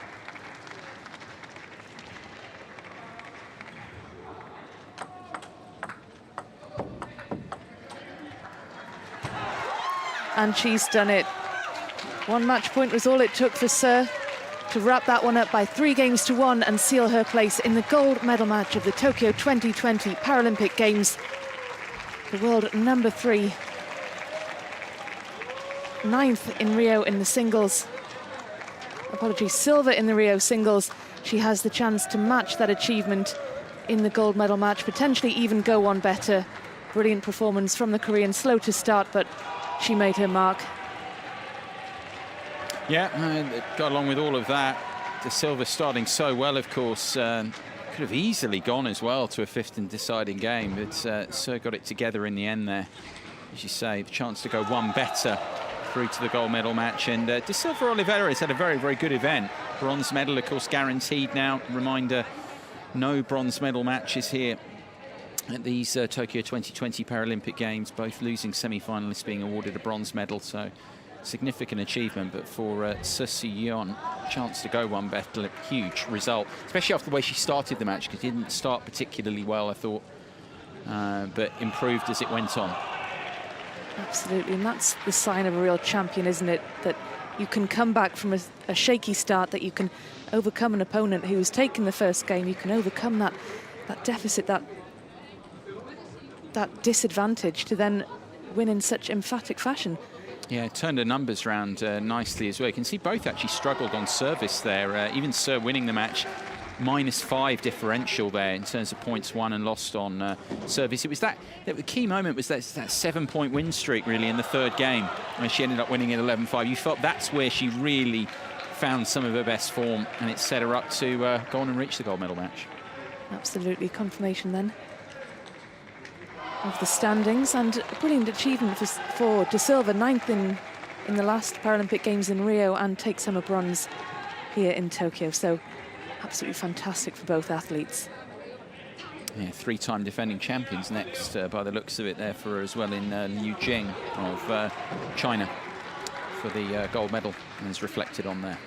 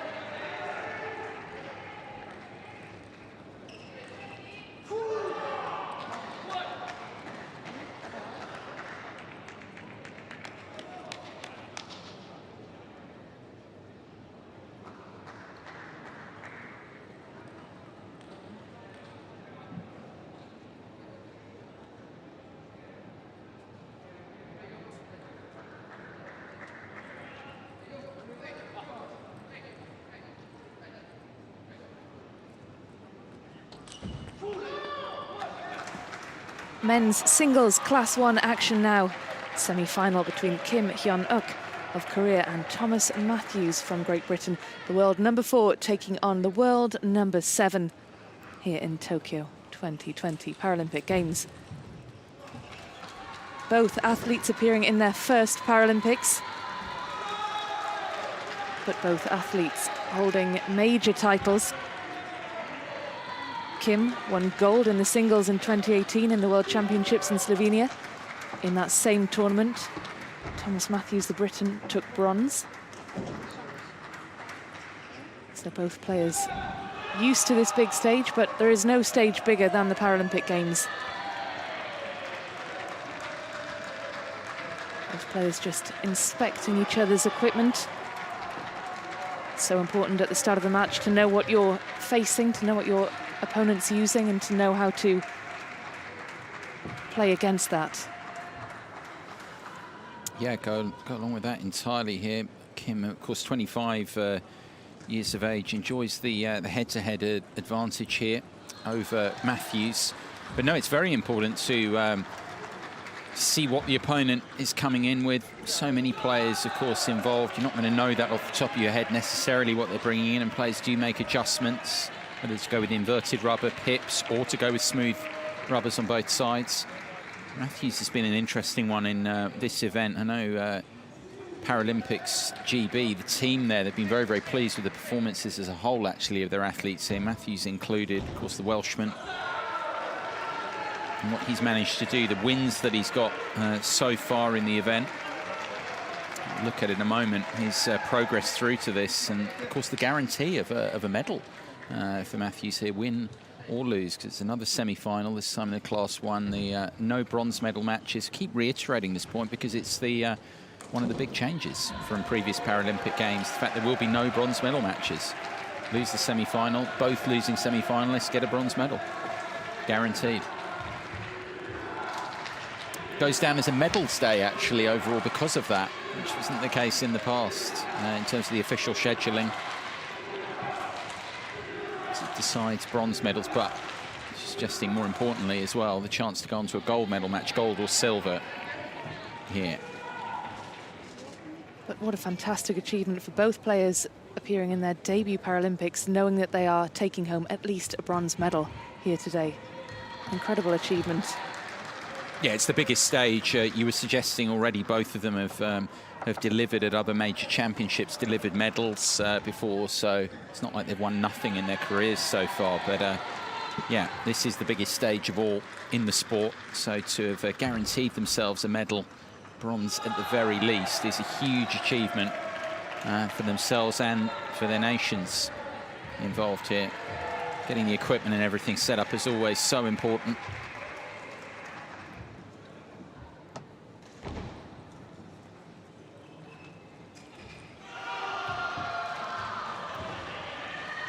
In terms of the classes, of course, here, this is the greatest level of impairment, Class 1. This men's singles semi-final here. That's right, para-table tennis goes from Class 1 all the way up to Class 11. So Classes 1 to 5 are the wheelchair athletes. Classes 6 to 11 are standing. Matthew's an interesting player. He started playing para-table tennis when he was in hospital, actually. He was introduced to the sport by former para-table tennis player Jim Monkley, who was doing the rounds of the hospital trying to recruit people. Matthew said he didn't want to play, he just wanted to ride his bike. But look at him now. On the biggest stage in the sport here, just had a look at his opponents run through, of course not dropping a game. Matthews, a trio of 3-1 successes was impressive by all accounts against the Italian Borgato in the quarterfinals to break this ground on debut. Daira Hiro of Japan, our main official.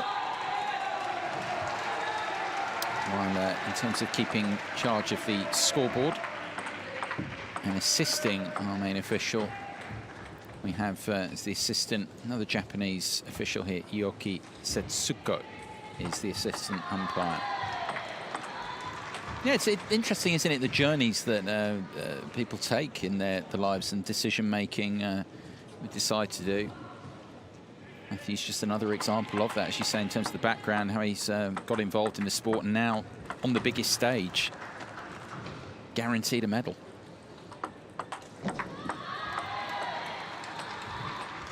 Absolutely, and there are so many stories like this at these Paralympic Games. Athletes who never normally would have considered playing in a sport like this, and all it takes is one conversation, one chance encounter, and they get involved and find they have a real talent for it and fall in love with the sport.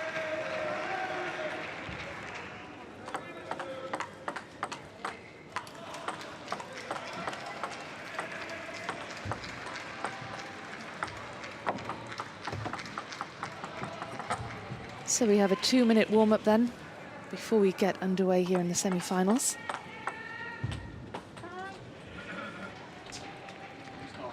It's an impressive arena, the Tokyo Metropolitan Gymnasium. 6 tables out here at the minute, action on each and every one of them.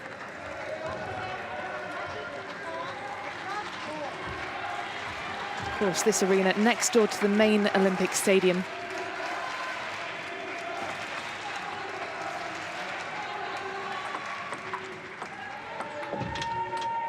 Of course, as an athlete appearing in your first Paralympic Games, imagine approaching the stadium, seeing this place, seeing the Olympic Stadium next door. It must be an amazing feeling.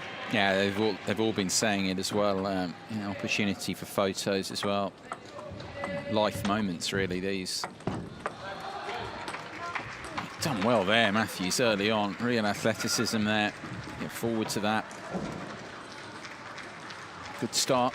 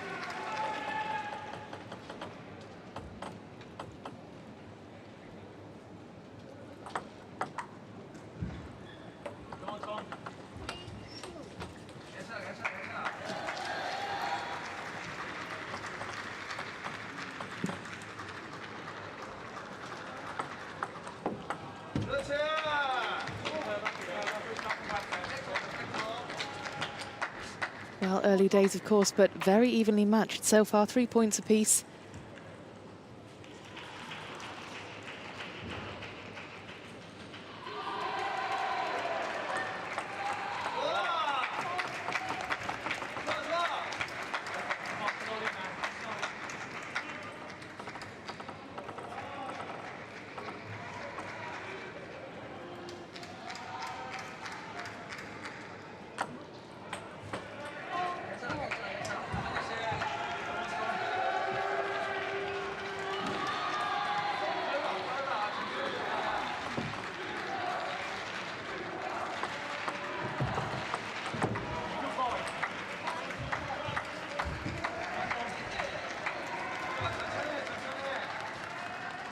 It's a really aggressive winner from Matthews. Forehand across the diagonal. So quick. Third ball didn't work out there for Matthews that time. He just is unhappy there, a little bit of movement to the side of him. Noise. Shaking his head, it looks like he might be trying to adjust his chair perhaps, but speculating, of course.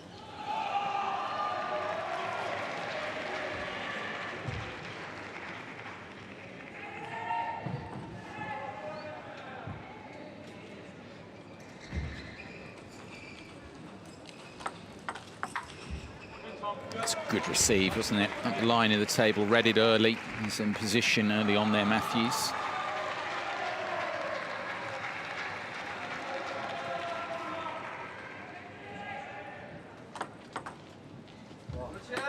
Follow up from Kim there, just shuffled that on with a bit of side spin as well, and top into the elbow, forehand side of Matthews. Much more difficult for him to return there because he couldn't get a clean swing.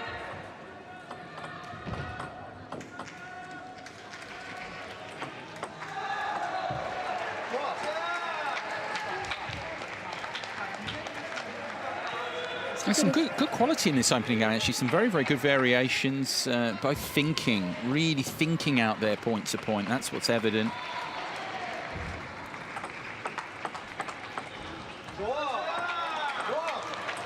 Really nothing to separate them at this stage. Well, 2 points, of course, but I mean, in terms of level, it's playing pretty well. Point is, getting to that is, players can get in patterns of play. I don't think there's a lot of that going on at the moment. I think they're genuinely thinking point to point here. Okay, how can I unsettle the opponent? How can I make him uncomfortable?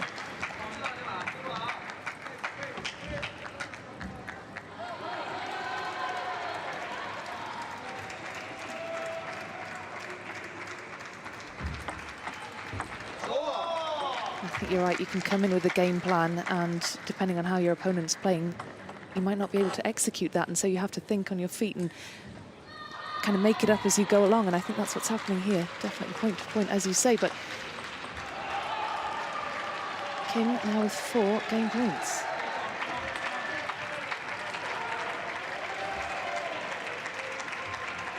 And Matthews saves the first.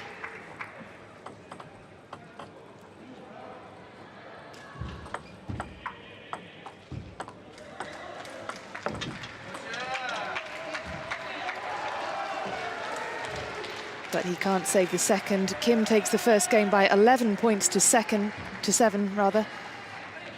Good start from both players, and certainly closer than the scoreline would indicate.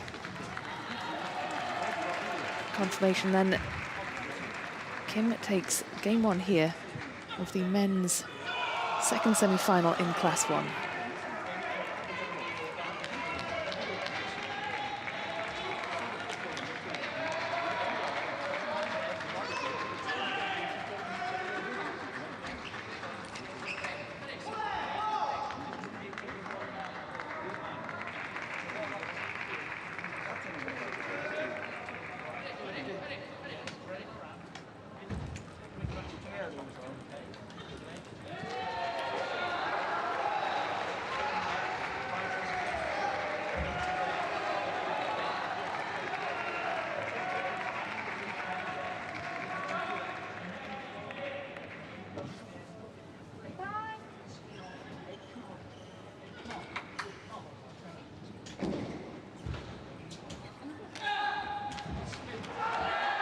So Kim already back in position for game 2, keen to get on with things.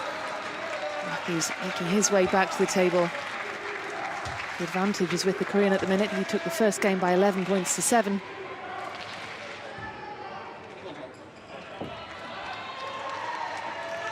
It will be Kim to serve first in game 2.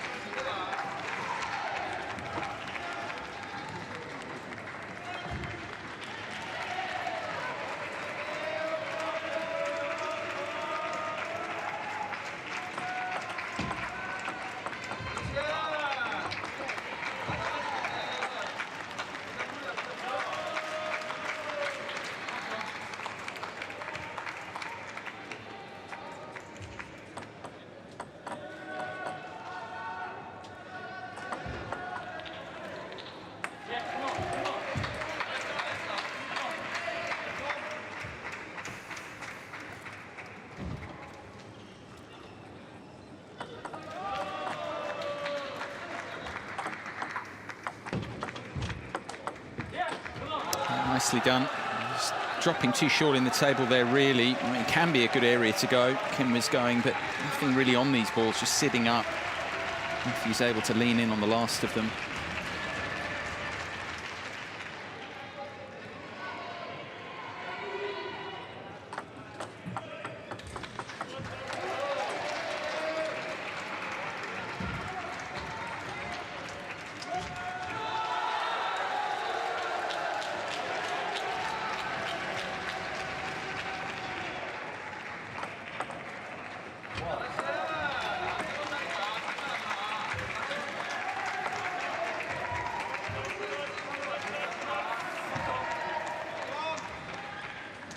Matthew shakes his head, laughs to himself. That's all he can do after giving away that point.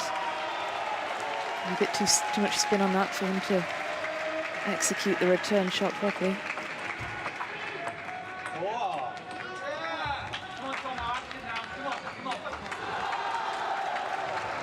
Yeah, I mean, we've said it so many times, the body language is so important, the vocalization, the partnership between the bench and the athlete as well. Just in those difficult moments, it's a very good variation there. What's that with a bit of side spin surface, kind of with a little bit of backspin as well, though. A reverse. But no, it's so important with the those combinations. For Matthews here, of course, at a game down, keep that body language positive.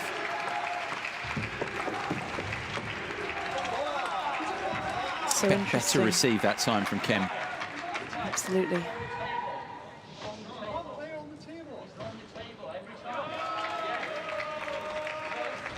So interesting, like you were saying, the communication between the player and the coach. The way the players congratulate themselves, berate themselves, give themselves pep talks. It's fascinating to see.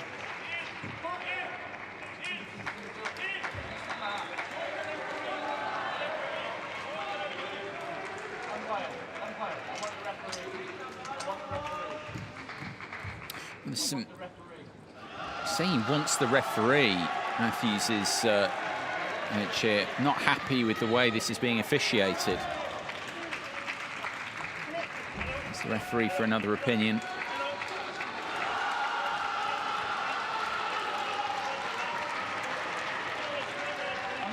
Neil Robinson, the Great Britain coach,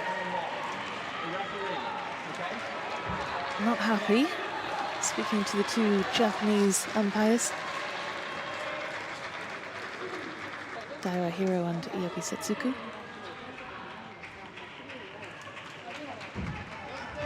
And going back to what you were saying about Matthew's body language, really dejected, not happy at all. And so we await the referee, potentially.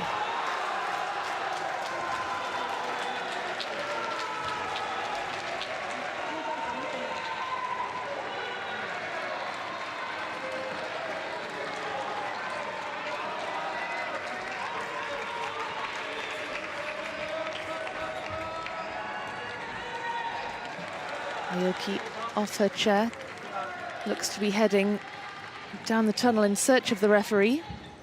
Yeah, there's going to be a break here because it's been the request from the Matthews bench. It's been accepted.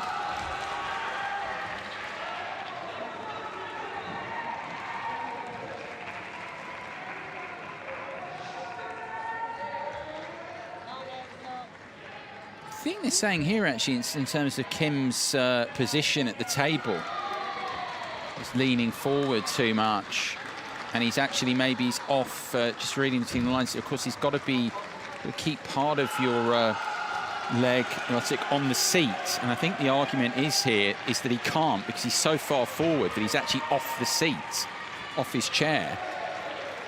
When he's playing there, and that's what they're saying. It's happening time after time, and they're saying it's not being picked up by the officials, which is why they want the referee here for another opinion, maybe to watch on as well when they resume for a few points, to keep an eye on it. Well, Ioki is heading back to the table, and it looks like we have an official here coming to table 6.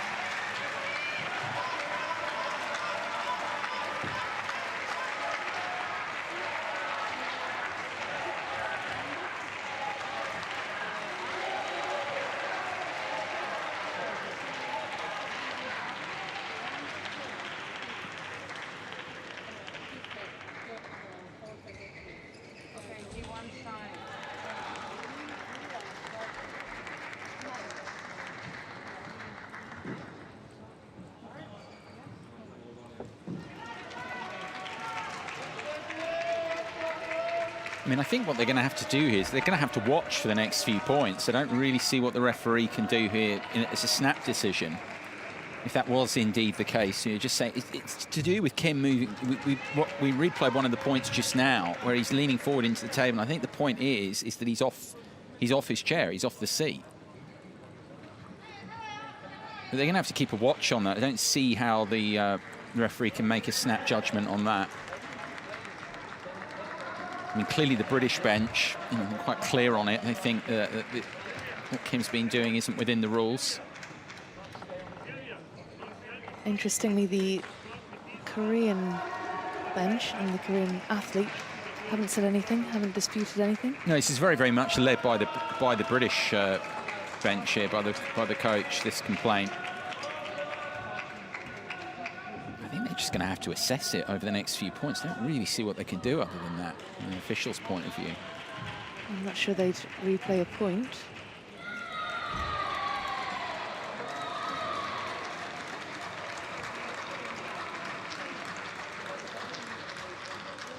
It's quite a long break in play now here as well. I mean, you remember the situation when they do resume 4-all in the second here. I mean, this is mentally for the players. I know it's been led by Matthews' coach here, and clearly he's along with that. It's quite a big break in play in the semi-final here.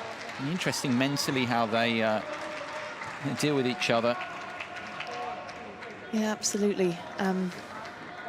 Neil Robinson, the coach, Matthews' coach, was the one who called for this. Who called for the referee. And it is interesting, like you say, with his player a game down and at 4-all in the second, how the players are going to respond to this long break. It is disruption to both of them to stop at this stage. Matthews clearly not happy at all. No reaction really from Kim or from his coach. The point being, again, if you look at the point that he looked at, it's not just one point. I mean, Robinson's point is that it's been happening now. It's been happening a few times. Obviously, Kim, if he's going, it's being explained now to him.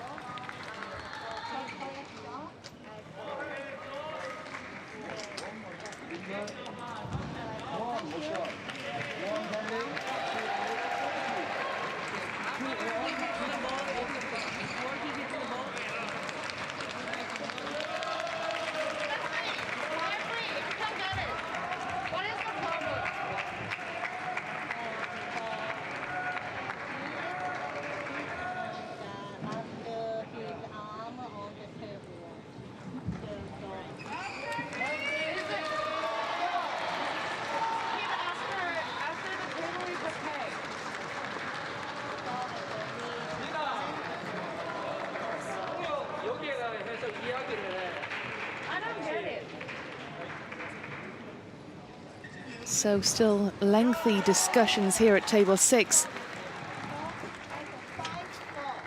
Yeah, I mean, they can resume now here. We've got it clear, actually, we think, on what the issue is here, is that obviously you're allowed to touch the table with your arm, but before he's contacting with the ball, the argument from the British, which is that he's already landing the arm on the table before he's even contacted with the ball. That's obviously not allowed. But I think they're just going to have to look at this, because other than analysing video replays, it's very, very difficult for the officials there, to be fair, in that situation to make a judgment. This is just something to watch, I think. Kim will be aware of it now. That's the thing as well. This is why mentally, interesting, how do they resume? Well, they were at 4 points apiece, and Kim's had his last point docked for that.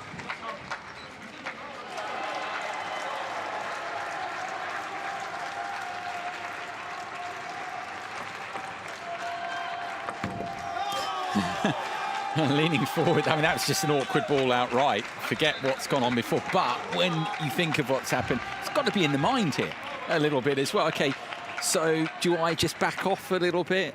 Am I a little bit more passive? I'm in a semi-final here. I want to be aggressive. I want to attack the ball. But I know everyone's watching me now. The officials are watching me. Then you've got Matthews down the other end as well.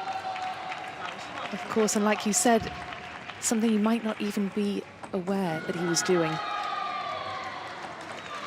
You know, does Matthews adjust his style of play a little bit to play on that? Does he continue playing the way he has been doing? There's a lot going on here. There's a sizable delay. Yeah, we are now 12 minutes into this second game. first game wrapped up in 7 minutes, so almost twice as long here.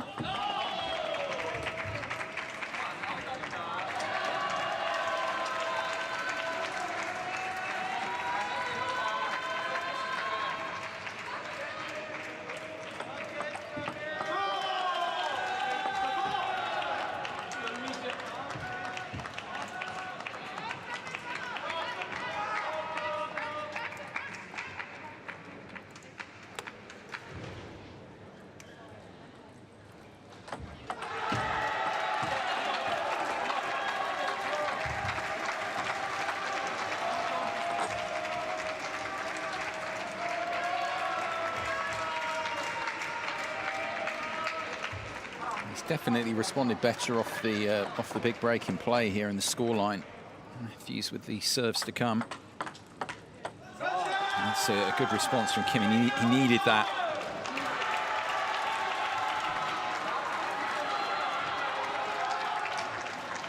That's a lovely backhand. Yeah. Good amount of brush as well, extending through it. Lovely shot.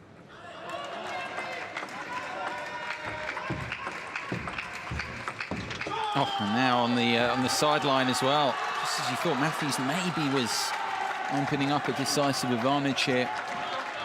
Yeah, unable to consolidate that 2-point lead he opened up. Now back on level pegging, 8 points apiece.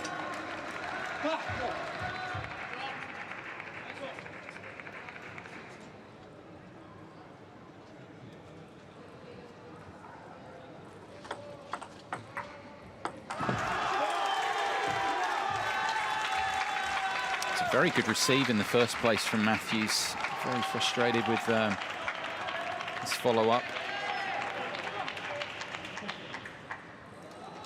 To be able to put it away.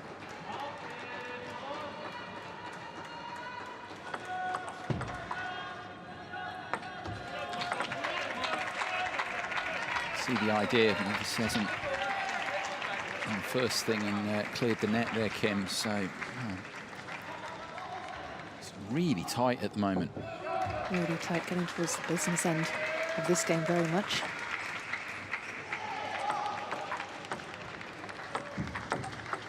And just lured him in. That's very cleverly done. Tossing the ball up there, Matthews. So much about how it's difficult here to get that ball away, and he was just waiting. Kim had committed. And game point to the Briton. Well, unable to convert. Really frustrated with himself.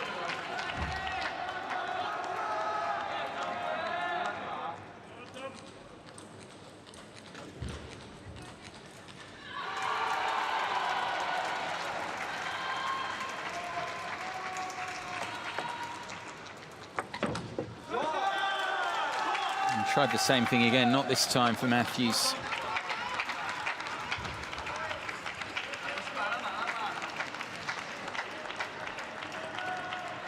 It is Kim who has the advantage.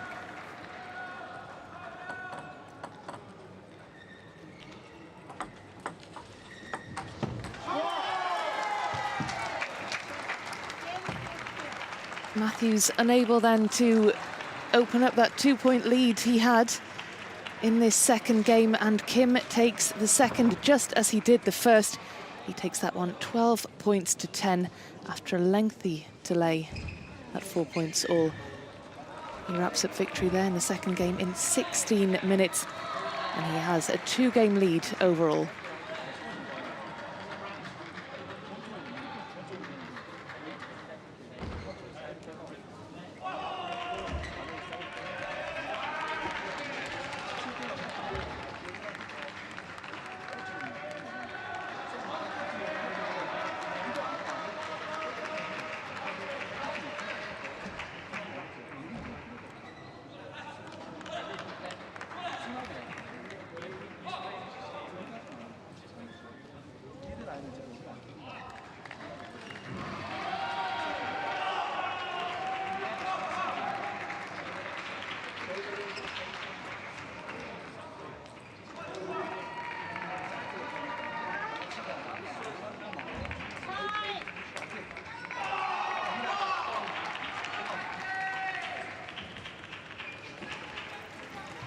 So the players making their way back to the table for game 3 of this men's singles semi-final.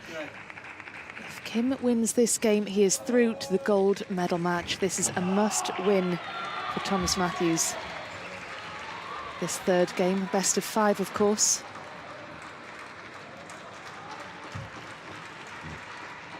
So if the Briton is to have any chance of contesting that gold medal, he does need to win this third game. Second game was very tight, wasn't it? Yeah, a lot going on in it as well. I thought Kim did very well, actually, to win that second game after the break, because it was focused around what he was meant to have done, in the opinion of the Brits. But Matthews, yeah, it's difficult, even beyond that, the fact that he had the game point at 10-9. To now be 2 down in a best of 5. Difficult for him with the head-to-head as well. In fact, he's not beaten Kim before. And he's had his chances, at least in that previous game, long way back from here. Absolutely, and even more frustrating that, as you say, he did have that game point, and had he converted, it would have been a very different story here. Yeah, it's the obvious difference between 1-1 in games and 0-2, you know, from his point of view in a best of 5. Clearly, this is not an ideal situation for him now. The fact that he had the game point as well at 10-9, even more so. But like you say, Kim did very well to win that second game after all of that distraction in the middle of the second. Coming down from facing game point to take it. I mean, that's great mental resilience, isn't it? Yeah, for sure.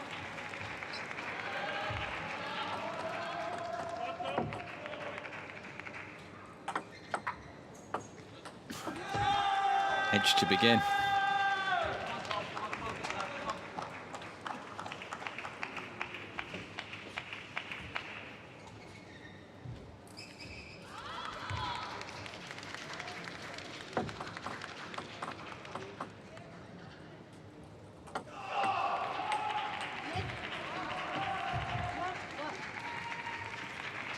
That service there, because of course the ball's got to come through straight. That's ended up going to side of the table through. So go again here, Matthews.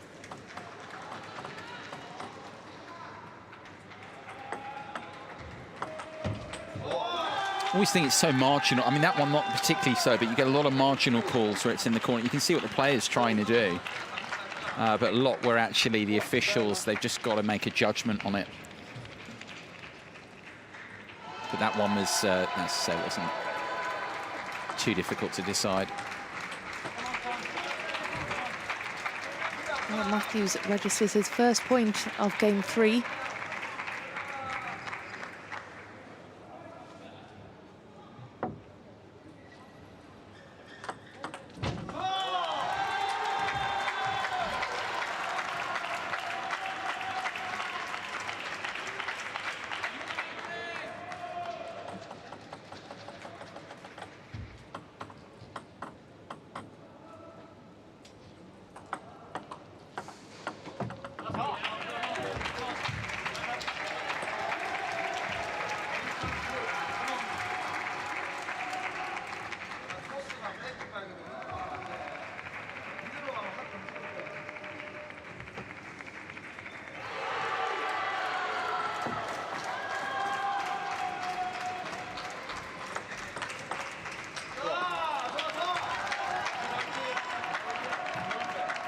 Yeah, gestures there, Matthews. Didn't quite get that backhand push right. Wrong of the table. Need a little bit more over the top of the ball there. That's very good though there. He's dropped that short. That was intended. Yeah, that was excellent. Of course, as we were saying in an earlier match, that's the point of the table that these players want to aim for. Yeah, much of the time, it's just so difficult to receive it.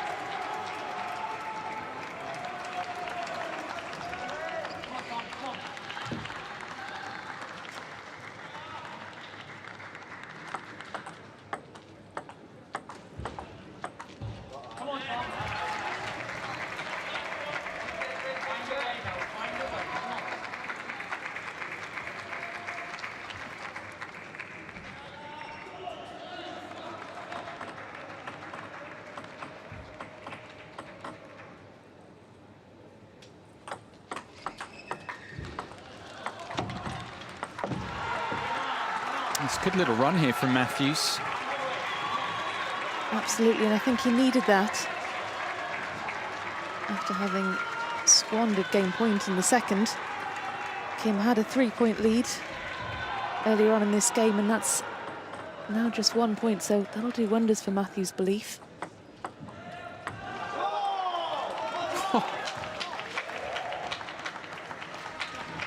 That ankle there, I mean, how the ball is deviated. That's unplayable from Kim. It's not just that it's landed short in the table, I mean, that's ended up parallel with the net.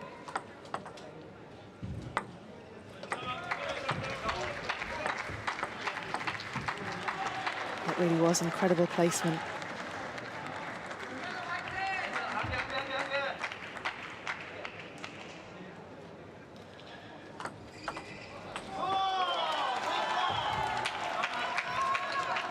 Yeah, it was important there for Kim because of what you've been referencing, a little mini revival from Matthews here, and interesting now that the timeout comes with Kim holding on to the advantage. Maybe they just sense the Robinson on the British bench just sense there that this is the time to deliver it. The timeout with Kim staying in front.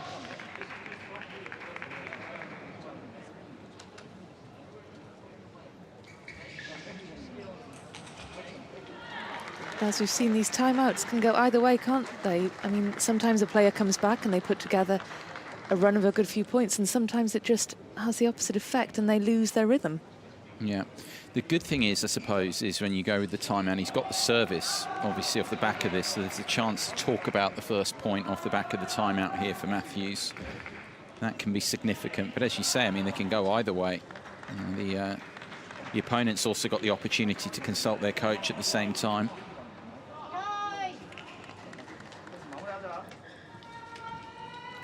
So Matthews back at the table early. We used the full available minutes there pretty much. What was it? Yeah, I mean, you're right, just a few seconds under. Always they get the few extra seconds there when in fact the timeout was called the other way strictly. They should come back, but it's a...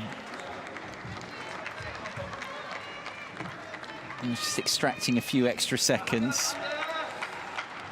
Yeah, every second counts. It is Matthews with the serve at 5-7.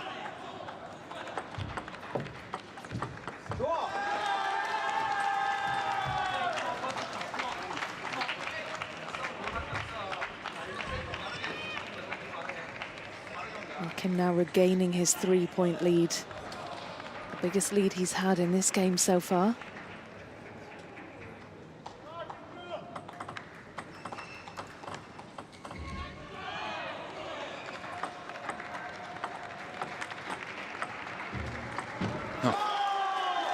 It's another one of those short angles. Just dropped it on a dime there. This awkward area of the table. Look at this again. The feeling. Oh. We've talked about his ball placement before, and we've seen him do that shot before.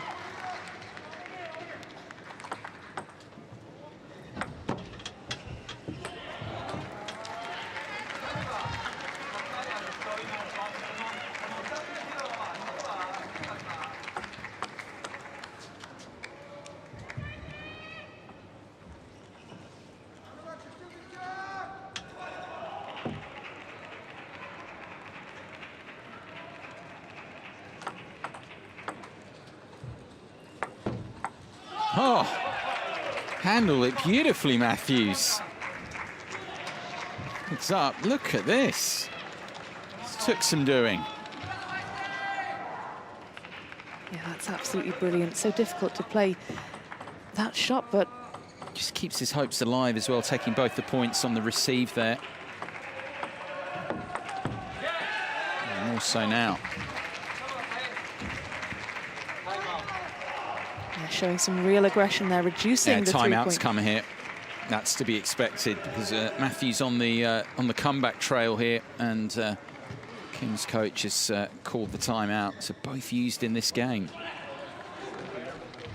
I think that was the right time to do it as well. After Matthews put together a run of 2 really good points.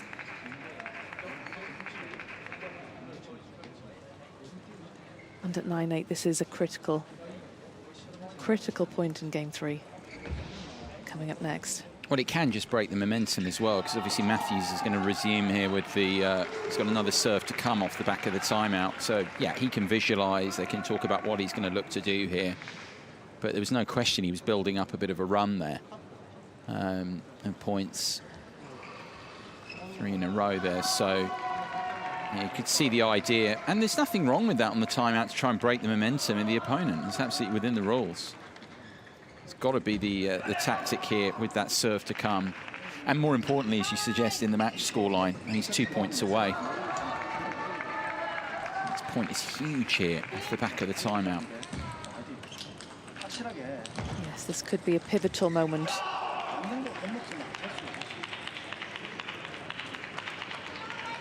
Of course, Matthews needs to win this game if he is to stay in the match overall. So it'll be interesting to see what he can do under pressure.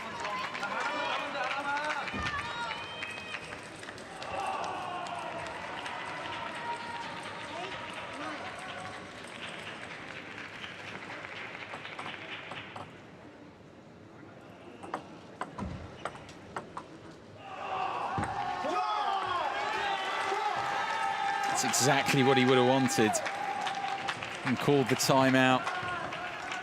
Absolutely, and with it has come 2 match points off the back of it.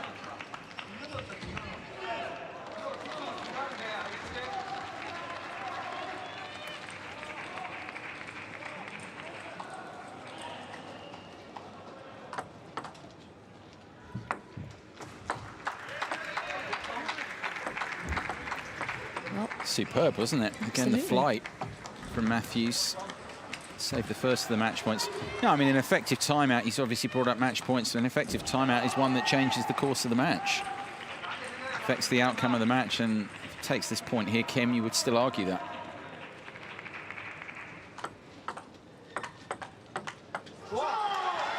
Brilliant, absolutely brilliant play from Kim, from the Korean. He has sealed his place in the gold medal match here at Tokyo 2020 Paralympic Games, his maiden Paralympic Games. He's wrapped that up in 3 straight games. And what a performance that was from him. He was untroubled by the disruption in the second game, and he was utterly dominant from the off. But all credit to Matthews as well. Saving that first match point, but under pressure couldn't save the second. But in his first Paralympic Games, he takes home a bronze medal, and he will, of course, be back. I'm sure we'll see him again in Paris in 3 years' time. But brilliant performance from Kim, and he goes to the gold medal match. He said heading into these games that his aim was to take home the gold, and he has given himself a chance of doing that.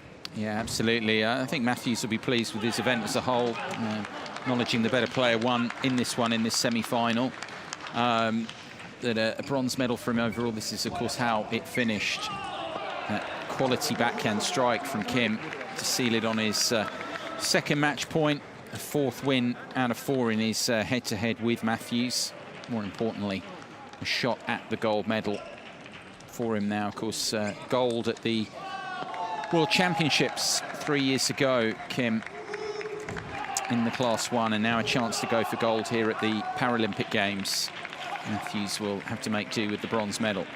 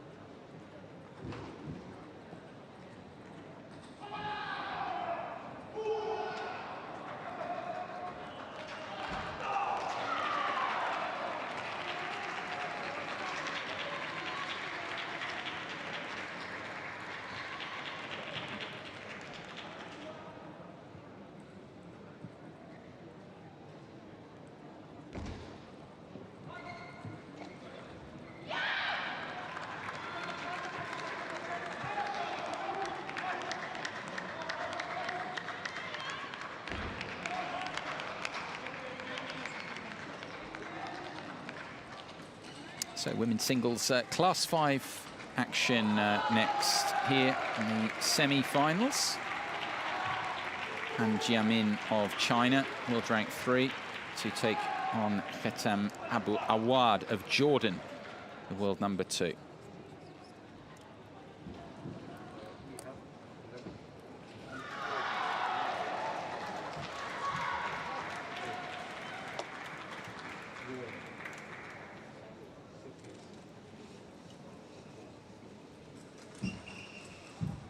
Interesting always the decisions on a spin of the coin, choosing to serve or receive and ends, the different, if you like, the different variables, different factors that go into making that decision. Yeah, generally, of course, the players want to start serving first because it is a little bit of an advantage, and to have it right from the start of the match, overall, it doesn't matter that much. But if you're aiming to win 3-love, for example, then of course you would have better chances of doing so.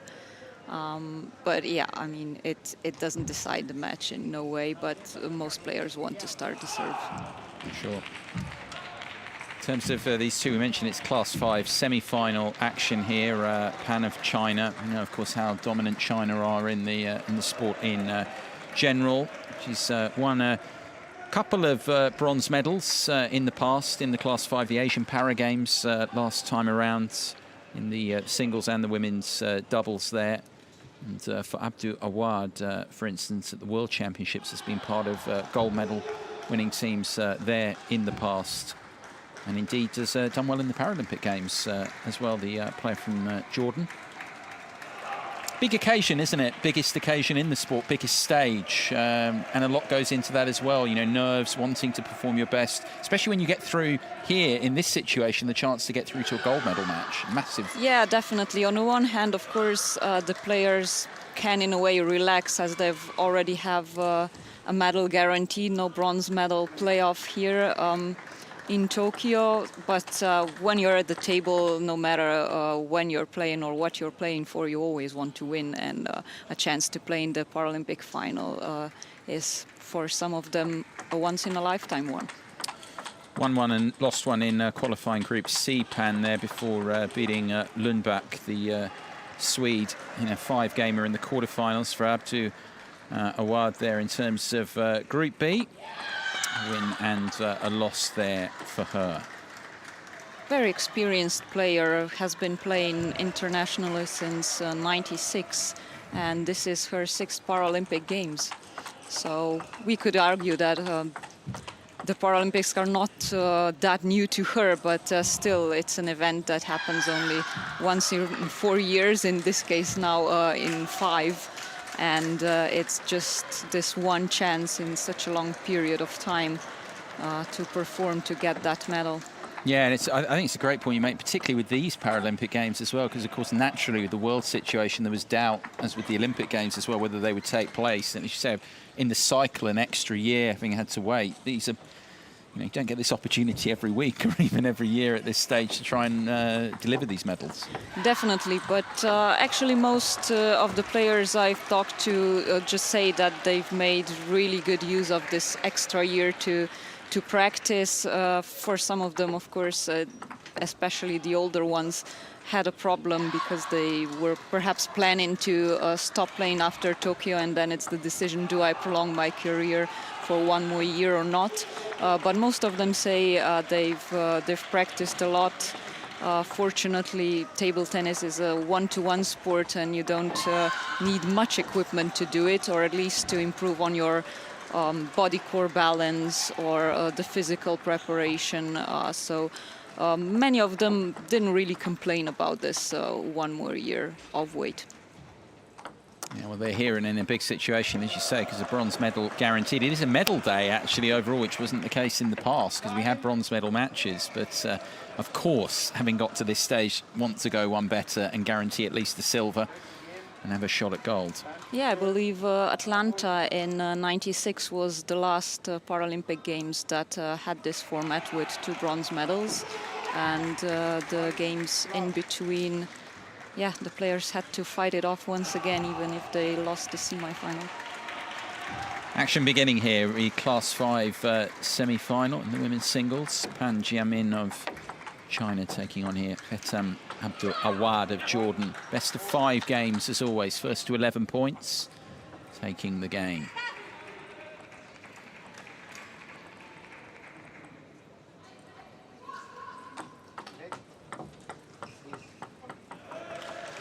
Let the umpire, I believe, showed Abu Awad that she has to throw the ball higher, 15 centimeters required at least, and she's not allowed to lower the palm below the table surface as she's serving.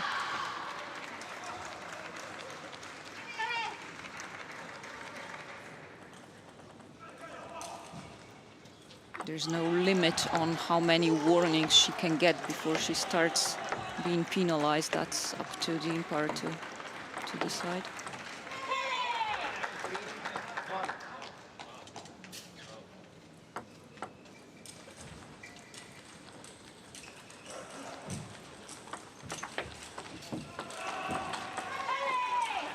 Pan finds a way through again there.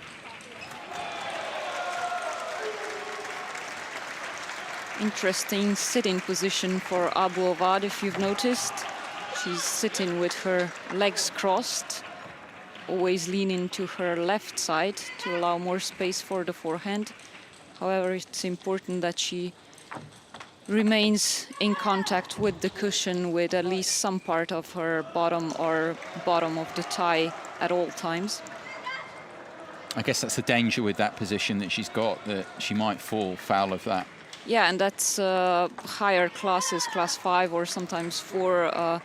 Some players can actually stand or use their legs a little bit, even though they're sitting in a wheelchair when playing. So the rule is, of course, that they can't do that during the play and have to remain seated because it is wheelchair table tennis.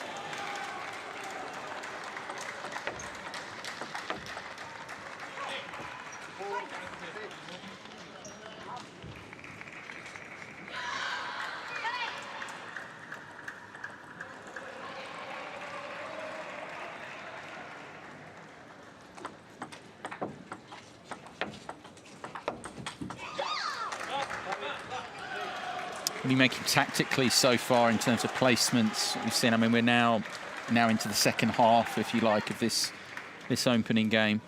Abdul Awad plays very, very quickly, doesn't she? I mean, we've already been warned, obviously, on the service, the toss. Yeah, if I've seen correctly, she plays with pimples rubber on her backhand, which, of course, changes the spin, the speed of the ball. So she's trying to start fast and then, in a way, confuse Pan with the use of her backhand and this change in the rotation. No problems there for the Chinese woman there. Lead back up to 3 here. Now, usually the Chinese players are the one who like to switch it up with the rubbers, with the serves, with the rotations, the masters of that, really. Abu Awad did it on this serve as well, so she's alternating between the red smooth rubber and black with the pimples on her serve.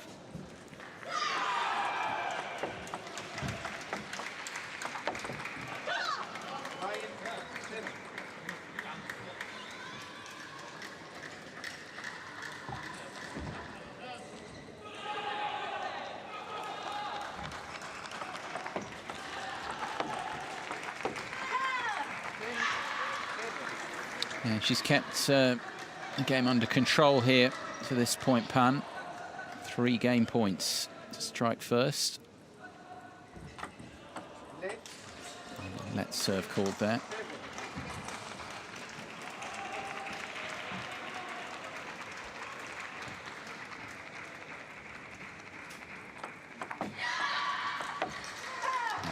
It's long, and the opening game does go the way of Pan Jiamin.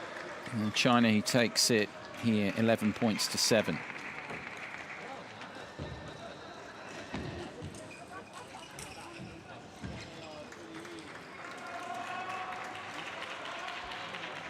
Confirmation of the scoreline there. First game point, the one. And Jiamin a game up here. First to 3, of course, best of 5 games. It's the case throughout all the singles across the classes here.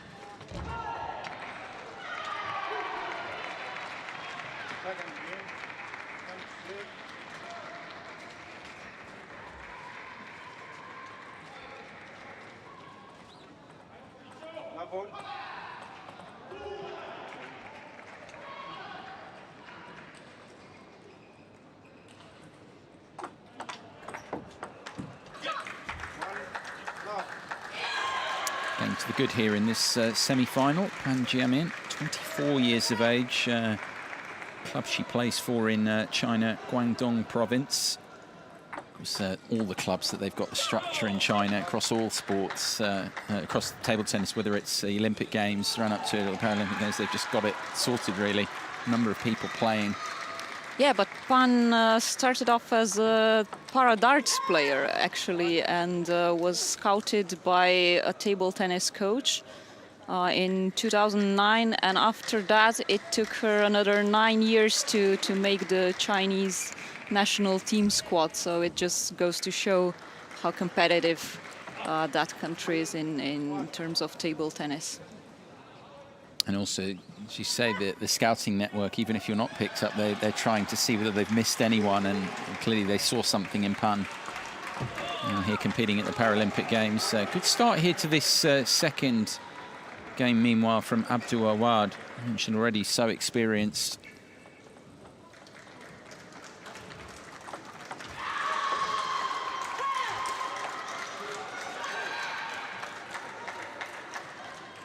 I think sometimes we just can't get across. We try our best with it with television coverage. It's just how fast this sport is. Always encourage people to come into an arena and actually watch it live. These points are played incredibly quickly. Yeah, definitely, and especially if you're sitting at the table, the players, well, in lower classes more than in higher ones, sit very close to the table, and that allows for a very short reaction time on each ball. And what doesn't come across on TV at all is the spin of the ball. That's something they have to be aware of, and in a split of the second see and decide whether it's a top spin, flat ball, no spin, back spin, and that you unfortunately really can't see on TV at all. We try our best to get it across. Yeah, with your comments, you can at least you can see it in the stroke of the player, perhaps, of what to expect. But especially since wheelchair players often use these pimples rubbers that change the spin, even that's not 100% indication. As you say, it's complicated in Abdul Awad's case as well by the pimples on one side, the twiddling of the racket as well, picking all of that up. Yeah, and Pan does it as well. So you have two pimple rubbers fighting against each other. There's a lot to follow. Yes. But at least for me, it was the case that you practice so much and you kind of react instinctively because there's not much time to think, honestly.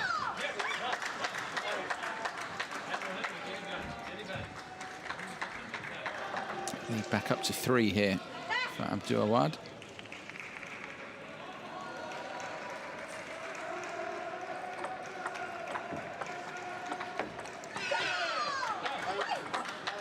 Another big advantage for the Chinese team, no doubt, that it is such a big team with all different kinds of players who can practice together, and so yeah, they get all these different situations, these different opponents with different rubbers in training already.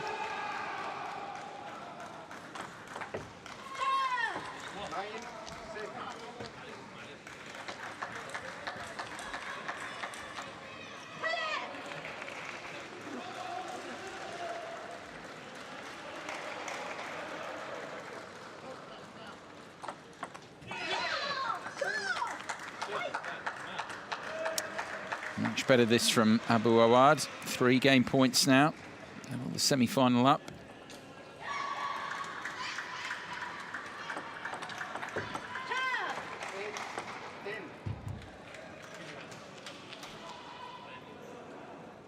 Much more difficult now when Pan is serving.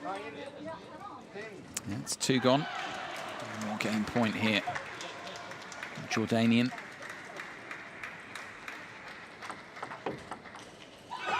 She misses there, just what she wanted to do, Pan.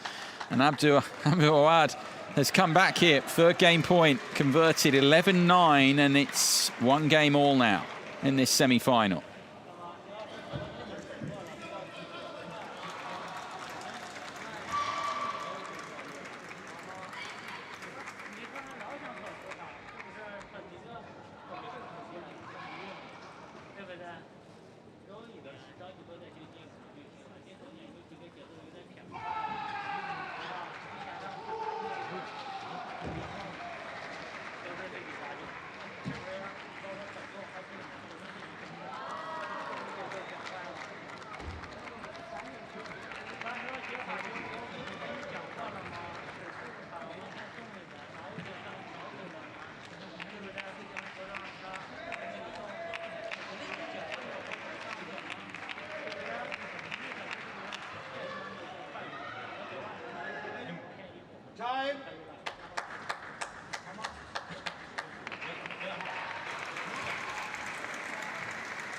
So very much in the balance, this Class 5 semi-final in the women's singles.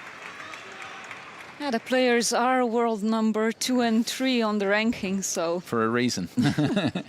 Expecting a tight one, and that's where it's been so far. 1 each. Best of 5, of course, for a spot in the gold medal match.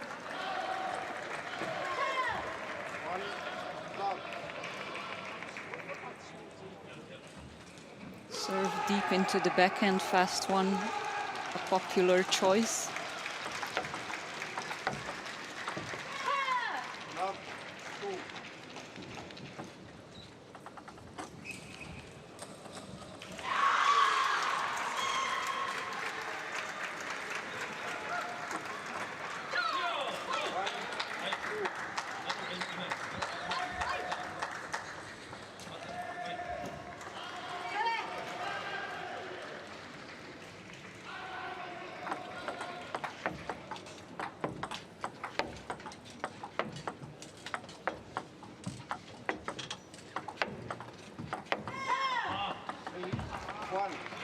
Yeah, we could see now the switch from long placement on the end line of the table to short, which is where you want to keep it, because the middle part of the table is where the ball's the easiest to reach and also to open up to attack for the opponent.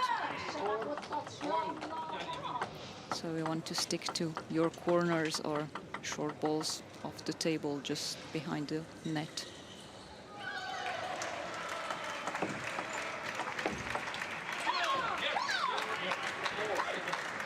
Yeah, as you say, I mean, sending up the middle is fine, but we often you talk about trying ideally to land the ball, short areas of the table, just because it's so difficult. The most difficult areas to react to be able to get a telling receive in or a return. Yeah, definitely. The elbow tricky because of the body position. Of course, you don't have enough room to make a proper forehand shot, and it's difficult to bend the wrist far enough to make a proper backhand shot. And it's always a tricky decision, and of course an area that you would always also try to place the ball into.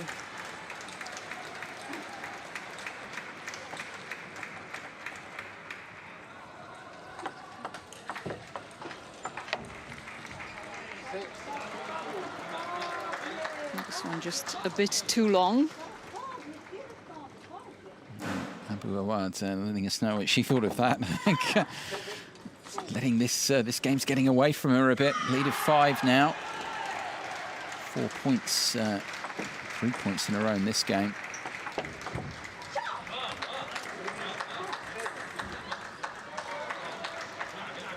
That's the trick with Pimple's rubber for Pan now. Not enough slice in the ball on this return.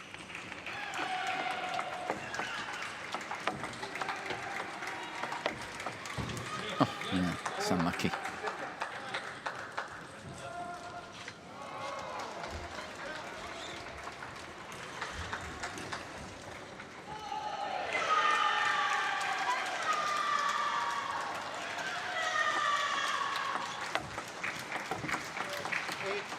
Returns it. And kind there. Touch of the take this time in Pan's favour. Abu Awad was already in position to make the shot, and then the ball was elsewhere. Oh. Good strike. As down the line shots, always a nice surprise if you can make it, because obviously across the table is the easier shot to make, so mostly the players would expect that kind of return.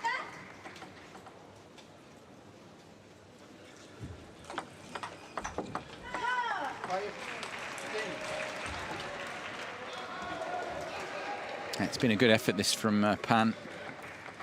5 game points now to retake the lead in the match.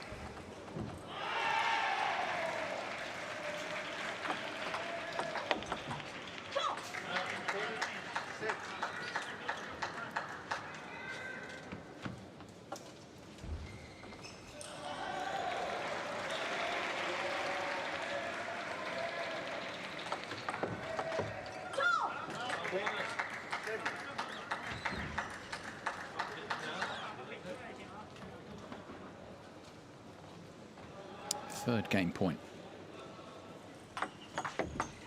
That'll be the one. Back in front here, Pan Jiamin.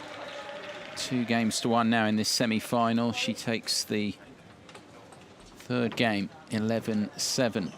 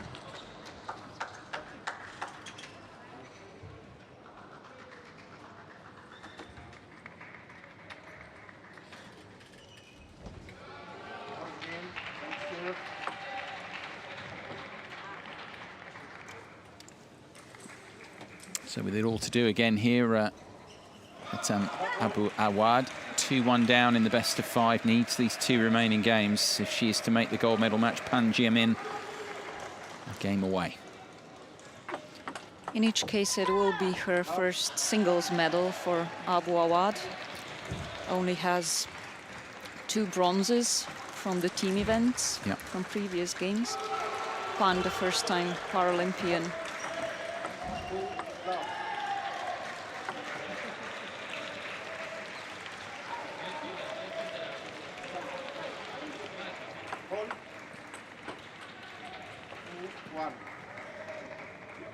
There was a latch, but I'm not exactly. Yeah, again the umpire showing Pan to throw the ball high enough and not to drop the palm below the surface of the table. It's both of them. Abu Awad was for it earlier, wasn't she?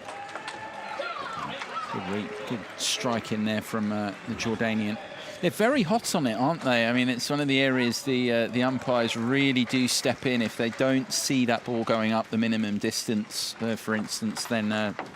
Yes, because it is also always very often an issue with wheelchair players as well, and with disabled players, some even have difficulties in their arms, and of course in that case you have to be especially careful that they play according to their classification. also not allowed to serve with your palm starting over the surface of the table. That's the small details, but can bring a big difference, and that's why it's important that, yeah, the umpires are looking for it.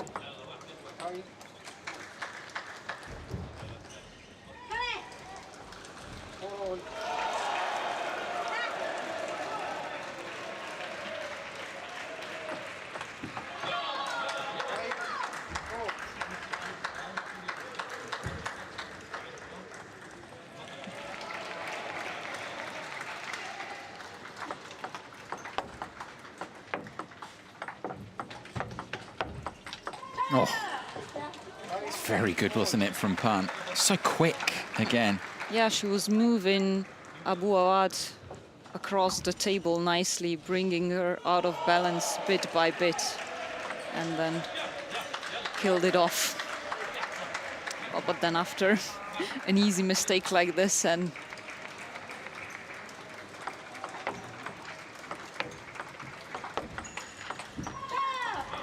yeah, that's this elbow area we were discussing. Yeah, the area you want to find because it makes it so awkward for the opponent. Yeah, even for the Class 5 players who can move a lot in the upper body, but not everything is possible.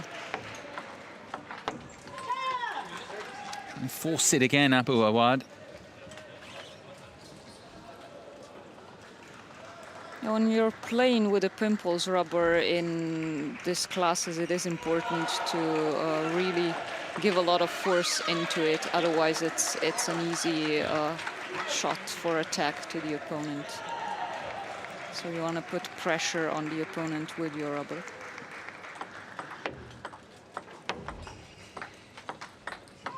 It's good change, good direction placement from Pan. Seen that point construction a few times.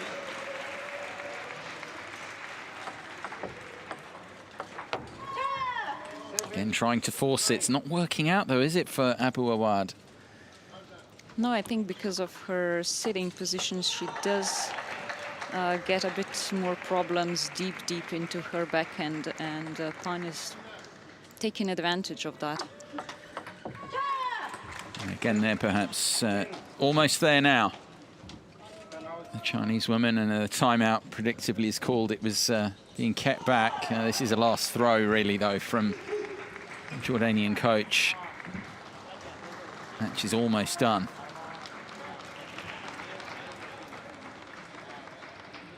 Timeouts are always fascinating when they're used. I mean, it's clear here, just, okay, this could almost be over. Let's use it, see if it can change the outcome. But when they're used, actually, when coaches have a lot of responsibility in that way for the athlete to when to use, because you only get one match. Yeah, definitely. So this is, yeah, the last-minute attempt of maybe staying in the game, of course. But in certain cases, yeah, it's a time match, and then you've used the timeout already, and perhaps you don't have it anymore.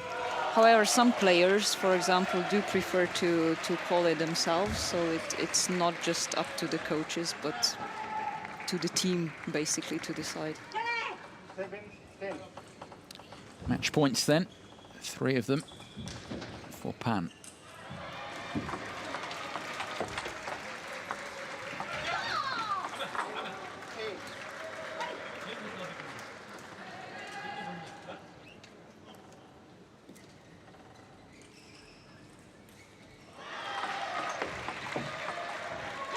Yeah, it's all over this time.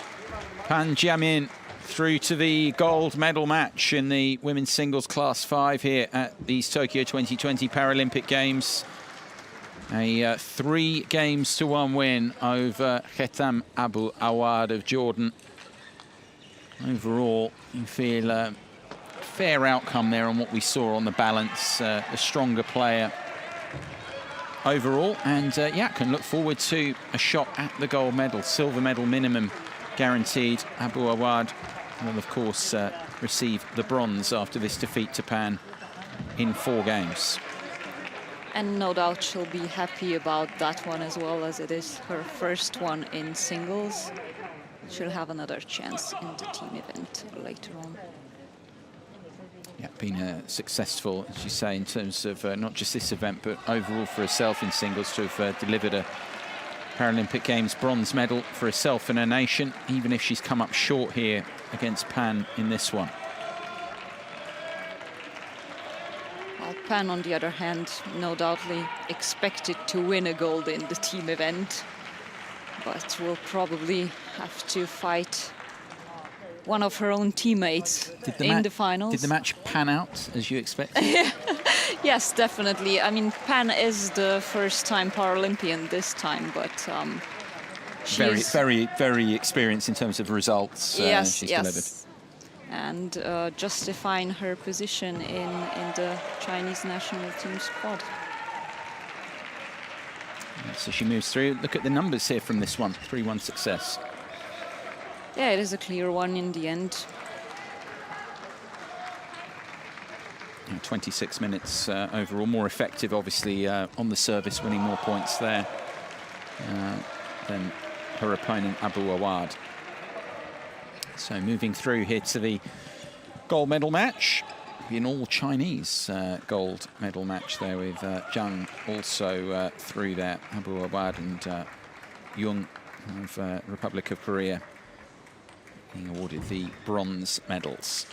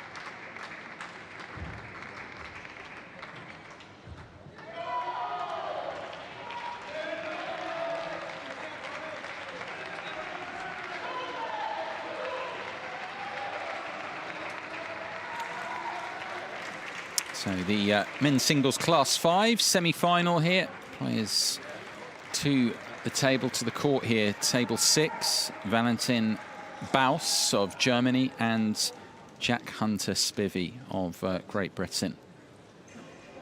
Coin toss to come here, just been conducted.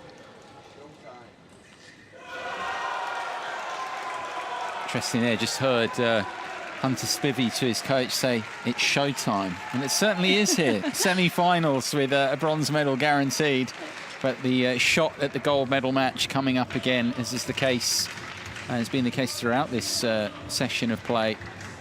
Now it's 25 years of age, 4 in the rankings.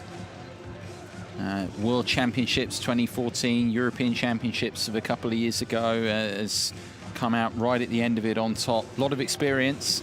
Hunter Spivey, though, someone who's on the rise, 26 years of age, 7 in the rankings, 11th in the singles in Rio. So quite an improvement already for him.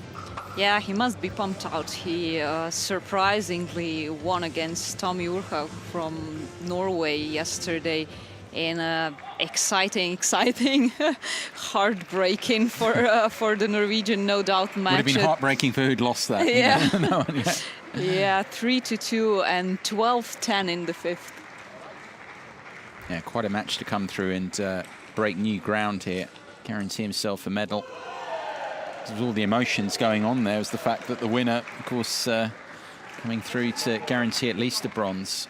Yeah, but the two of them do practice together a lot and actually play the team events as a team in international competitions. So when players like that meet in a match, it's always interesting.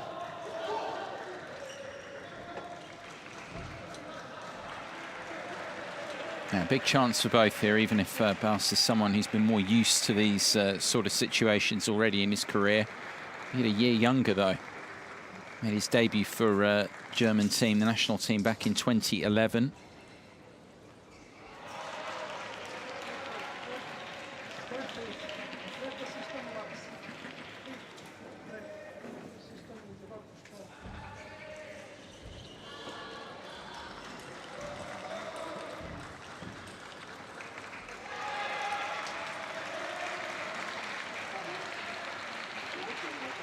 I think there's an issue with the on-table scoring system. If they're just trying to load it up at the moment, you can probably see on your screens. Obviously, that's all coming from the main umpire's tablet device. There we go. Now it's set up. I think they just needed a quick reboot. It's been a long session of play, a lot of close semi-finals. Maybe the computer systems just decided it needed a moment to get going again. Yeah, as table tennis is the fastest sport with a ball, and of course sometimes even too fast for the technology. Knocking up now, though, the two of them. This is a look at Baus's progress through Group D, where he had one tough match, didn't he, with Öztürk. That's Abdullah's younger brother there, Ali Öztürk, and then through his quarterfinal match there. 3-0, and Hunter Spivey, well, you already mentioned that quarterfinal stands out, doesn't it? The everything else that went on in that. Look at it, 3-2, and you doesn't really describe that match. Yeah, 3-2 is 3-2, but the results of the sets and the emotions and all of that don't really come across. Shibata Keiko is our main umpire for this one. She's got the scoring system working now. Come through the warm-up, and Jiban Balav Samal of India, our assistant official.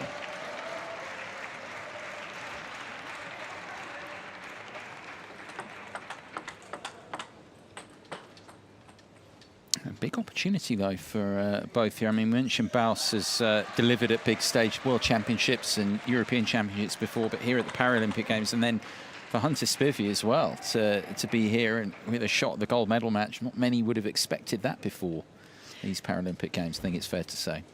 Definitely, and now he already does have a medal, so a lot of pressure is off in this sense, but no doubt he wants to make this next step, take this opportunity. Baus no doubt won't make it easy for him.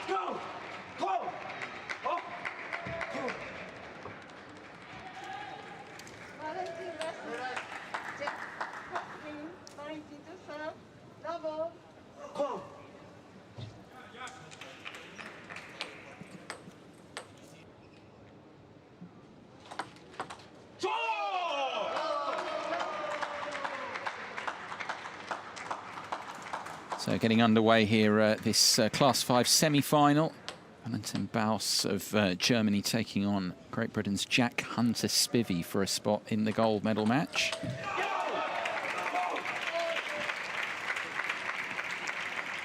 Hunter-Spivey's quite a character, isn't he? I mean, we saw that in the quarterfinals. He's really, in terms of how he uses his emotions, his personality at the table.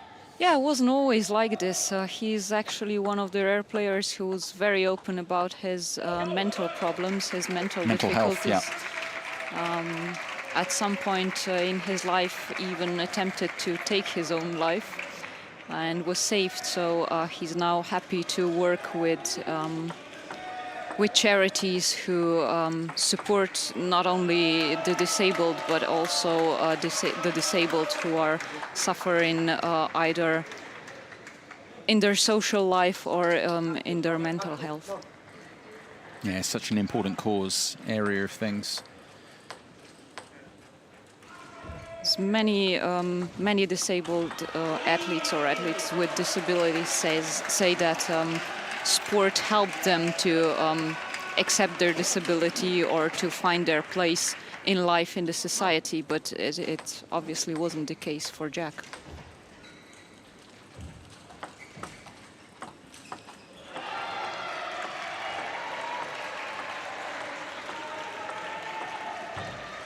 Oh, that's a decent shot, isn't it? He liked that one.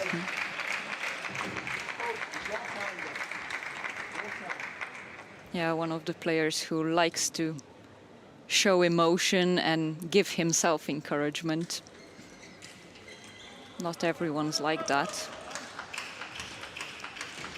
Yeah, vocalization technique, strategy is an interesting one, I think you're alluding to, where the common thing is, okay, players should just always, get pumped up, be emotional, but it's not for everyone. And there's levels of emotion as well that some players are more happy with going to, expressing, and then others, it's not part of what they are. Yeah, some players are just strong, fiery personalities, and they get their energy from these shots from the crowd and so on. Certain players just prefer to concentrate, to be focused on the table, just keep calm to maintain this mental state. I was one of the latter. But it's nothing wrong with it as long as it works for you.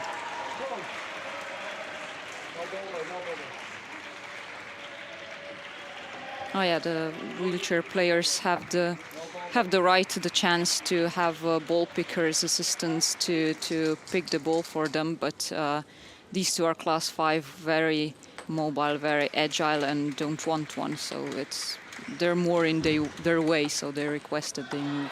Yeah, it's what Baus was just saying there. You're right. Big forehand there, drive from the German, opening up a lead here in the opening game. Yeah, this is as fast as it goes in wheelchair or para table tennis. Two men playing it off in Class 5, both with smooth inverted rubbers. So a lot of speed and spin in the ball.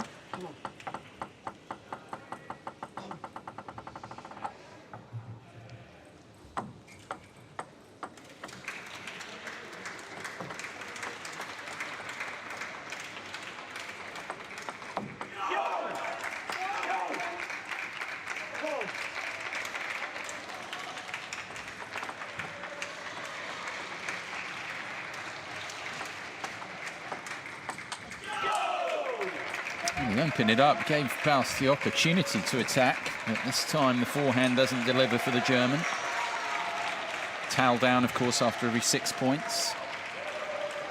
Quite sweaty under the lights, isn't it, in the arena?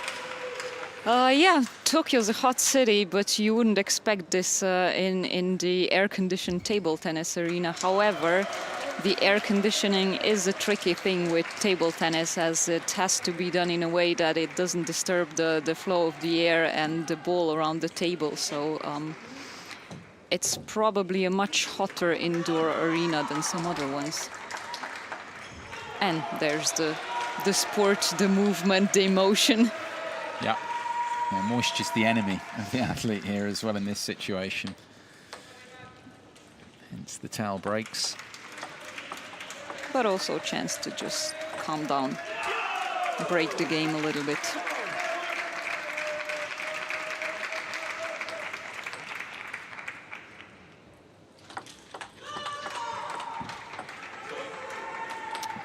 It's a little bit unlucky for Hunter Spivey. Just caught the back edge and at the table in the end. Yeah, that's next to impossible to pick up, but it does happen.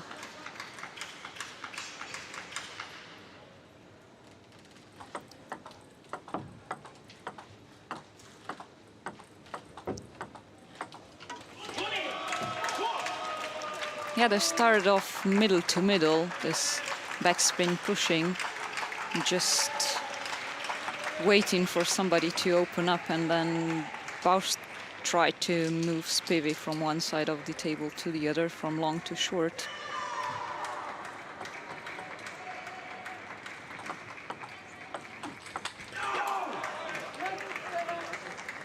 This was a nice opening for Spivey.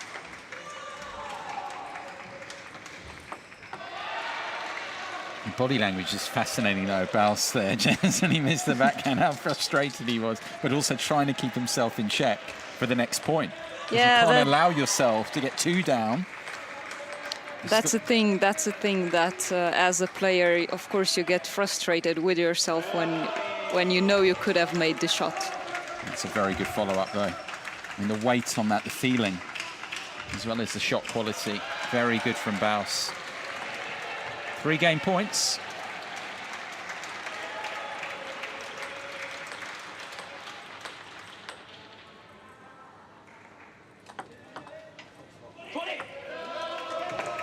And that will do it for the German. The opening game is his.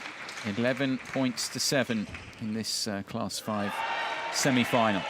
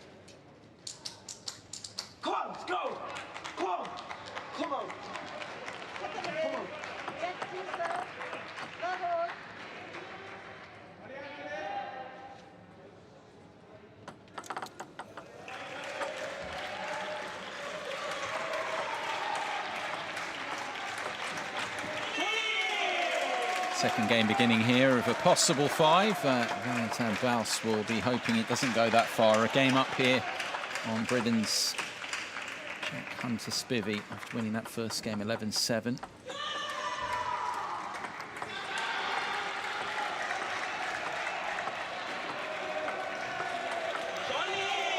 Oh, no, that was something. Yeah, thumped it away.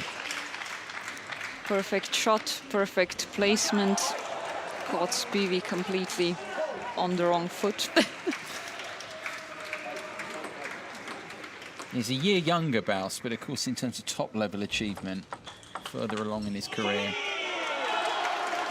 Would you be doing anything, I mean, tactically, Hunter Spivey at this point, a game down, anything you'd look to do slightly differently, or is this just Baus taking it, feel up another level here, up and threatening to up another notch?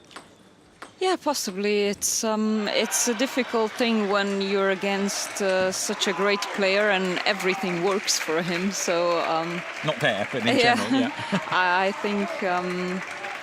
I think that's what Spivey is just trying to find his game to control the play, but it's not easy.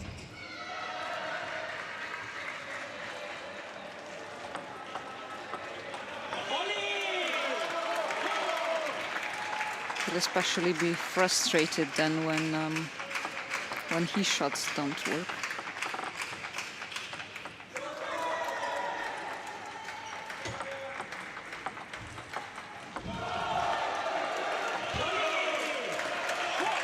Familiar cry of Cholet from Baus, just repeating, multiplying in number now as he opens up the lead in game 2. And that was 2 attempts by Spivey to mix it up a bit, to change the play, but they both went wrong, so he must be getting a bit desperate now.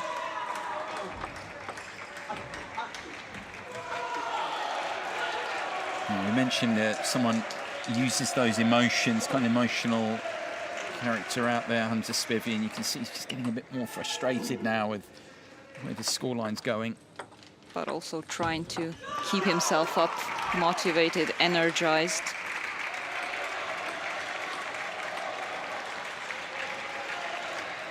As he should be, because the match is far from over.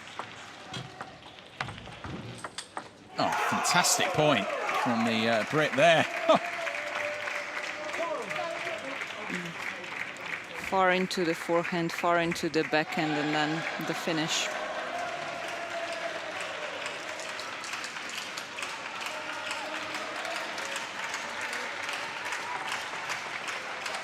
So when you shorten well, it most likely forces the opponent to lift the ball, and that, of course, gives an opportunity for an opening.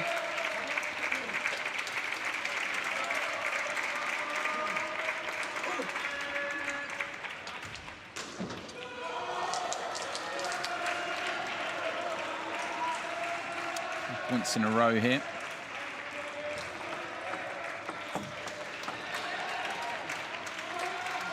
Good run. With some luck as well.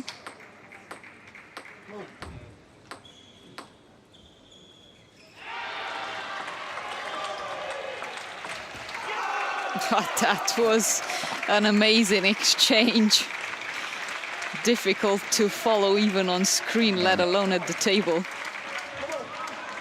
And we're here in the arena, of course, and it's so fast.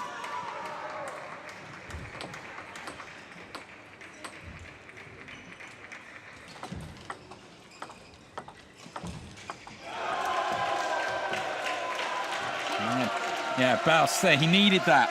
5 points he'd lost in a row. Pump of the fist. Just ended the run for Hunter Spivey.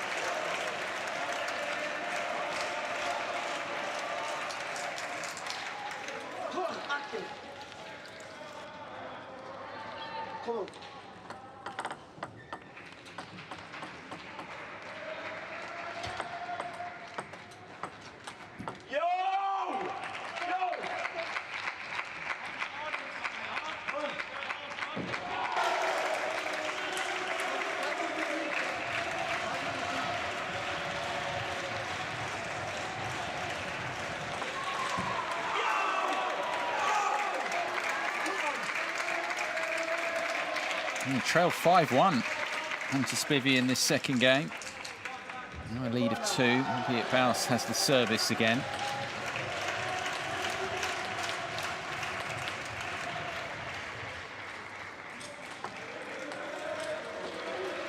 Just goes to show how fast things can change in table tennis. Quick word with the coach, a rule that also has changed recently. The coaches are allowed to give quick instructions, not during the play itself, of course, but even between points, not just between the games or in timeout.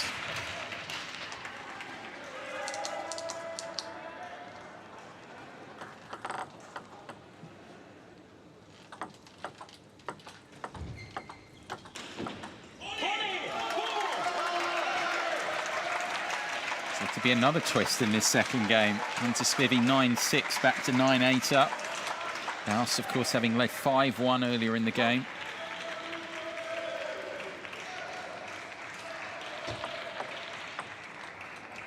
Oh, he set it up, Baus.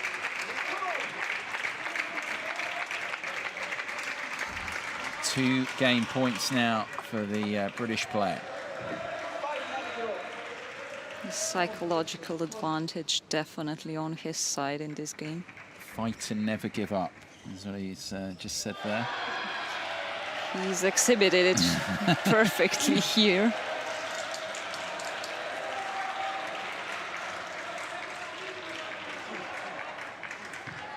Two game points on Baus's serve, but 2 game points nevertheless for Hunter Spivey.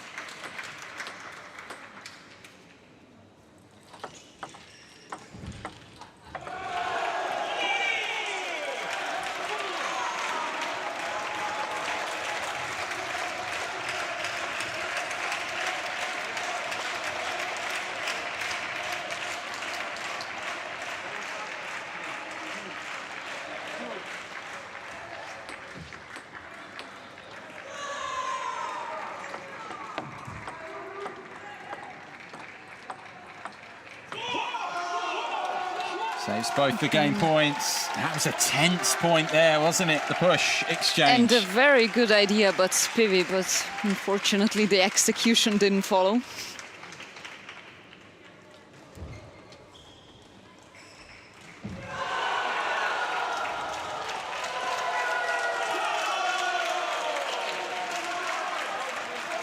Third point in succession for Baus.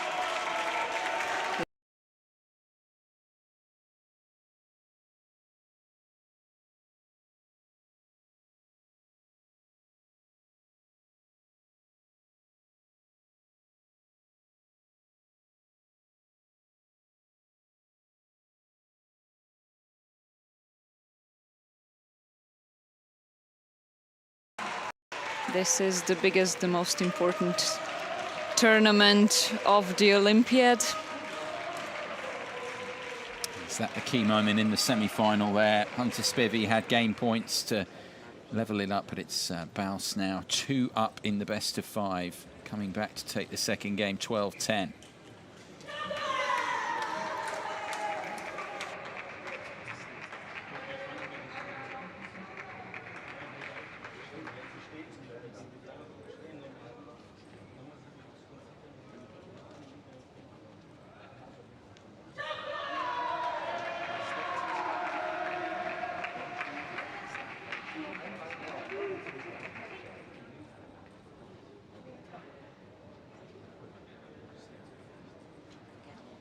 Time, please.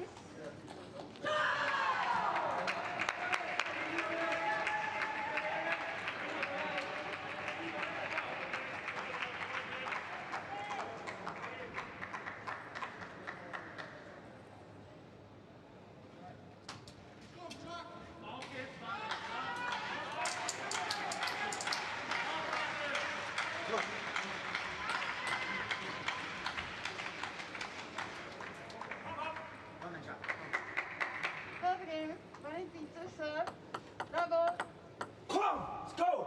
Come on. Ah.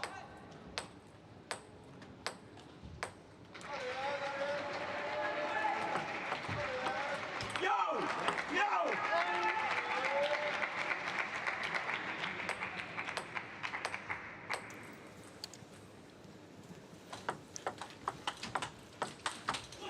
Early stages of this third game. I mean, real mental test for Jack Hunter Spivey here. The fact, the second game, the fact he had the game points now to talk about from the commentary box, resetting, drawing a line, but then professional athletes would say at the same time, okay, that's fine you saying that. It's much tougher to actually do it in reality when you've had game points. Yeah, and 2-love or 1-1 are worlds apart in terms of the advantage here, and yeah, especially with Spivey having a chance and not taking it, this must be difficult.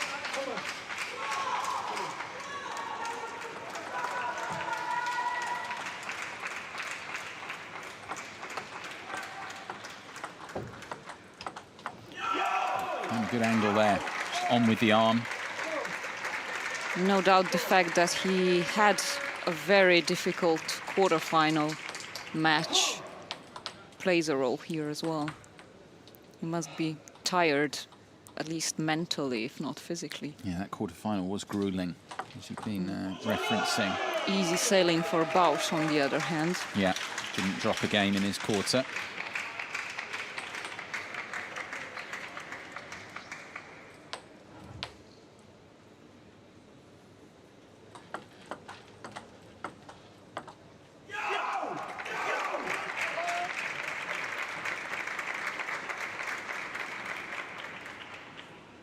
Come on, Lucy, come on.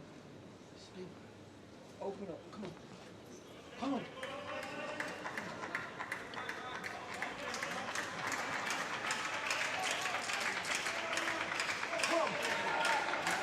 Both taking their time with the towel break, using the chance to even have a quick word with the coaches, especially Spivey. Super forehand, the control from Baus into the corner of the table. Long, deep backhand side of Spivey. He actually tried to shorten it, but not accurate enough.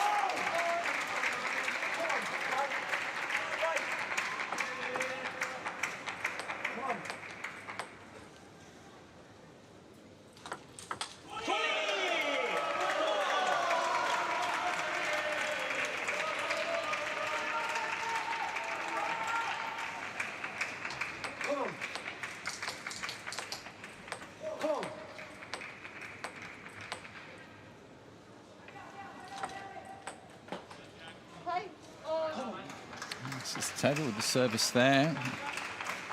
Two really fast points. One serve mistake for Bausch. One return miss for Spivey.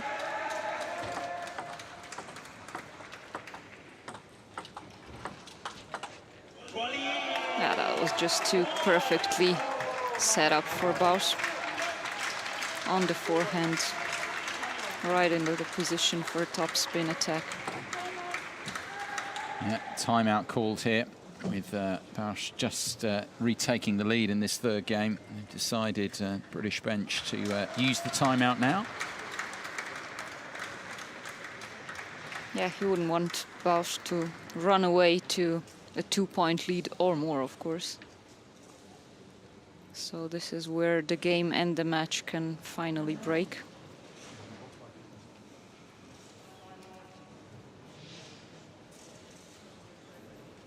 Roughly halfway through that minute that is allowed.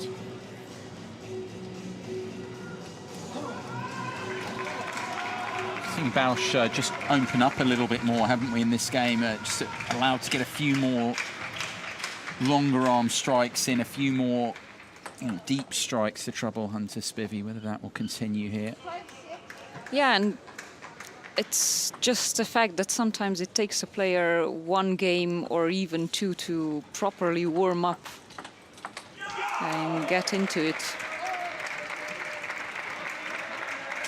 Because they warm up before the match, but then they're forced to wait in the call area for about half an hour or something before the match is on, and of course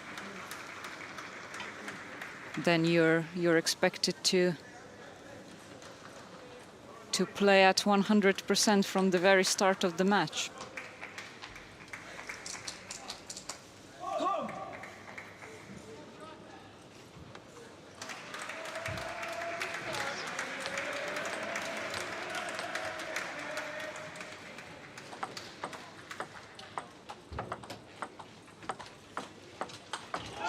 No mistake that time. Seeing him open up more and more. Bausch's power strikes here, getting more opportunities. He takes the lead again. More importantly, he's closing here on the win.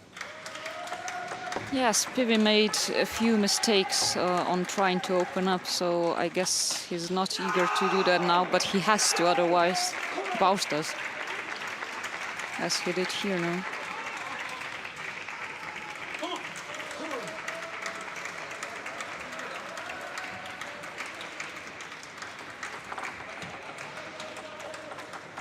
Yeah, Bausch knows he set up that too perfectly for Spivey.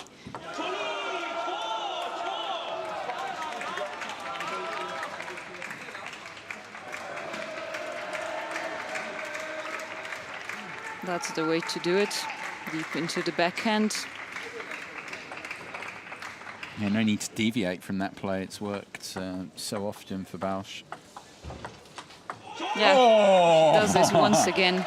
Same tactic, different positioning of the ball. That's so good. Look, they're brushing up the back of the ball.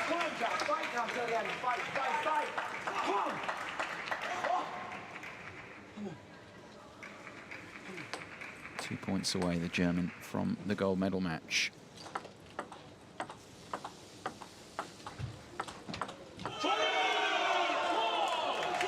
Almost there. The look of disgust. Hunter Spivey was urging himself fight to the end. Well, the end might be coming very shortly here.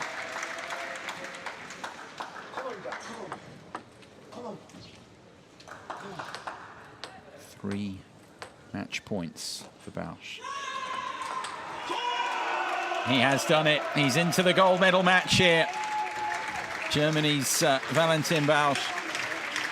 Jack Hunter Spivey's run comes to an end. Have to make do with the bronze medal. Still been a tremendous tournament for him, for the Brit, but Bausch will go on to compete for the gold medal here in the men's singles class 5 category. And Hunter Spivey make do with the bronze medal.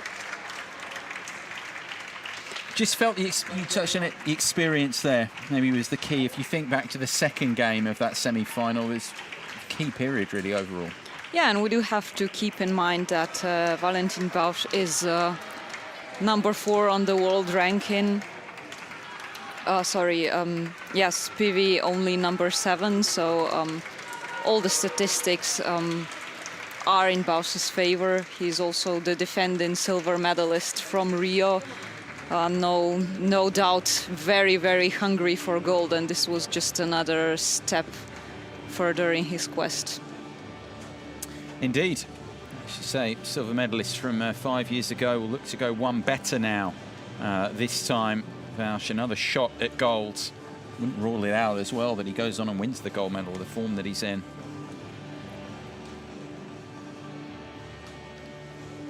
Why not?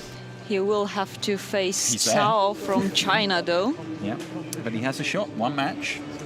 The gold medal after this 3-0 success. Here are the numbers from the semi-final win over Hunter Spivey.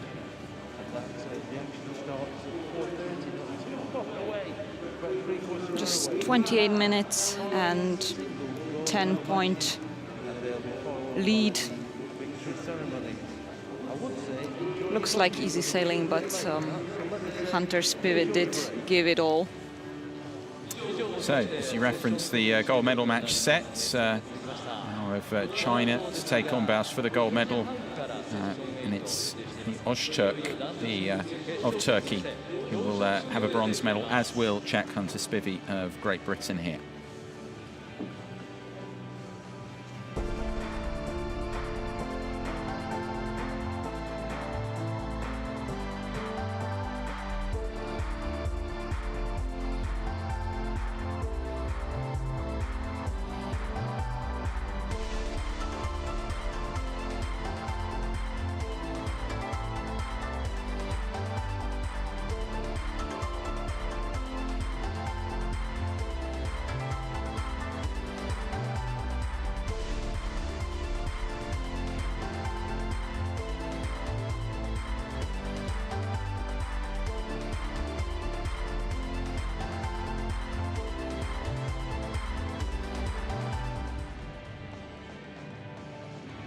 So there we are then, the session at an end, dominated by semi-final play across the classes here at these Tokyo 2020 Paralympic Games. The end of this session, session 5, here at the Tokyo Metropolitan Gymnasium.